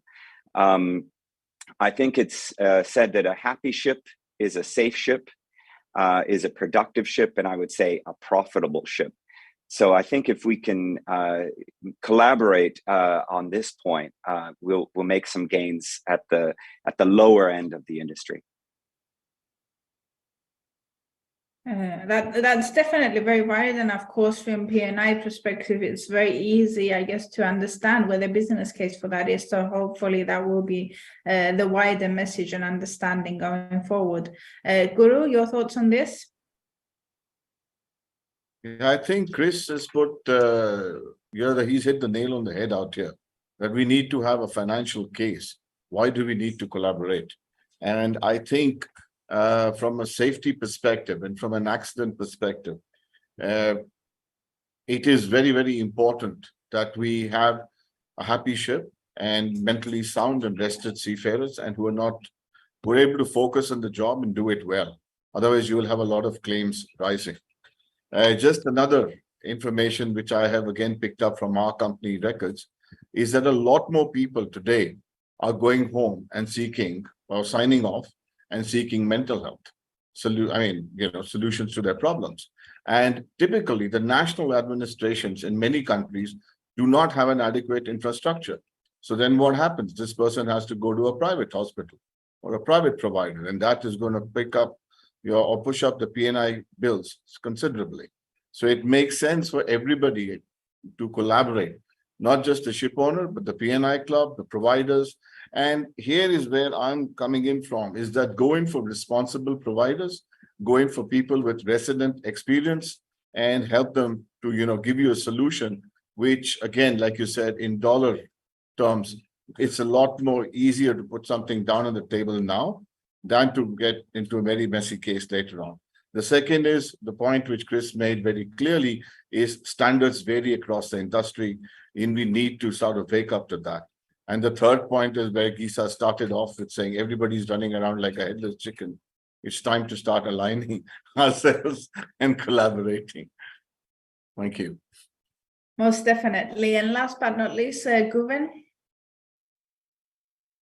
Very nice points, Guru, and I definitely agree what Chris says, because obviously there is a healthy competition between companies, and competition means innovation. However, we are all in the same boat. Stakeholders are all trying to do their best to make this industry great, and this is what we need to keep doing: collaborate and cooperate to achieve what we are trying to achieve here, make the maritime great, right? So we all should be supporting each other, looking for new ways to help the seafarers and work towards the greater good. I think listening is the key to doing that. Acknowledge that people come first, so they are always the priority, and we should all collectively accept this. People are the most important part of that business. And if you are talking about people being a priority, a mental health should be talked about too, and a space should be made for mental health, listening and find out what people need, and then working on it together, and also, like Jesus said, transparently. Thank you. Exactly, they just go hand in hand. They shouldn't be addressed as two issues. And as we're running out of time, I mean, we've got a few more minutes, so I'm going to kind of merge the last 2 points I wanted each to make for a brief comment before we wrap up. Of course, it's a very interesting discussion. So I guess one final thing I would like to hear from you, or two rather, is if there was one thing that you would have an immediate impact or would radically change the issue, the scene on mental health at sea, what do you believe that should be, and why? And also, of course, we're counting down 5 days to the day of the seafarer on the 21st of June. So what is that one key message you would like to share with industry stakeholders and our seafarers even. I'll leave that up to you. So let's start with Maris, and I'll make the rounds again and finish our chat for today. Yes, sure. I'm probably gonna start with something that could, impact positively well-being. And there's definitely not a one thing. You at the first question you saw there are a lot of risks and alarming trends coming up. So there should be a lot of solutions. But one that actually came up a lot during this discussion from all of the participants was stigma.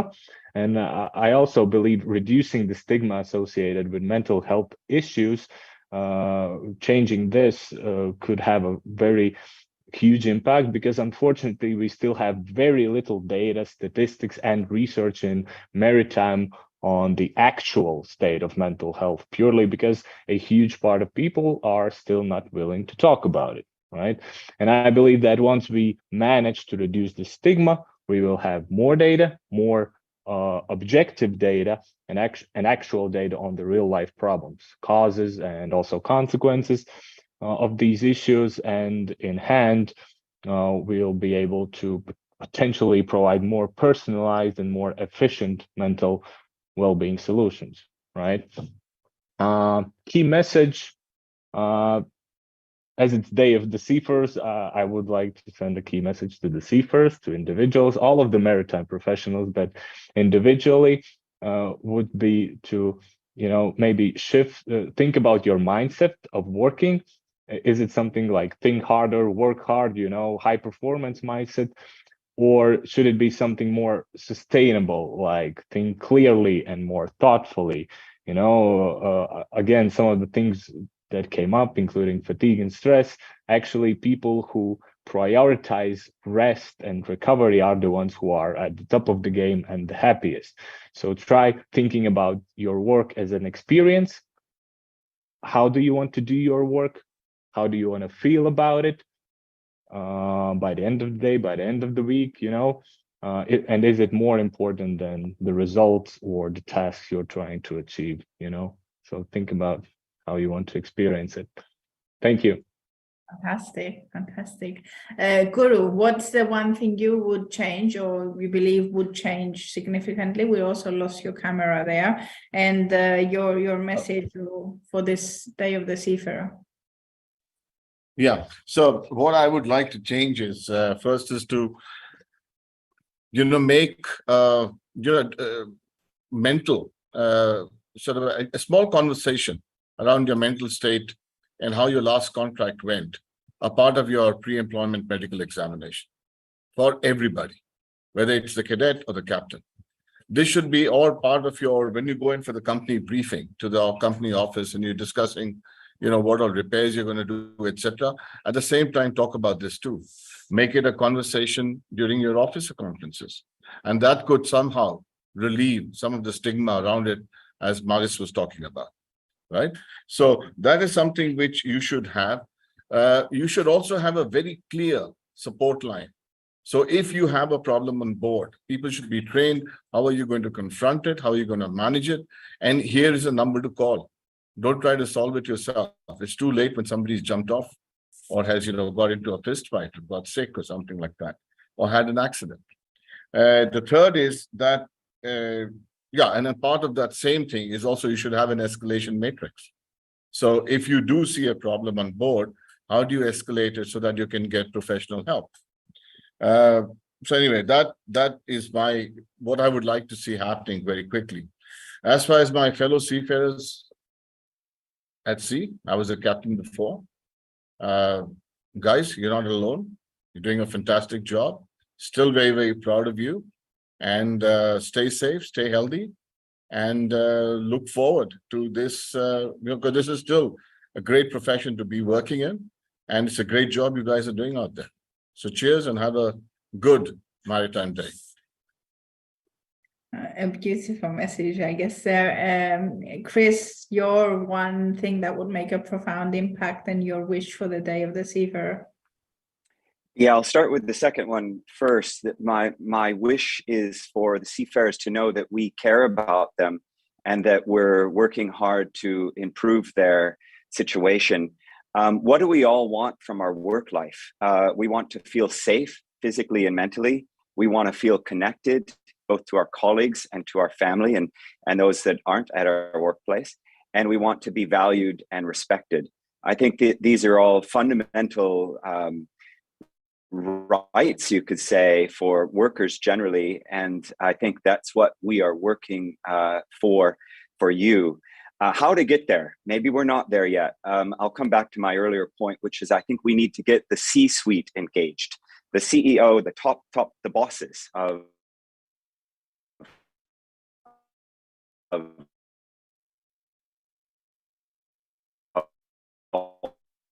all the companies need to hire the absolute top to be interested.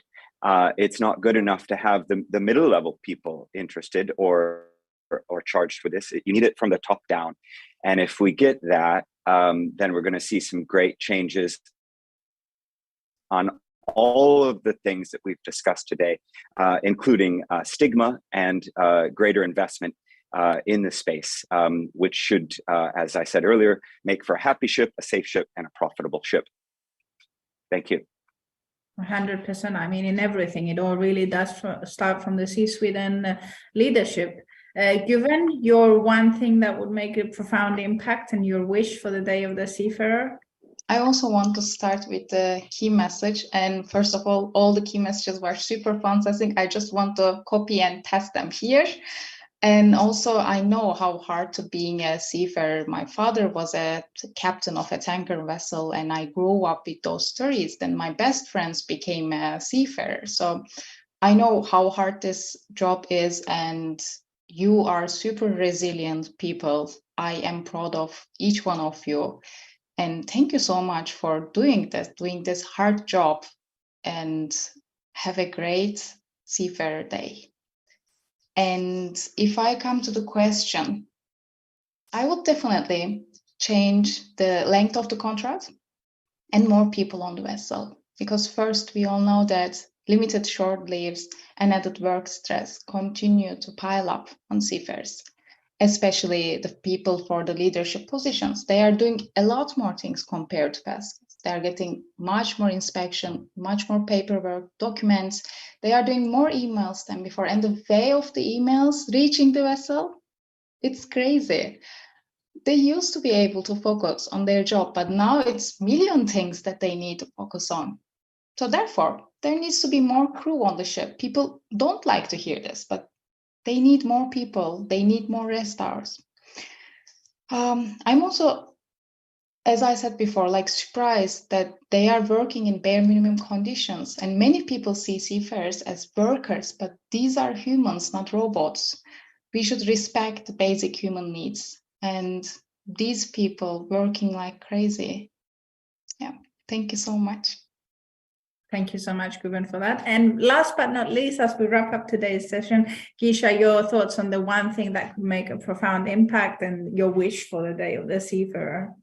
Well, Chris said it really well, right? It starts at the top, but on a socio-ecological health behavior model, I would say it starts with policy.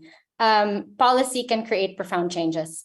And policy that creates or regulates proper implementation of programs, measurement, protocol, and standardized ways in which quality can be ensured can really make a difference.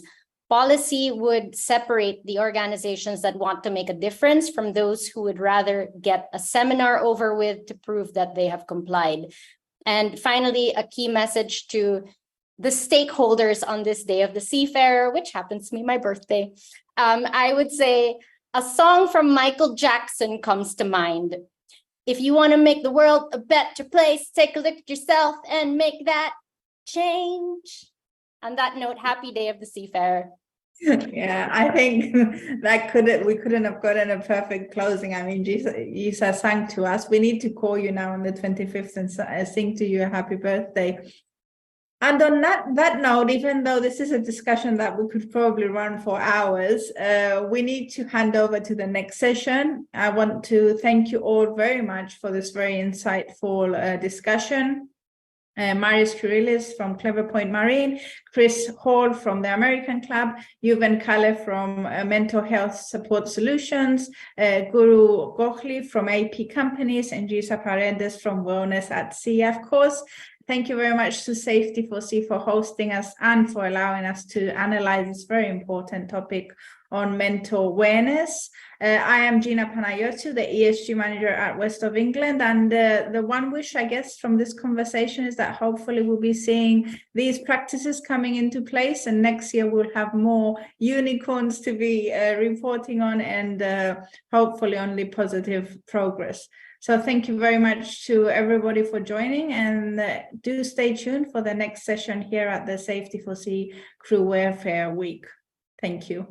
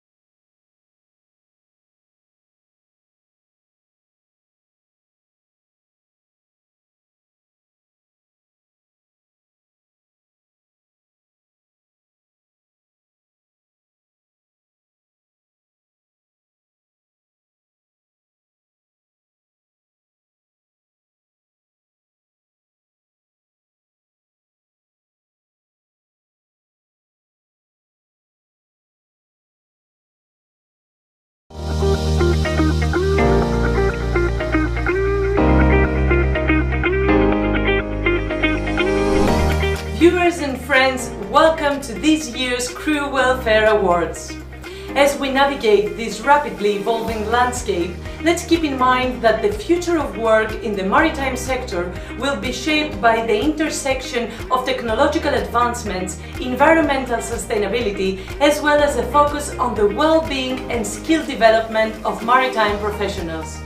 In order to successfully address the major concerns affecting our seafarers, it is crucial to encourage the sharing of best practices and the implementation of initiatives. Seafarers are the true heart of global shipping, and all industry stakeholders need to join forces to improve their working and living conditions on board. Today we are celebrating industry's outstanding practices in favor of crew welfare and well-being. The 2023 Crew Welfare Awards, organized by Safety for Sea, are shedding light on successful initiatives, inspiring maritime stakeholders to learn from others' achievements as they work to improve crew welfare. Thank you for joining us, and let's start with the awards procedure.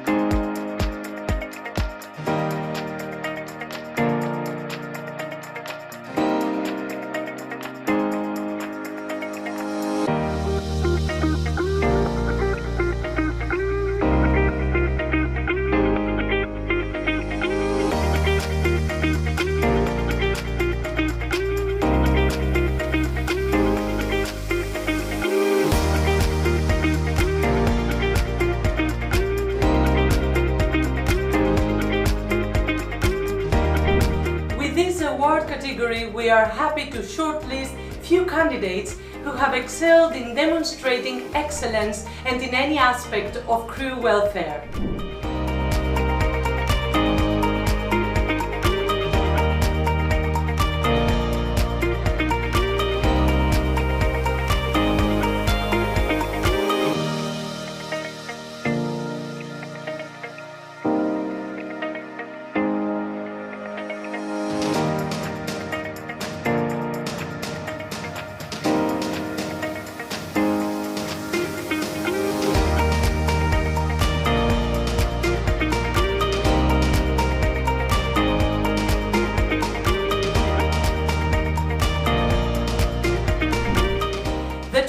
2023 Crew Welfare Tanker Operator Award goes to Columbia Ship Management.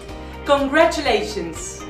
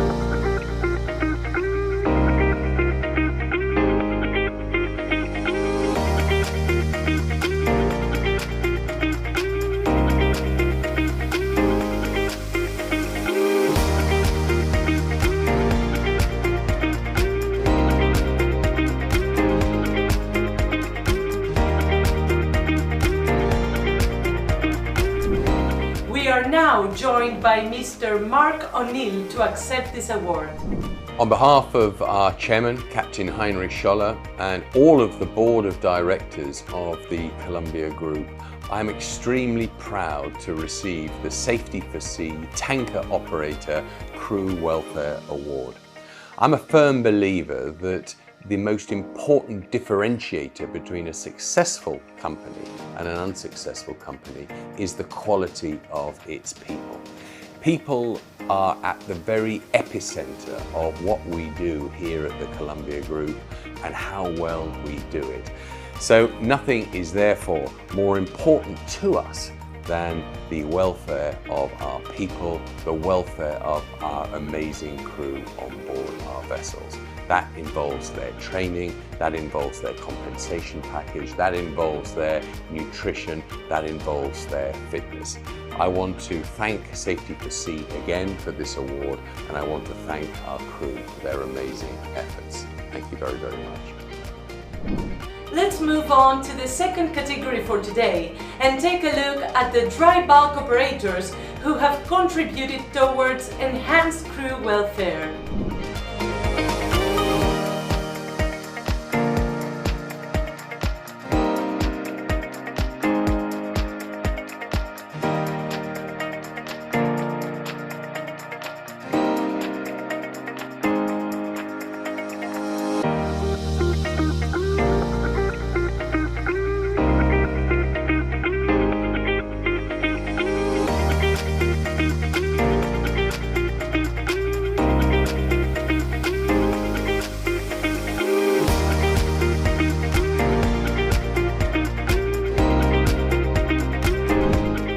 And the winner is Synergy Marine Group.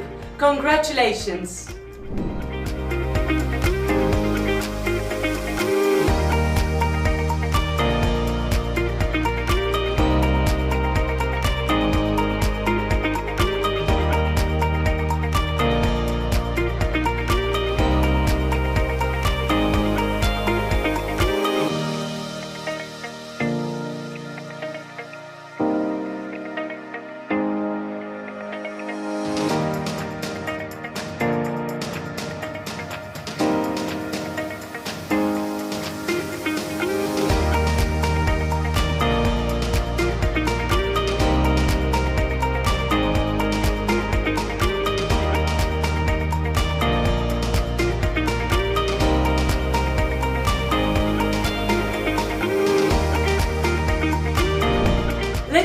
From companies' representatives a few words about their initiatives for the people on board their fleet. Thank you, Safety at Sea and the judges panel. It is indeed my honor to receive this award on behalf of my colleagues at Synergy Marine Group for showing best practices and excellence in crew welfare and diversity. My heartfelt thanks to all those who kindly voted for us. Thank you for your belief and faith in us. At Synergy, we believe that our performance as a company depends on the performance of our seafarers on board. That can be good only if we ensure the well-being of all our seafarers and keep them inspired to do better every day. and make them feel reassured and their families back at home. Caring for them has been a very important part of our day-to-day work and life. We have been supported well in these initiatives industry-wide to focus on prioritizing welfare and inclusivity. Many loud voices joined our call for action during the pandemic.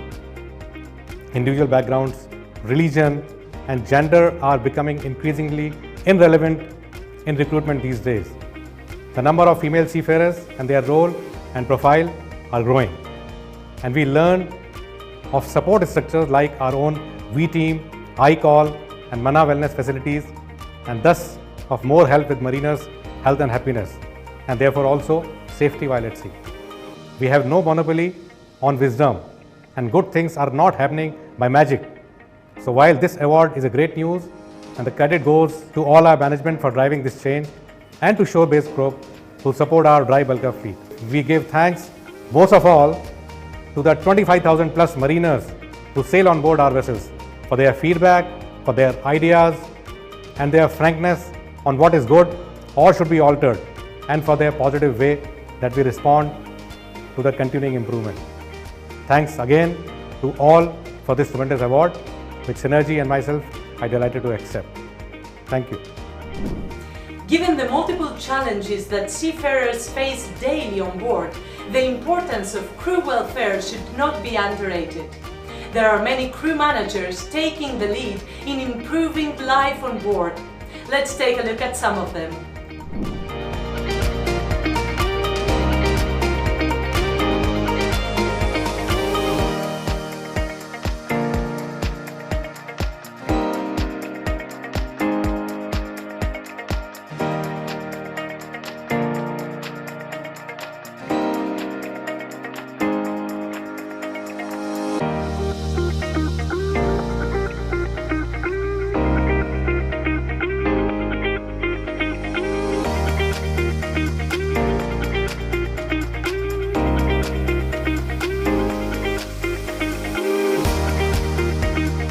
The 2023 Crew Welfare Crew Manager Award goes to Philippine Transmarine Carriers. Congratulations!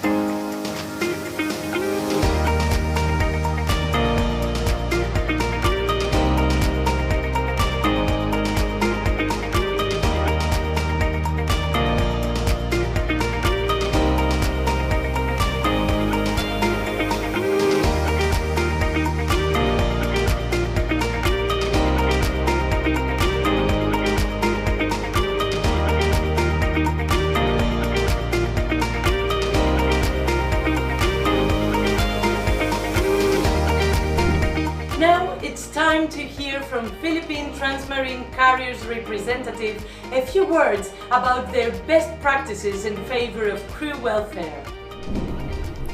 On behalf of PTC, I am honored to accept the Crew Manager Award at this year's Crew Welfare Awards. Project RISE, which stands for Resiliency, Improvement, Support, and Education for Seafarer Communities, was born out of PTC's commitment to empowering our global maritime professionals, or GMPs, to not only move the world, but care for it as well. This groundbreaking initiative offers a comprehensive and collaborative approach to disaster preparedness and community resilience. And through the support of its partners, volunteers, and the government, is PTC's way to make a lasting, positive impact on the lives of millions of citizens in seafaring and coastal communities across the country. We thank Safety for Sea and the distinguished panel of judges for this recognition, which we proudly share with our people, our GMPs, principals, and partners. KfW-DEG of Germany, Asia Society for Social Improvement and Sustainable Transformation, and Smart Development Institute, who have always supported our mission of promoting people, prosperity, and planet to move a sustainable world. Through this small contribution, PTC hopes to ensure that Filipino GMPs and their families are safe and resilient, and that their maritime knowledge and experiences serve as an inspiring pillar of disaster resilience in their communities. Thank you very much. The fourth category award recognizes service providers who have significantly contributed to decent living and working conditions on board vessels. Let's view some of them.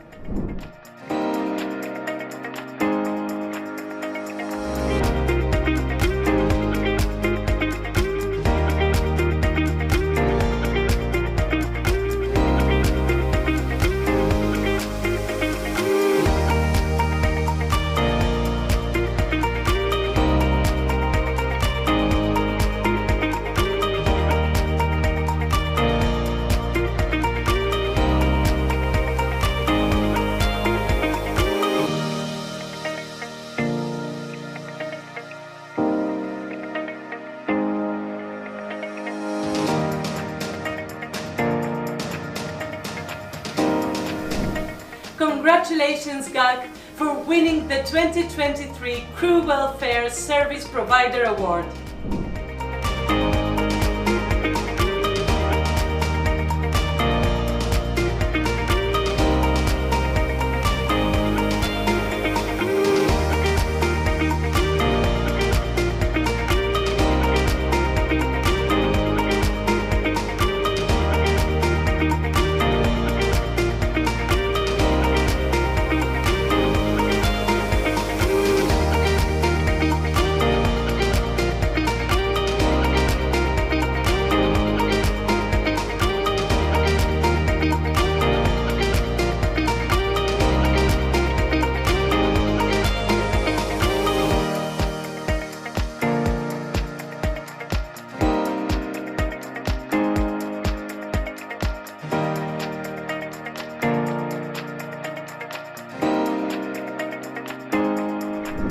We are now joined by Ms. Maria Angelidou to explain how they support our seafarers.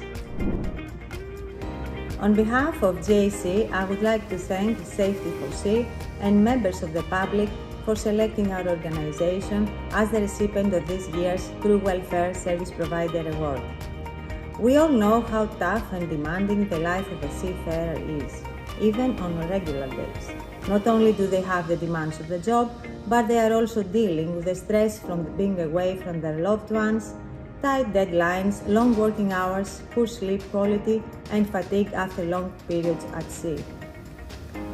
Throughout the pandemic, seafarers continue to work to keep the world supplied with food, energy, and other vital goods, but at the same time they faced massive disruption to their work and lives as a result of the rapidly changing public health rules and travel restrictions.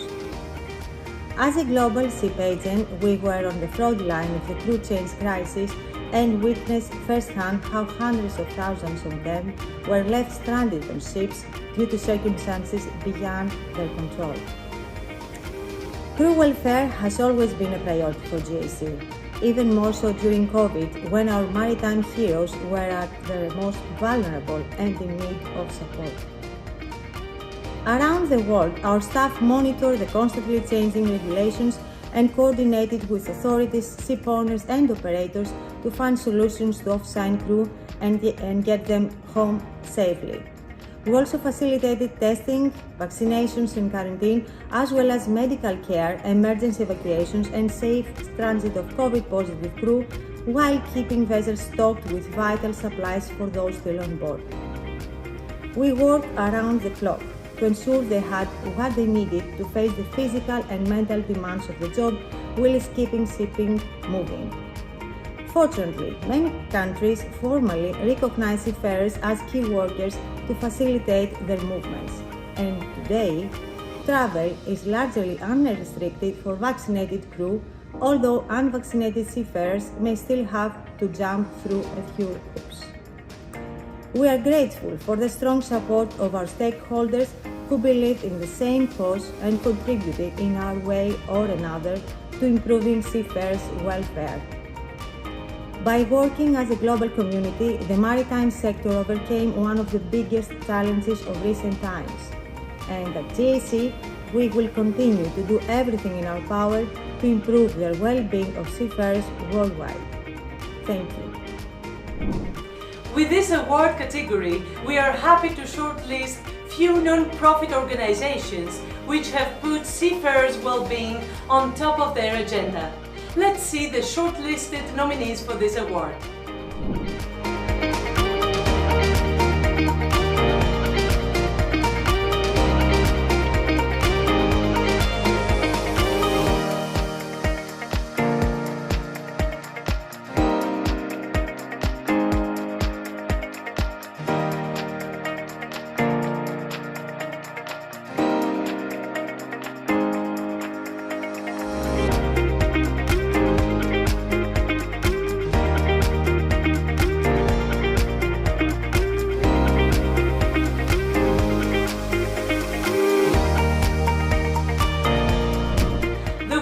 Of the 2023 Crew Welfare Non-Profit Organization Award is the Mission to Seafarers. Congratulations!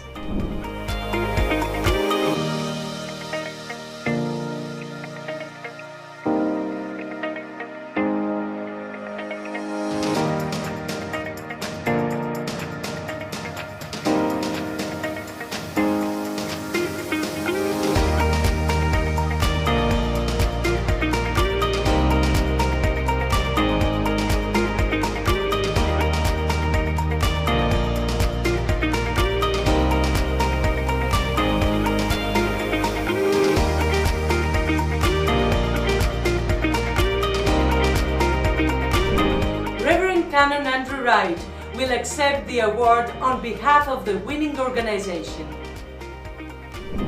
Hello, as Secretary General of the Mission to Seafarers, I'm absolutely delighted to be receiving this award on behalf of our whole organization. I want to do so with thanks to Safety for Sea and in recognition of your important contribution.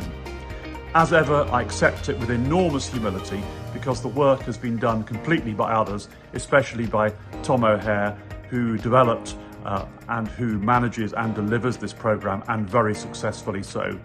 Safe Talk is making an important contribution to suicide prevention in the maritime sector. The course has ensured our frontline teams are able to recognise and respond to potential signs of suicide amongst seafarers. And we must make a special thank you to Living Works, the developers of Safe Talk, and to several other suicide prevention charities and industry stakeholders who've supported us in delivering this programme. All of us will at some point encounter suicide risk, even amongst our family, our colleagues and our friends. The Safe Talk programme prepares us to respond appropriately, and it has a proven track record. We now intend to continue delivering Safe Talk to both seafarers and those closely involved with seafarers. Seafarers are particularly vulnerable at sea, remote from the support networks that most of us take for granted. To have the tools enabling a proactive response to suicide prevention is transformational. I'm proud of this programme and glad it's been recognised, and even more pleased about the increasing attention being given to this aspect of seafarer welfare. This is a tough subject, but it is everyone's business, and together we care. Thank you. Diversity and inclusion are currently gaining much needed attention. But while there is a lot happening, there is still a lot to work on.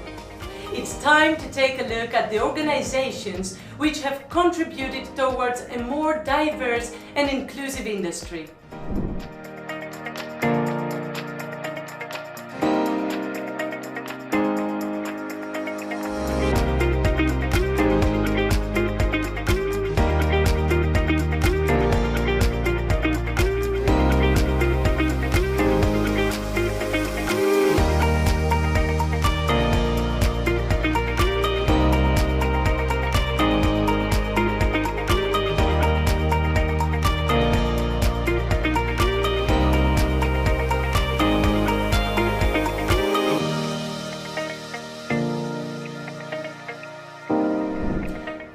2023 Crew Welfare Diversity and Inclusion Award goes to the IMO Vista Maritime Speakers Bureau. Congratulations!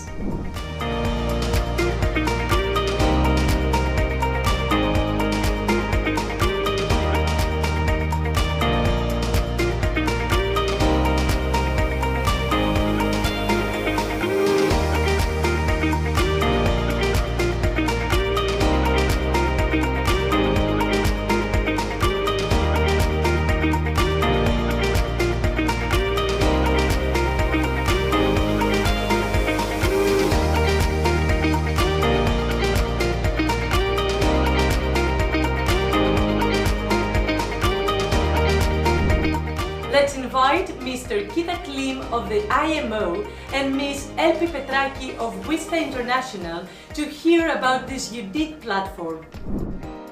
It is a great pleasure to accept this Crew Welfare Diversity and Inclusion Award, recognizing the Maritime Speakers Bureau Initiative. I strongly believe that women need to be represented in maritime and share their experiences and expertise. This can best be achieved by ensuring diverse and inclusive panels in conferences and events. That is why IMO, together with Vista International, have launched the Speakers Bureau promoting female speakers. There are many knowledgeable and experienced women out there, and their contributions are invaluable in shaping a more diverse and inclusive maritime sector. Thank you again for this award, which recognizes our joint effort to support women in maritime. I would like to thank everybody who voted for us. It is very important to highlight this initiative from IMO and Vista on bringing out in the spotlight women who are experts in their fields and are able to speak about their expertise. And we would like to call our conference organizers to use the platform when they have difficulties in finding women for their panels, and in this way play an important role in the visibility of women in the maritime. Thank you. Up next are two special Crew Welfare Awards dedicated to individuals who have significantly contributed towards crew welfare throughout their careers. The 2023 Crew Welfare Personality Award honors an industry's head for his overall contribution to promote the seafaring profession as a career of choice. Throughout his career, Mr. Marlon Roño has held several key positions at Maxis group of companies and has been actively involved in various maritime and shipping industry initiatives in support of seafarers' health, training and development, and crew welfare in the Asia-Pacific region. Congratulations!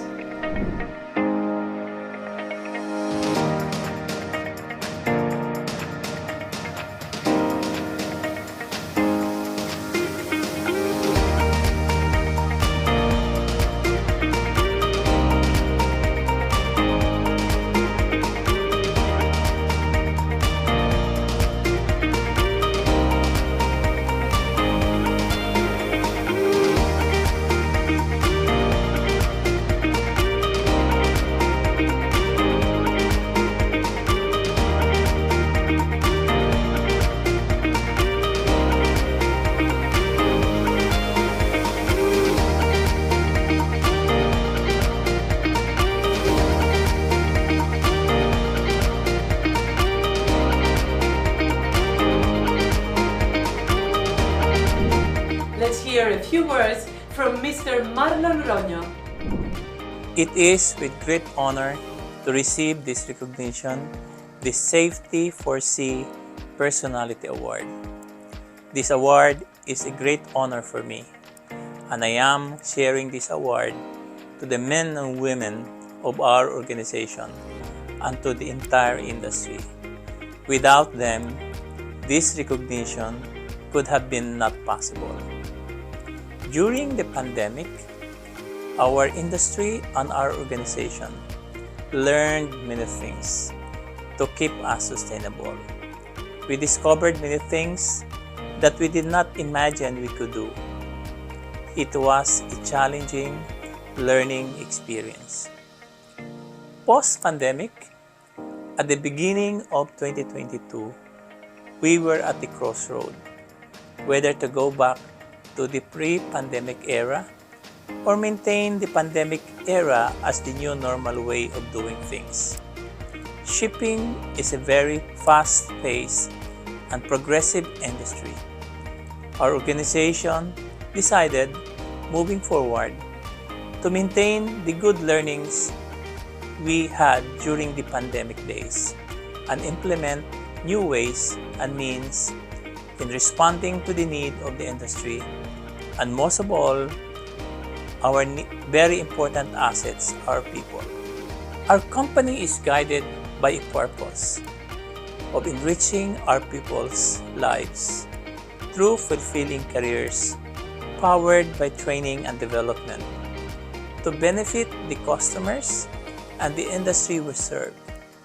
These were achieved through a deep level of engagement and care for our people, providing career solutions and job readiness through training and implementation of technologies in all the things we do to be able to cope up with the complexity of changing environment in the shipping industry.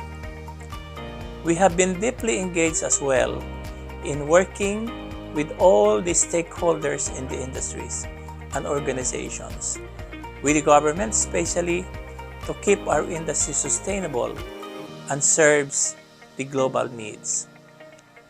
Today, we've maintained over 60,000 highly competent seafarers around the world.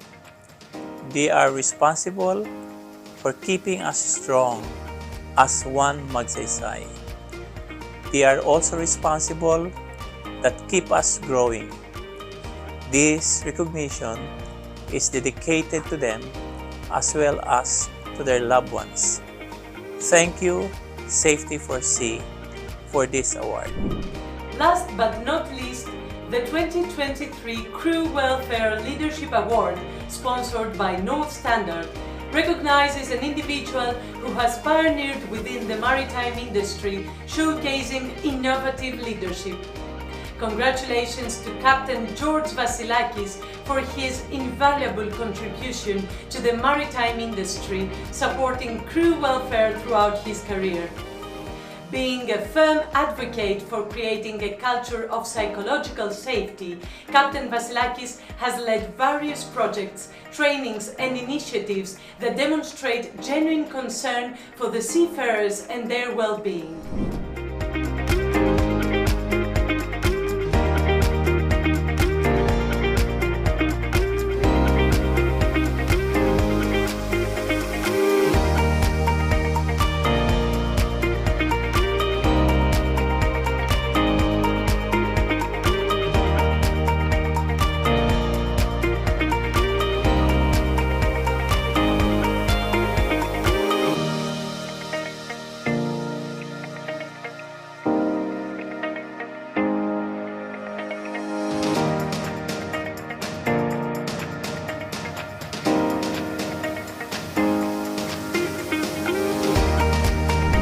We are now joined by Mr. Colin Gillespie from North Standard Club to present the award on behalf of the sponsor.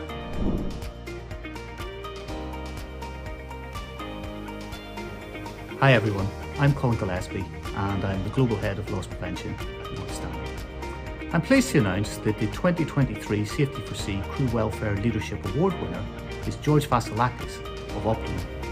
When George first told me about his well-being and mental health programme, I was most impressed by three elements. The first was the perseverance and determination shown by George and his team in the face of some setbacks. Mental health is an area which the industry typically has struggled to support, and they've really done a great job. The second was a willingness to try and see what worked and what didn't work. The use of his sympathetic retired master as a point of contact for seafarers who were reluctant to contact a professional psychologist, was inspired. And the third thing, and I think most important, is George's humility and humanity. He really cares about his crew, and he really wanted this program to work. So I think, all told, George and his team have done a fantastic job. Congratulations to them, and well done.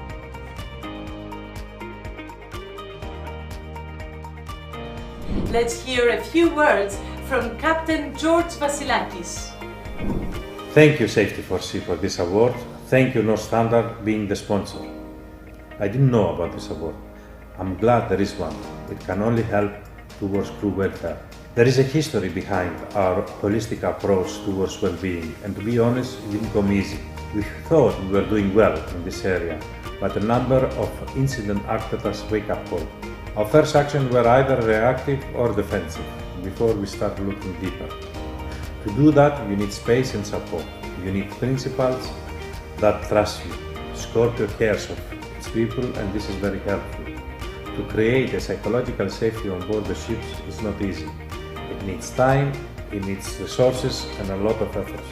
Alongside our efforts, the wider industry is evolving very fast in this area. A lot of organizations and bodies are contributing every day.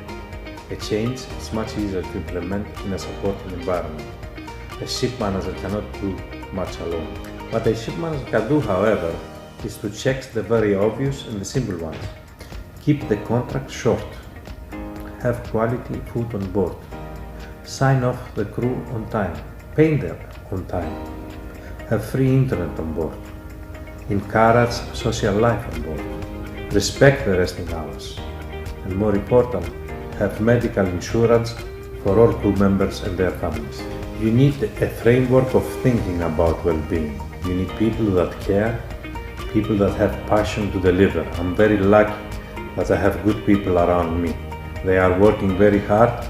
Nothing comes easy. We have tried a lot of initiatives. Some of them work well, some others not.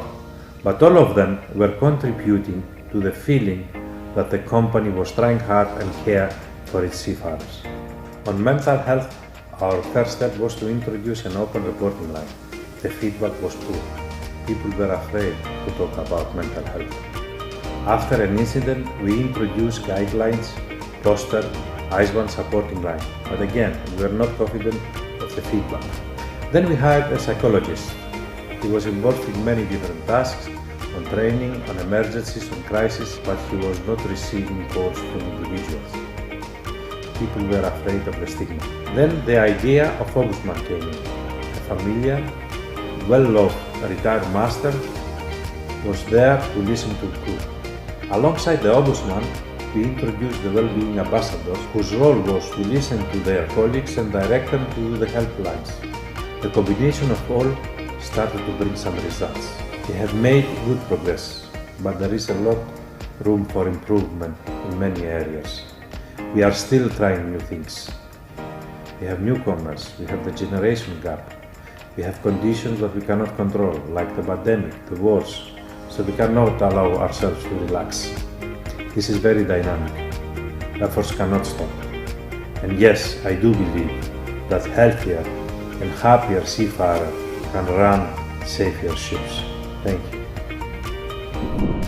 Many thanks to everyone who joined us today, and congratulations to all winners.